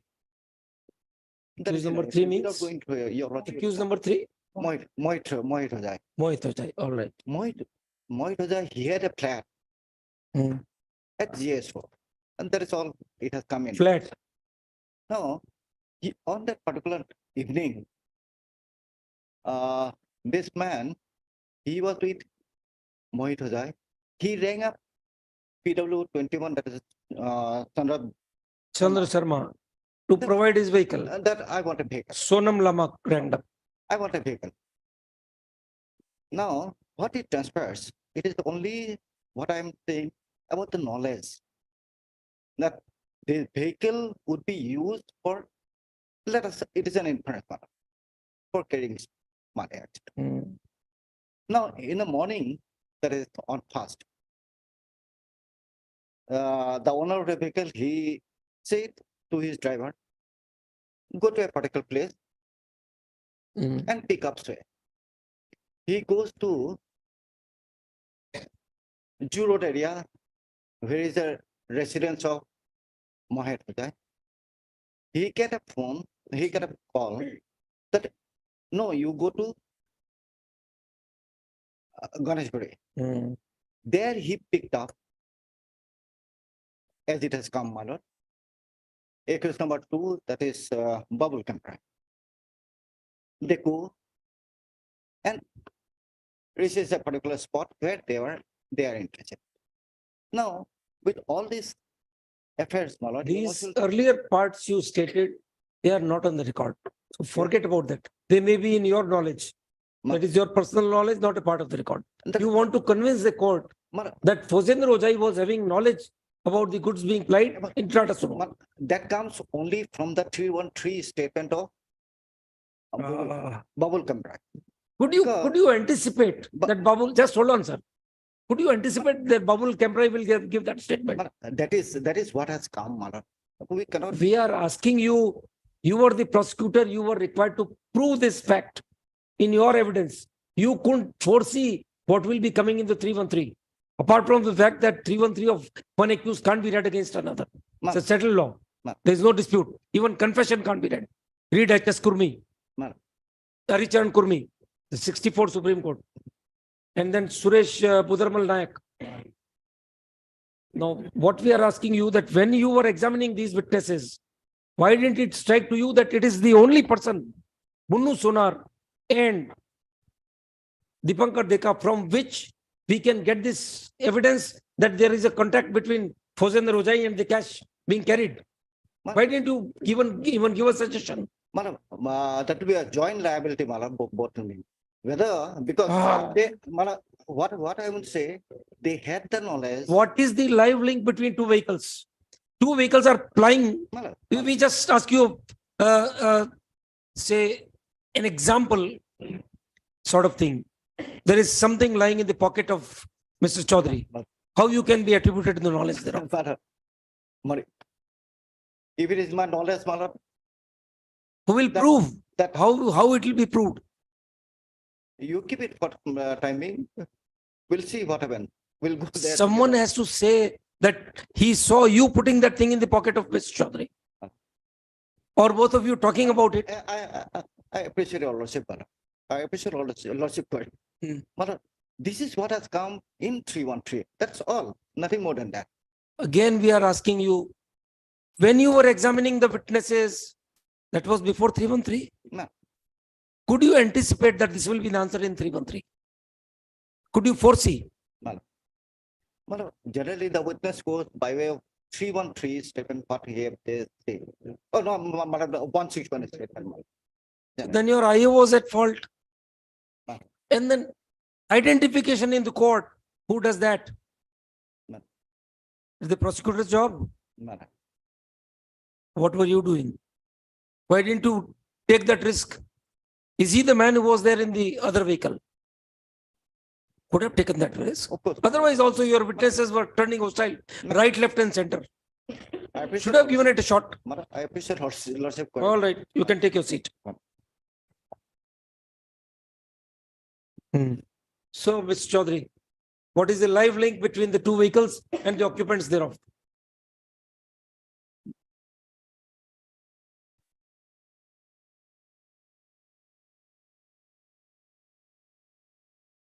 Lordship,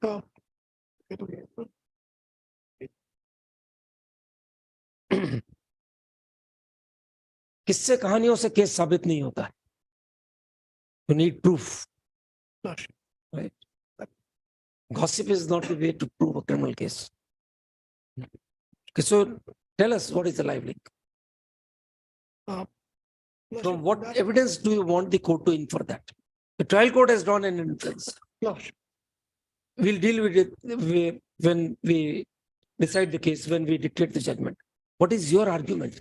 How do you attribute knowledge of that 1 crore to Fosendra Osai? Lordship directly died. Indirectly, inferences. In inferences, Lordship, both vehicles were lying together.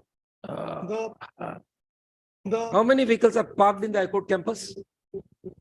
Can the owner of one vehicle be attributed knowledge of, can Mr. R.K. Dev Chaudhary be attributed with the knowledge of what is lying in the vehicle of Mr. Burgoyne, even if they are back to back, Lordship, parked back to back? Can it be? the occupant of the Tata Sumo had told Dipankar Dekar to follow the Scorpio. Oh, To follow the Scorpio, who says so? Who says Dipankar Dekar. that occupant of Scorpio, he was told to follow the Scorpio? Lordship. Dipankar Dekar को पता? पढ़िए जी, वो भी पढ़िए. Read. Dipankar Dekar.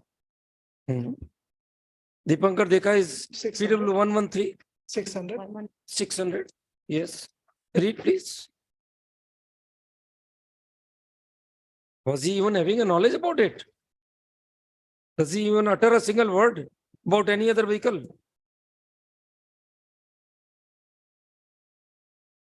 Scorpio.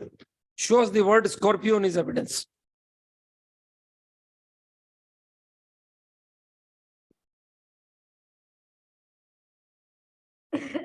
Except for the fact there was a Scorpio which was intercepted. Lordship. But that's all. So he was asked to follow. Where do we get it from, sir?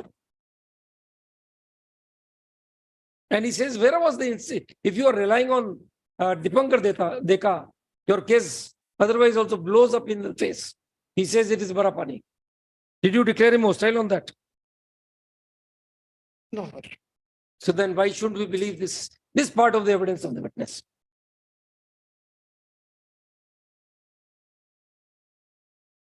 Lordship.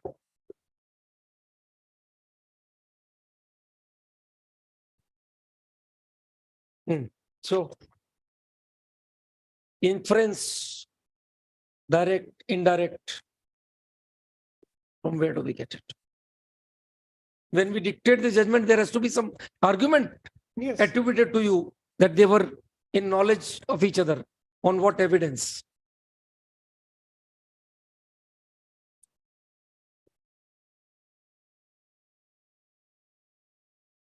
Or else we'll say, please go back to minute so and so of the recording, wherein Deputy SGI says no evidence.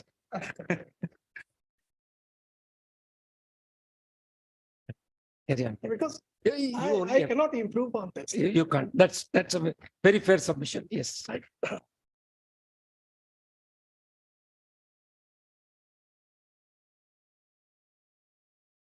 Next, what next?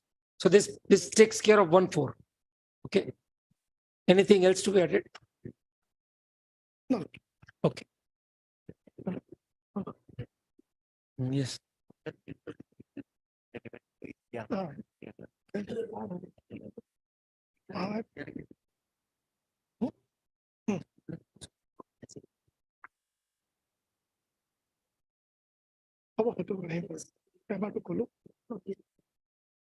Now, Yes. Yes, please.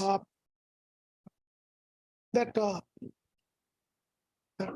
Sudhakar Lordship, I have already that it was supposed to be delivered to some Liana. Arms dealer, extremist. Delivery was not certain. The term was not certain. The term was not certain. Delivery maybe, but term used. You know, there is a big hole in your case again. You are not getting the arms without the dollars. So why should it have been taken to Jorbat? It was to be sent to Kolkata, where it would be converted into dollars. Then it would fetch weapons. No one was giving you weapons for the Indian currency. So why were you taking it to give it to the extremists in Jorbat? Why they were taking it there? Is there the route to Kolkata goes through there? In different ways, but because this 1 crore, they have not, it is not stated. After they have been stated. Which accused? Babul Kemprai. It is within the knowledge that is 101. All right, hold him liable for Income Tax Act, seize it, impose a penalty. What else? Undisclosed wealth.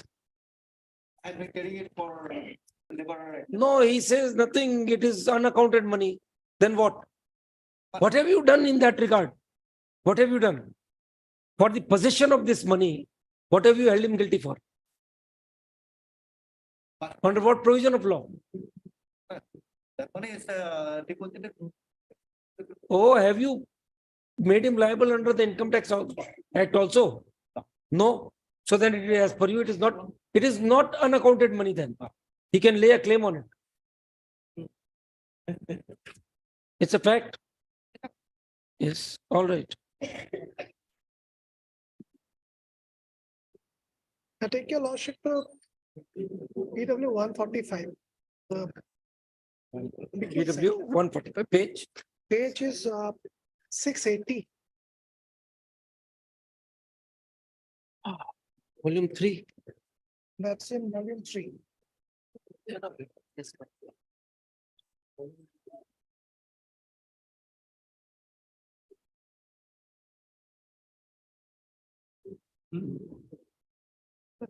it's not. Well, I'm not having volume.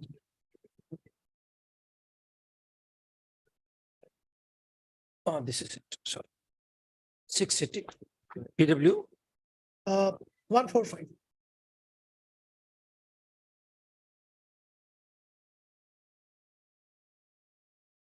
Bikul Saikya. Legal cycle lordship. Yes, yes. Yes.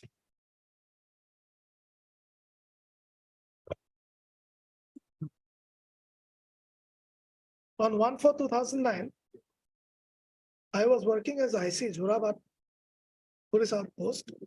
On that day, I was asked to investigate one case bearing 17009 of Vasista PS. Prior to me, one Moizuddin Ahmed was investigating the case. Moizuddin, Mr. Ahmed handed over to me one Scorpio bearing registration number so and so, along with RC book and driving license of Bhojendra Hojai. One Tata Sumo bearing registration number AS01AL. Who was the registered owner of the Scorpio? Scorpio was Bhojendra Hojai lordship. Registered owner. Registered owner of Scorpio. RC in the name, oh sorry. RC name. No. Name is not. RC and driving. Anyone has the license of information? RC. RC is there. No, RC has not been proved. All right, carry on. So these are the details given in. All right. Then One American tourist briefcase containing documents, including 3 sheets of DHDJ pad. A letter written by Mohit Hojai, CM NC Hills. Work order of NC Hills instructing to allot works to Bhojendra Hojai for 86 lakhs to 88 lakhs. now here the seizure and the link evidence becomes important. Because already he has given out all details till 17. Now come to the next line on the page 681.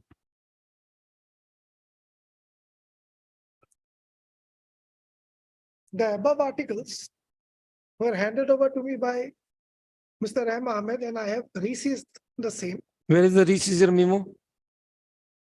I reseized it tonight. Hmm. Reseized it. It can't be done at the whims. Seizure was not physical. It is always through a document. Yes, yes. What is the exhibit? I'll try to find it out. Yes. The cash money seized were deposited through challans after receiving order from CJM. 417. What is the page of exhibit 417, please? Can anyone tell us? Exhibit 417. Yes, Lordship. Volume 2, exhibited document. 417. This, by that document, he has handed over the articles to NIA.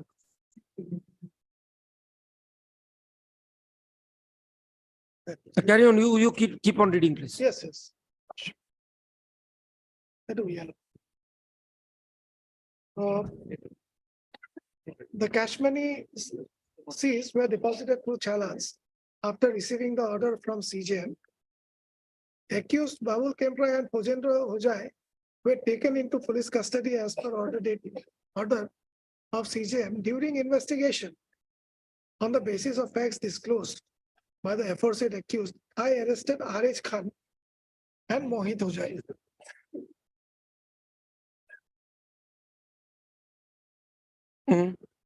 Thereafter, on 6/6/2009, Senior SP, City Gauhati ordered me by so and so to hand over the case to NIA.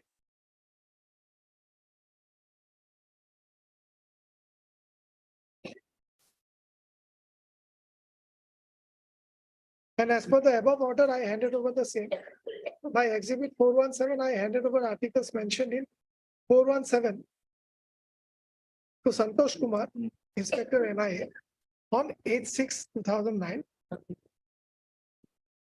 Exhibit 417 1 and 417 2 are my signatures. Today in court, I have seen the pistol, arm license, mobile handsets, letter pads of DSDJ, letter of Mohit Hojai, which were already exhibited in the court. 418 is the receipt memo by which I handed over the case diary of this case to Santosh Kumar. Santosh Kumar, NIA on so and so as per order of SSP. On 2/5/2009, I sent the seized arms and ammunition to the armorer. Armorer, 4th APBL, Gauhati for expert opinion. Exhibit 419 is the letter sent by me to the armorer, so and so. Now, the amount that has been seized, Lordship, it appears that has been deposited in the treasury, and Lordship, in the meantime,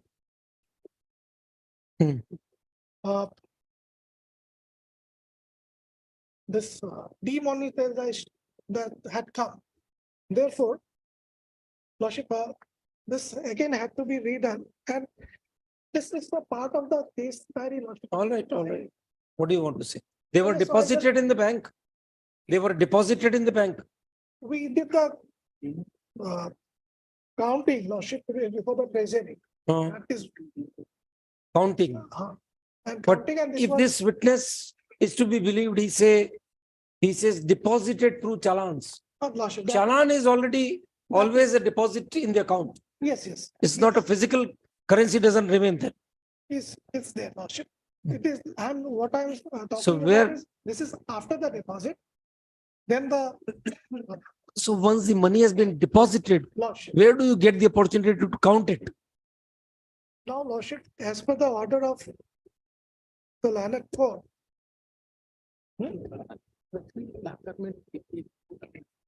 You have this statement. Read 681.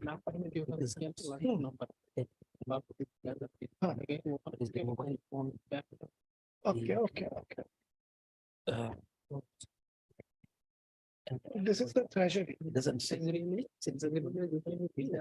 That's why I was on the memo. for it. 160. Your car. Hmm. I'm sorry, Lordship, this money had to be again counted in the treasury, Lordship. A committee was set up. And thereafter, it has to be again routed to the reserve bank. Lordship, this, if I may, this is a part of the.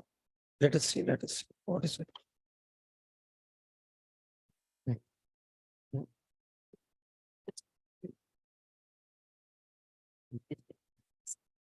Yes, right. Yes,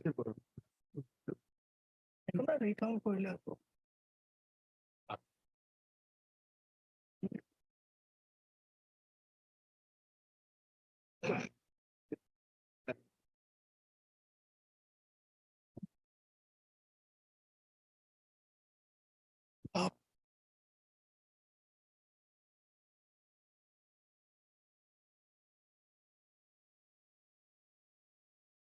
May I read it, Lordship?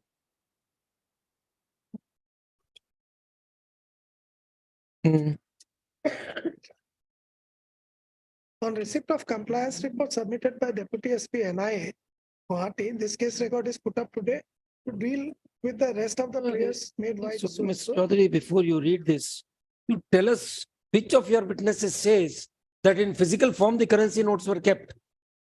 Who is your witness who says so? This is in 2017. Lordship. What was the fate of the currency in 2009? Where is the document to that effect? The challan is. So, as supposing he was under some misconception, where is that document of depositing the amount? Say physically, not a deposit in the account. Where is that document? The challan I have not been able to look at, Lordship.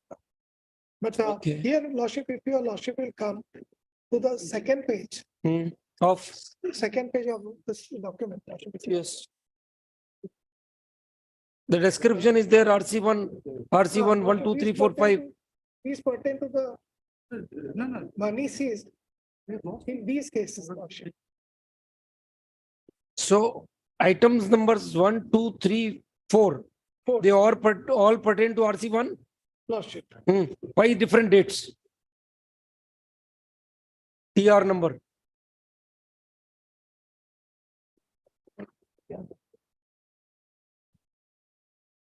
Yeah, number. 3 are of 18/8/2009 and one is of 10/11/2009.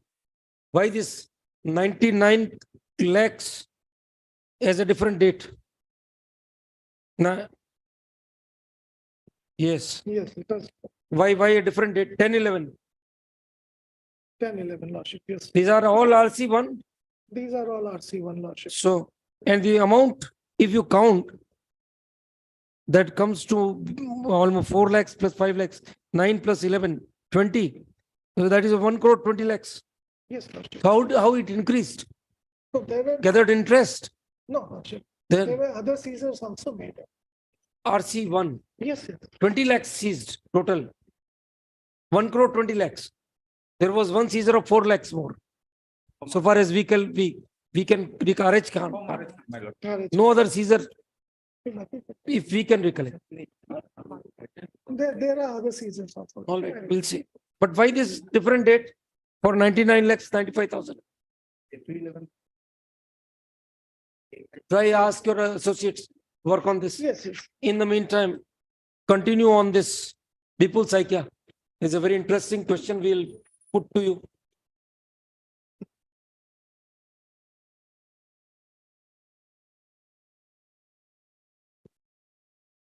Read the complete statement of Vipul Saikia, examination chief. Yes, Lordship. What does he hand over to the inspector NIA?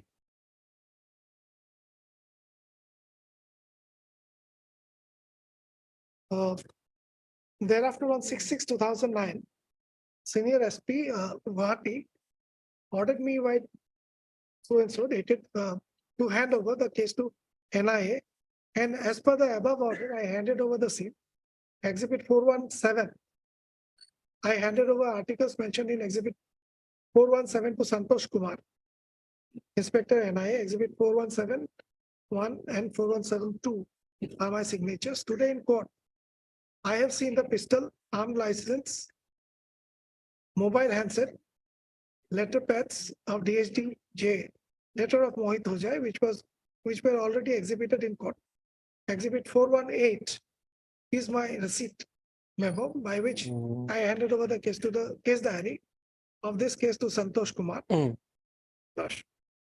Okay.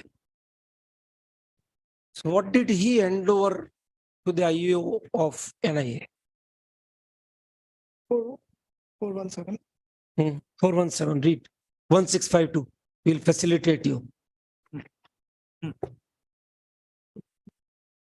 List were those 3 blank letterheads and the work order handed over to the NIA.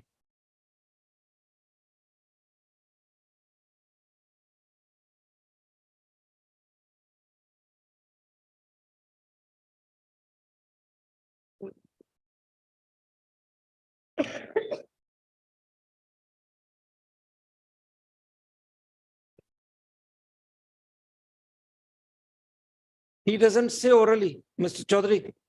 He doesn't orally say that he handed over those articles.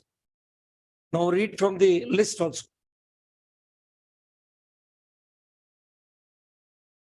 They could only have been referred to in case diary of 1/4/2009. Is it right? Because the seizure was of that day. The case diary of 1/4/2009 is at serial number 1. What has he given? Photocopy of search and seizure list, sketch map of place of occurrence. What happened to the documents? You peacefully read the entire list. If you can find it and let us know.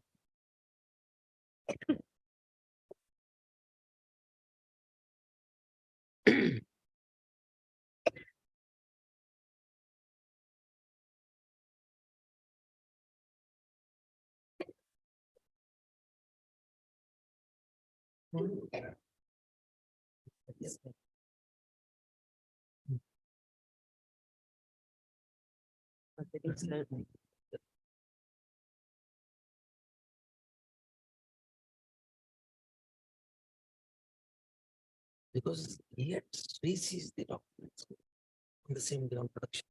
That is what I say. Because like, yes, please. What was the fate of those documents? Has Santosh Kumar been examined? Gosh.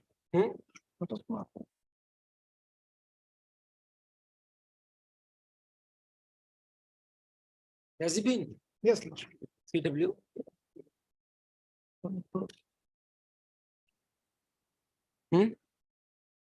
CW 148. 697.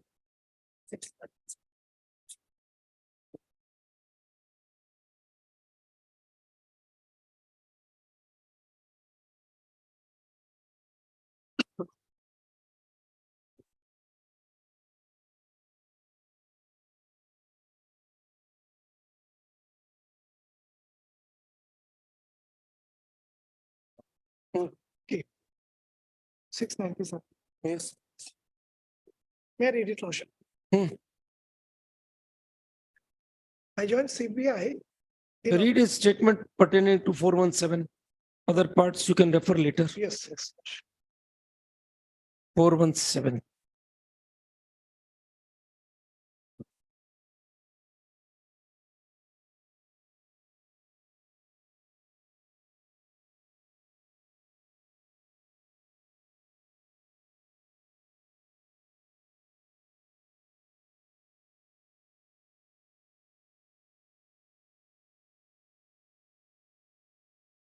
Page number 702. 702 page number. 702. Just hold on. Getting.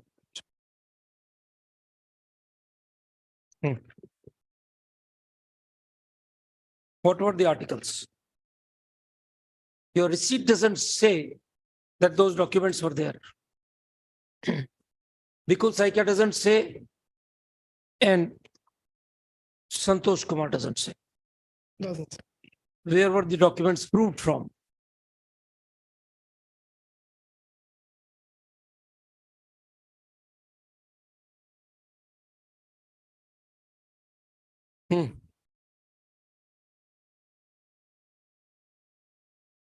Where did your prosecutor procure these documents from?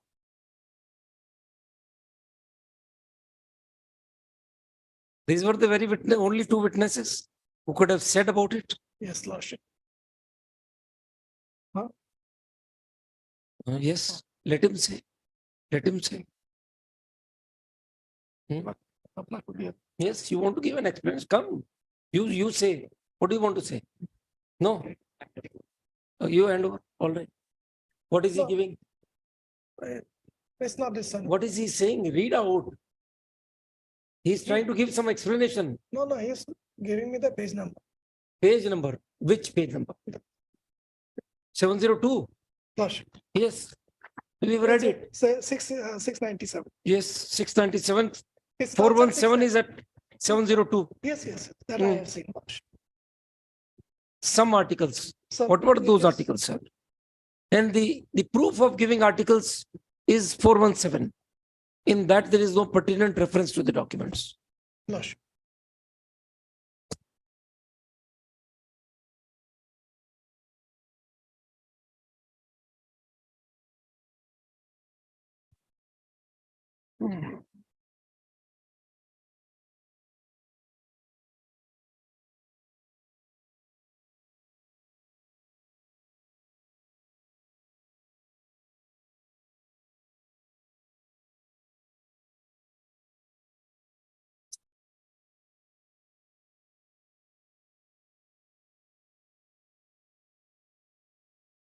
Yes. Next, what we'll read, sir?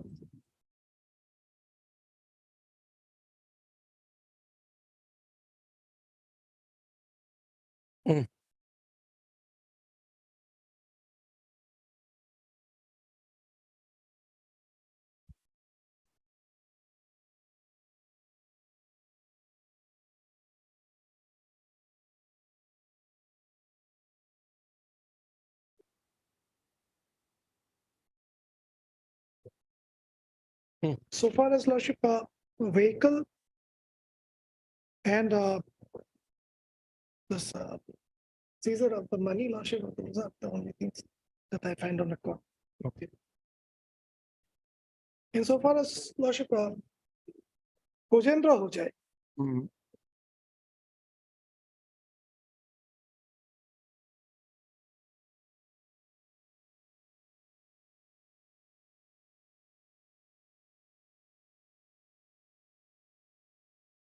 I would again take your Lordship to PW 115.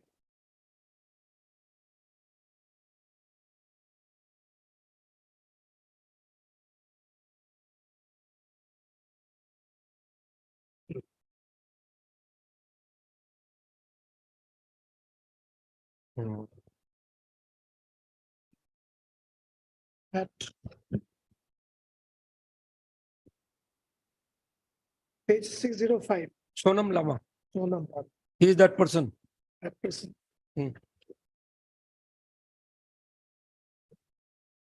I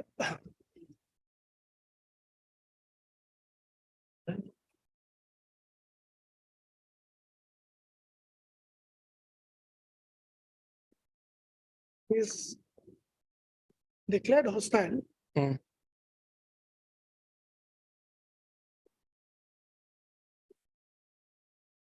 But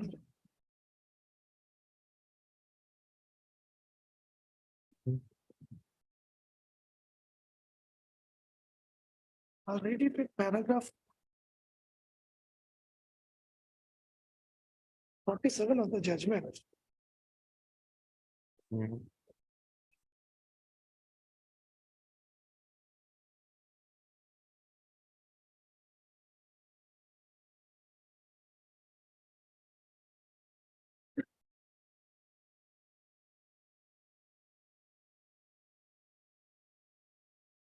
First,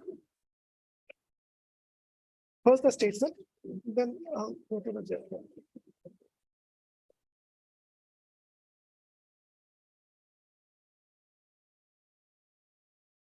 I'm a graduate and used to write articles. I am an ASDC party worker. In 2009, I was also a party worker of the same party. I know Mohit Hojai. He was also in the same party. He became CM on 1st January 2009. Earlier to that, Dipolal Hojai was the CM.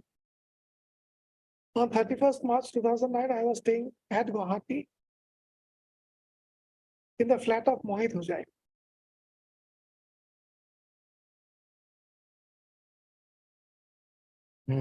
The last sentence is, Lordship and remark, on 31st March 2009, I was at Gauhati in the flat of Mohit Hojai. And this incident occurs on the First April. first. So there's a 12 hours gap in that. And he was declared hostile. And let me read the clause by the prosecution, Lordship.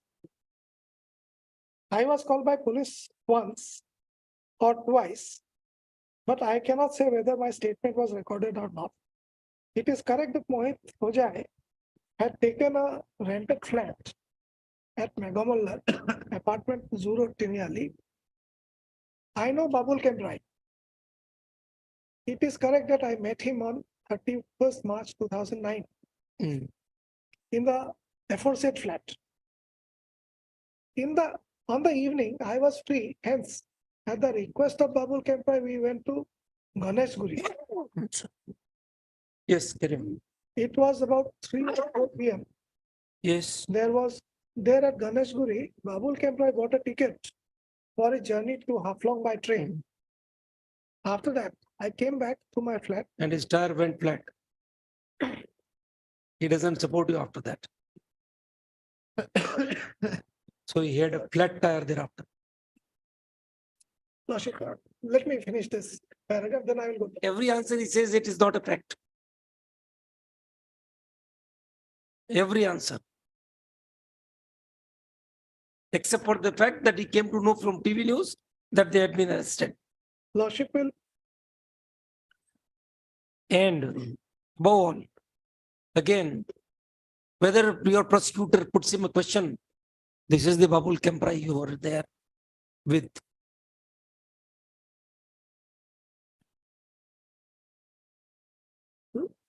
Lordship, the first part in the cross.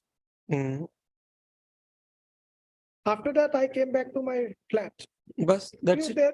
Thereafter, it is not a fact. So what he says is Babul Kembrai met him on 31st. That's all. Now, So what do you want to draw from this? because Babul Kembrai Was present in Guwahati on 31st. was All right. present in Gauhati. He doesn't deny him. And it comes from the evidence of the Chandra Sharma. Chandra Sharma vehicle went. Near Ullu Ganesh Sonar, Guri. yes. One person got in. Gosh. Now,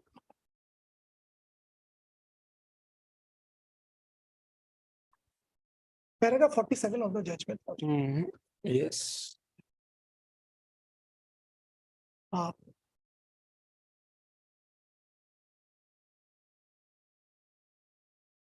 However, Lordship has got it. The Lordship Yes. is at page 35. However, this witness admitted that Mohit Hojai had taken a rented flat at Megamallar apartment, Zuro Tiniali. He knows Babul Kembrai and he met him on 31st March 2009 in the aforesaid flat. On the evening, he was free. Hence, at the request of Babul Kembrai, we went.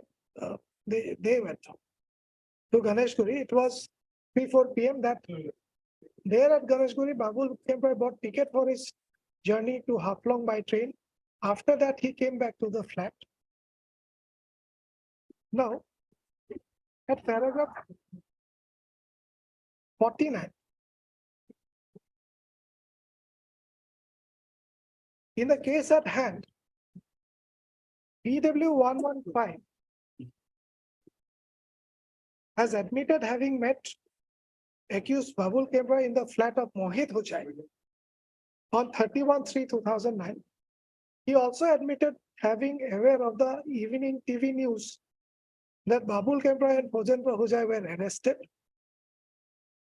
Though he denied that Babul Kebra asked him to arrange for a vehicle to him to move around Gauhati, and that he had arranged a Tata Sumo vehicle through Chandan Sharma, it should have been Chandra Sharma. Yet the said version is confirmed through the IO that Now, this is a perverse finding for the reason that when you cross-examine this witness, these parts which he has denied, you did not tell him that this is your 161 statement. When you cross-examine, it is not a fact that on so and so I did so. That was a simple suggestion. Witness denied. You don't say that this was stated by you to the police. Assuming that even that defective confrontation is to be believed. In this statement, you did not even confront him with the previous statement. Because partly he admitted, but then when he went against you, your public prosecutor lost track and he forgot to confront. Look here, this is your statement, wherein you have stated so. So that's only till the he knew, all right. We admitted. go a step further, Mr. Chaudhary. Assuming Babul Kemprai was carrying 1 crore. What of that?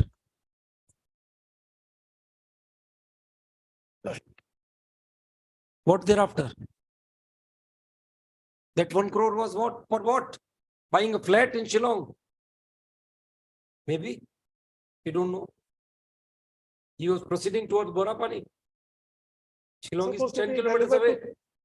Supposed to be delivered to some extent. Oh, that was lost, left behind. Jorabat. Jorabat is before that. Yes. So they traveled further. So they didn't meet any extremists on the way.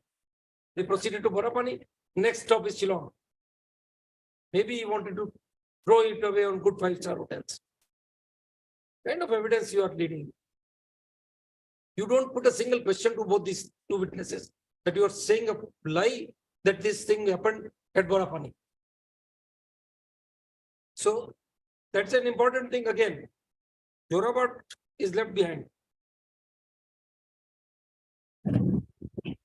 How many kilometers behind is Jorabat? Between Gauhati to Jorabat. Gauhati to Jorabat is around 12-13 kilometers. So, but Borapani is about 60 kilometers side. 10 kilometers before Shillong. So they had left Jorabat long back, long behind. They were not interested either in arms smugglers or extremists. They wanted to use up the money. There is a very interesting feature. This escorting thing which I told you about. Lordship, I did not know about. My friend says that that is the way that how it goes. Yes. I did not know about. I'll tell you a very interesting thing. I shared with you that experience of escorting. No, there is one more important thing to it, other than the fact that they want that the police should, the vehicle carrying the goods should be kept away from the police and all. There is one more angle to it. These smugglers, they apprehend that the carrier might commit a breach of trust. Oh, that is always. That is also there. So this might have happened. They went ahead. क्या करना क्या देना 1 crore बहुत है काम चल जाएगा अपना तो आगे चलो. Yes, that is. So that intention got lost in the meantime. In fact, that did not click me. My friend says, no, it is always like this. But if I would have been on that side, alone is always better. Because 2 vehicles going, it is always a sight.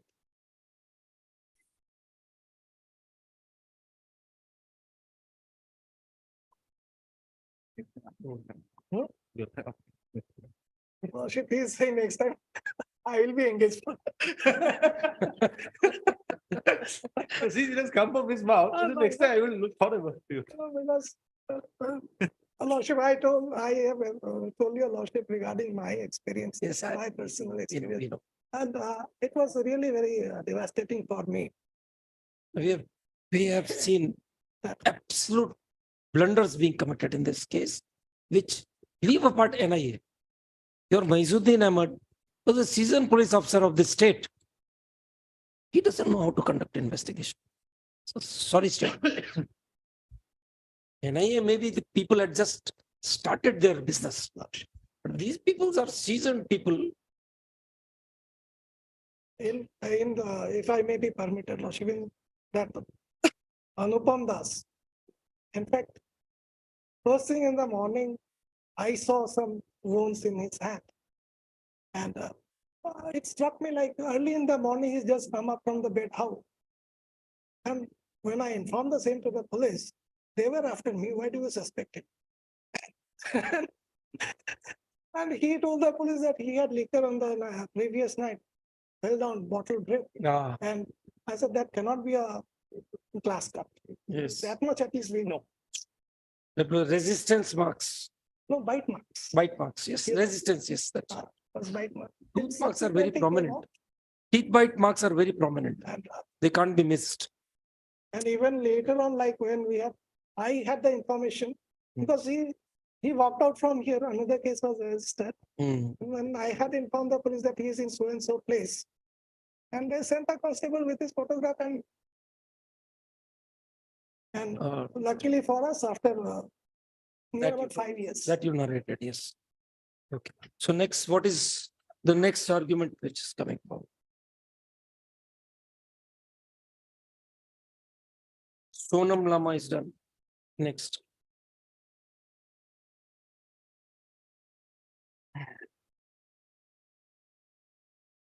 Sonam Lama is done, Lordship, Chandra Sharma is done.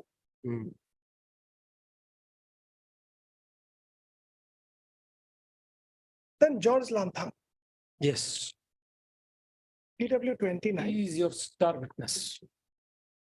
PW 29. Read, please. That your Lordship will find on page 148.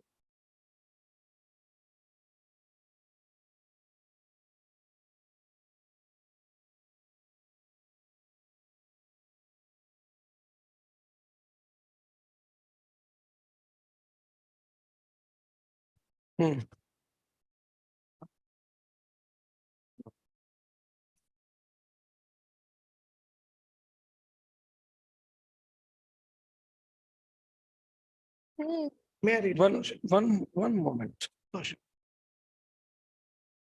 He was not in custody when he made the deposition.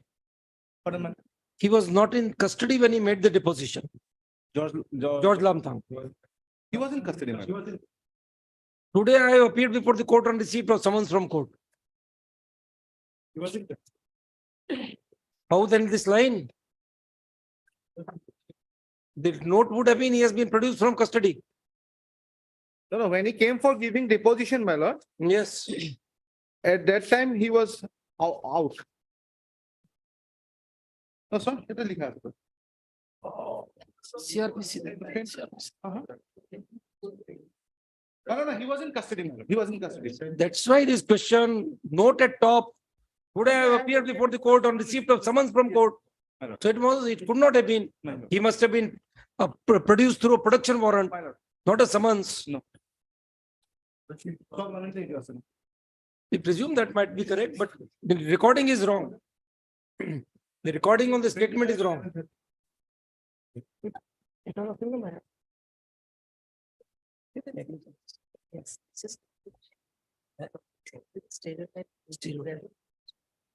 Yes. Yes.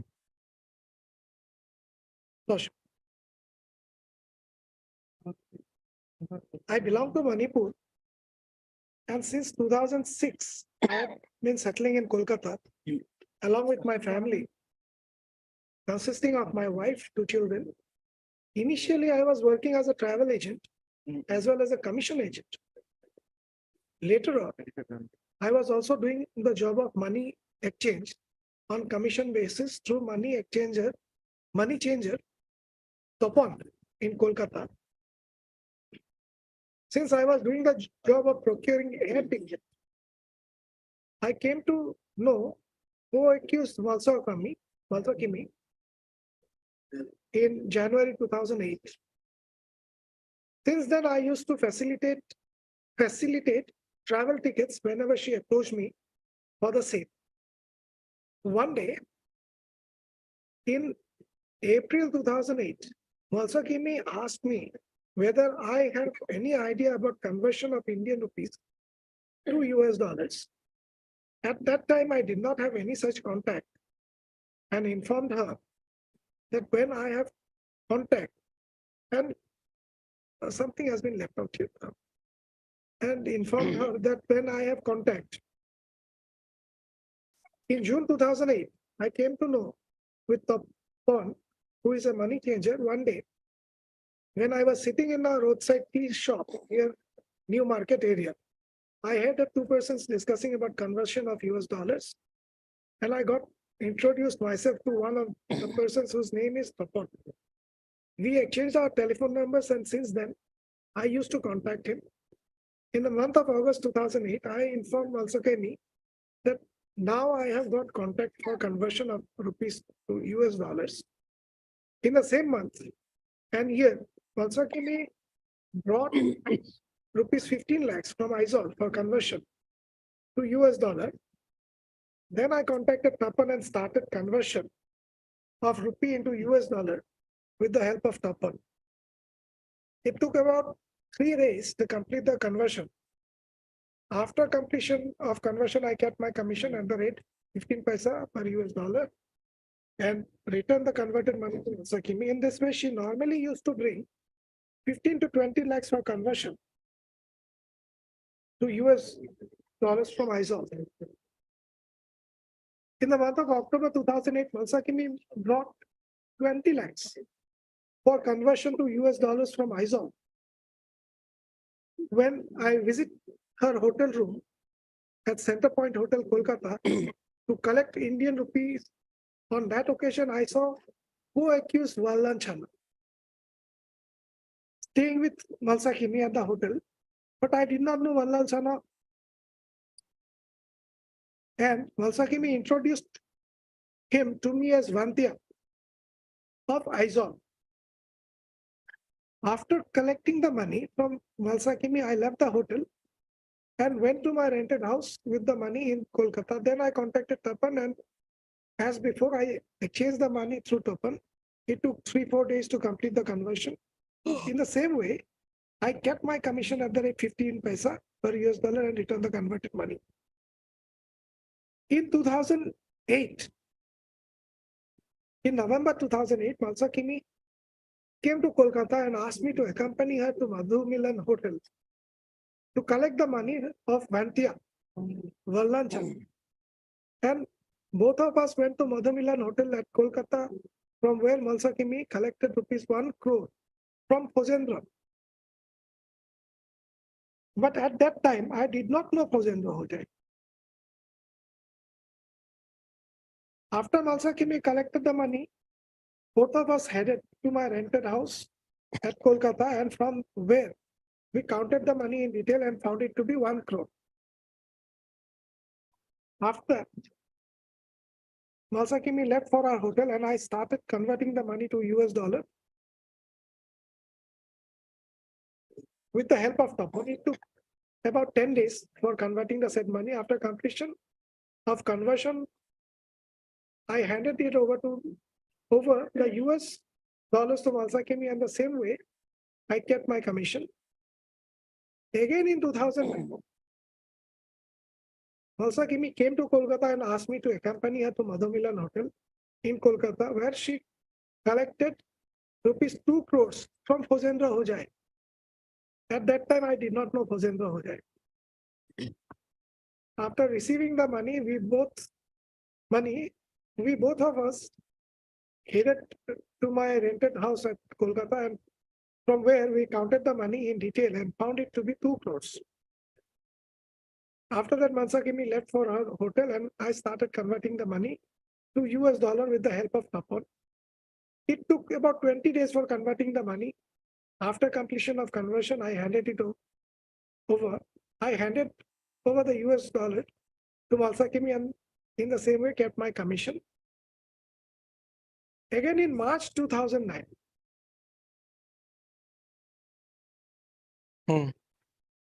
Valsakimi came to Kolkata and asked me to accompany her to Shalimar Hotel at Kolkata, where she collected ₹1 crore from Phojendra Hojai. At that time, I did not know Phojendra Hojai. After receiving the money, we both of us headed to Center Point Hotel, Kolkata, where Valsakimi stayed, and we counted the money in detail and found it to be 1 crore. After that, I took the money to my rented house and started converting the money to US dollars with the help of Tapon. It took me around 10 days for converting the said money. After completion of the conversion, I handed it over the US dollars to Valsakimi, and the same way I kept my commission.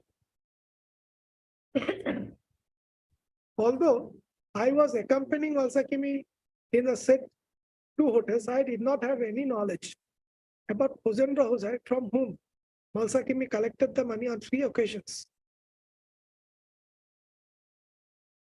Even Valsakimi did not have any knowledge about Phojendra Hojai. I learned from Valsakimi that she was collecting the money at the behest of Vallan Chand. I was simply accompanying Valsakimi when she said that she had money to be converted and she had to collect the money from a person in the hotel.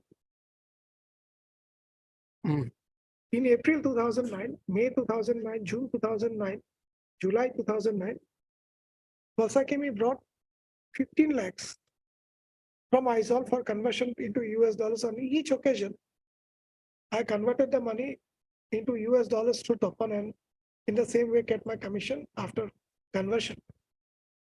I gave the US dollars to Valsakimi. I did not have any knowledge about her further transaction with the money. I was arrested on 11/8/2009 by Kolkata police.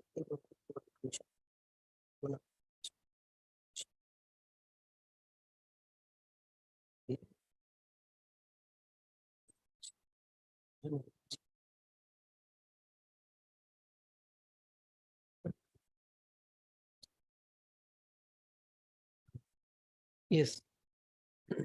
I was arrested on 11/8/2009 by Kolkata police, and the police seized 5 lakhs from my possession, which was given to me by Valsakimi on 7/8/2009.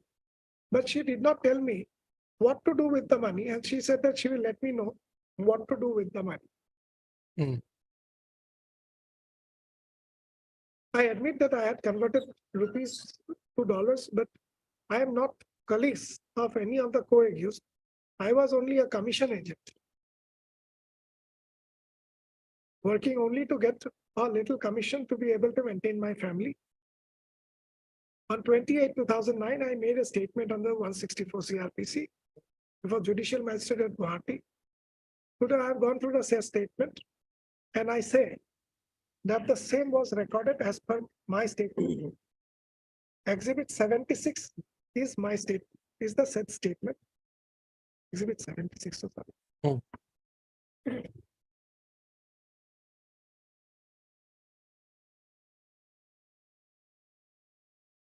If I may take the exhibit, Lordship.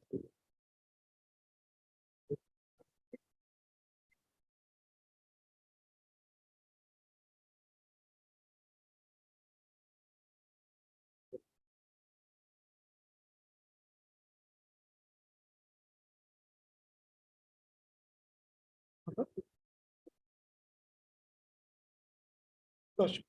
Yes. Lordship will find that at volume 2, page 502. 502. Volume 2. Exhibit. Lordship. Exhibited documents.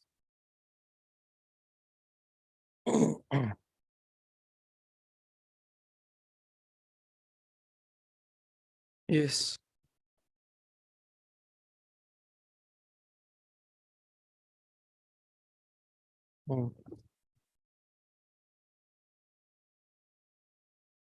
164 statement. Yes, Lordship, that he says that Lordship will find the statement itself at page 505.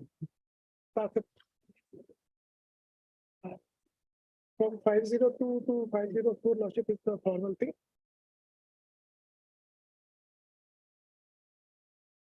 Handwritten, Lordship. I was born and brought up in the village Churachandpur district, Manipur. I read up to class 8. I married in the year 2005 at my village. For the future of my children, I shifted to Kolkata with family in the year 2006. In the month of January, a friend of my father is an order supplier at Aizol. His name is Lordship. I cannot read it. Used to purchase goods from Kolkata and distribute. Before leaving to Kolkata, I made contact with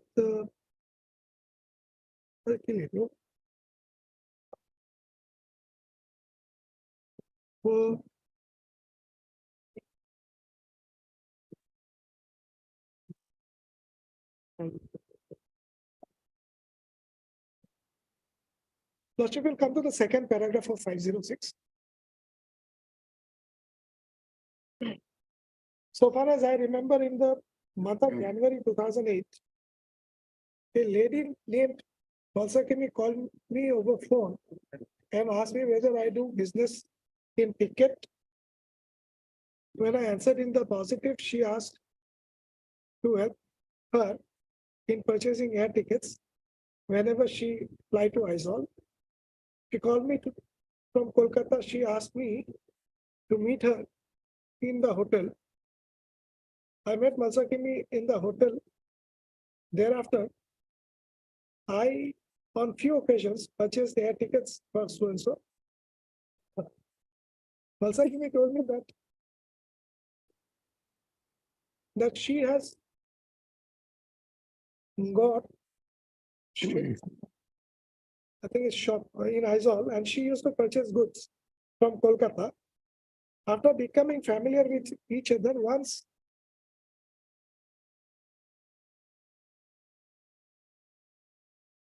in the month of April 2008, so far as I remember, Balsakimi asked me whether I can exchange rupees with US dollars. I told her that I can, and I told her that if I can, I will inform her. But presently, I have no such contact. Balsakimi asked me whether I have any idea about dollar, but I told her that I had no idea, and I informed her that I will inform her if I happen to get contact. On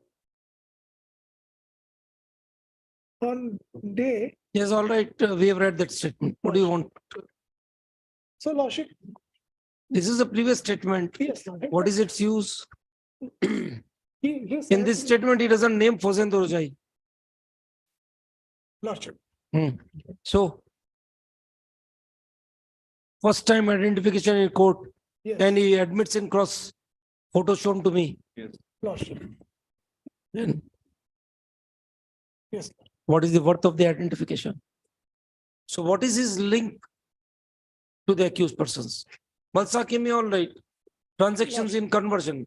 Important thing is, even after Fosendra Ojai was arrested, he continued to do transactions with Balsakimi till July. Right? Fosendra Ojai was arrested in April. So his job and Balsakimi's job of converting dollars was not, even if we accept your case, not limited to Fosendra Ojai. It was a general work of converting money into dollars. How do you link it to the DSDJ? He doesn't utter a word DSDJ. No, he doesn't. So it's all right. At best, what you can say is that he helped Malsakemi in converting Yes. Indian currency to US dollars.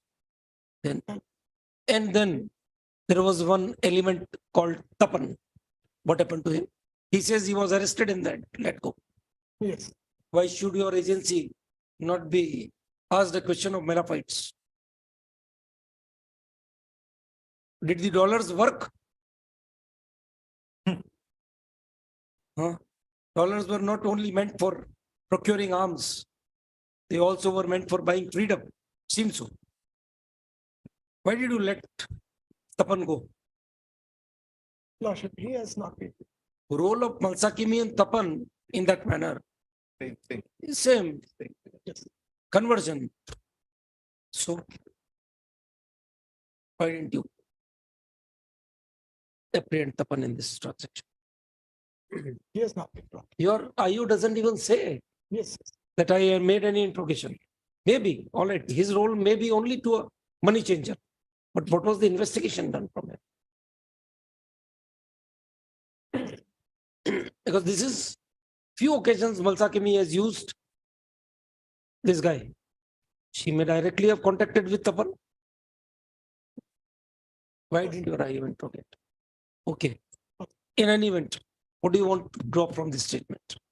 From his statement, Lordship. Only that, Lordship, Kojendro, money was collected from Kojendro for conversion. Now, how money has come to Kojendro, that the other witness. Money was collected from Fojendro. Kojendro. How do you establish that? Who identifies Fojendro? At that point, You read 164. yes, Lord. One person, one person, one person. You could have got the test identification conducted. Why didn't you go for that? You have done a farcical exercise of photo identification by some people. Why not from this guy? He was your star witness. Why didn't you try him for that?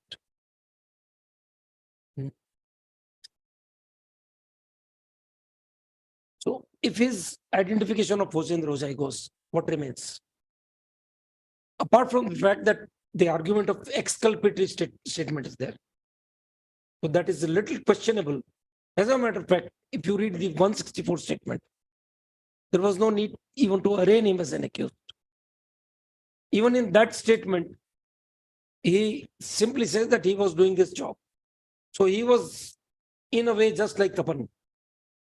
So the NIA need not have made him an accused in the initial stage. He as well as Malsakami, for that matter. They could have been witnesses. But assuming that is a statement, the criticism that it is an exculpatory statement of an approver. Ignore that. What does he prove? Taken as such. Malsakimi gave him money and he got it converted. All right. Maybe an offense under FERA, FEMA, Income Tax Act. How there is a link with the SDJ?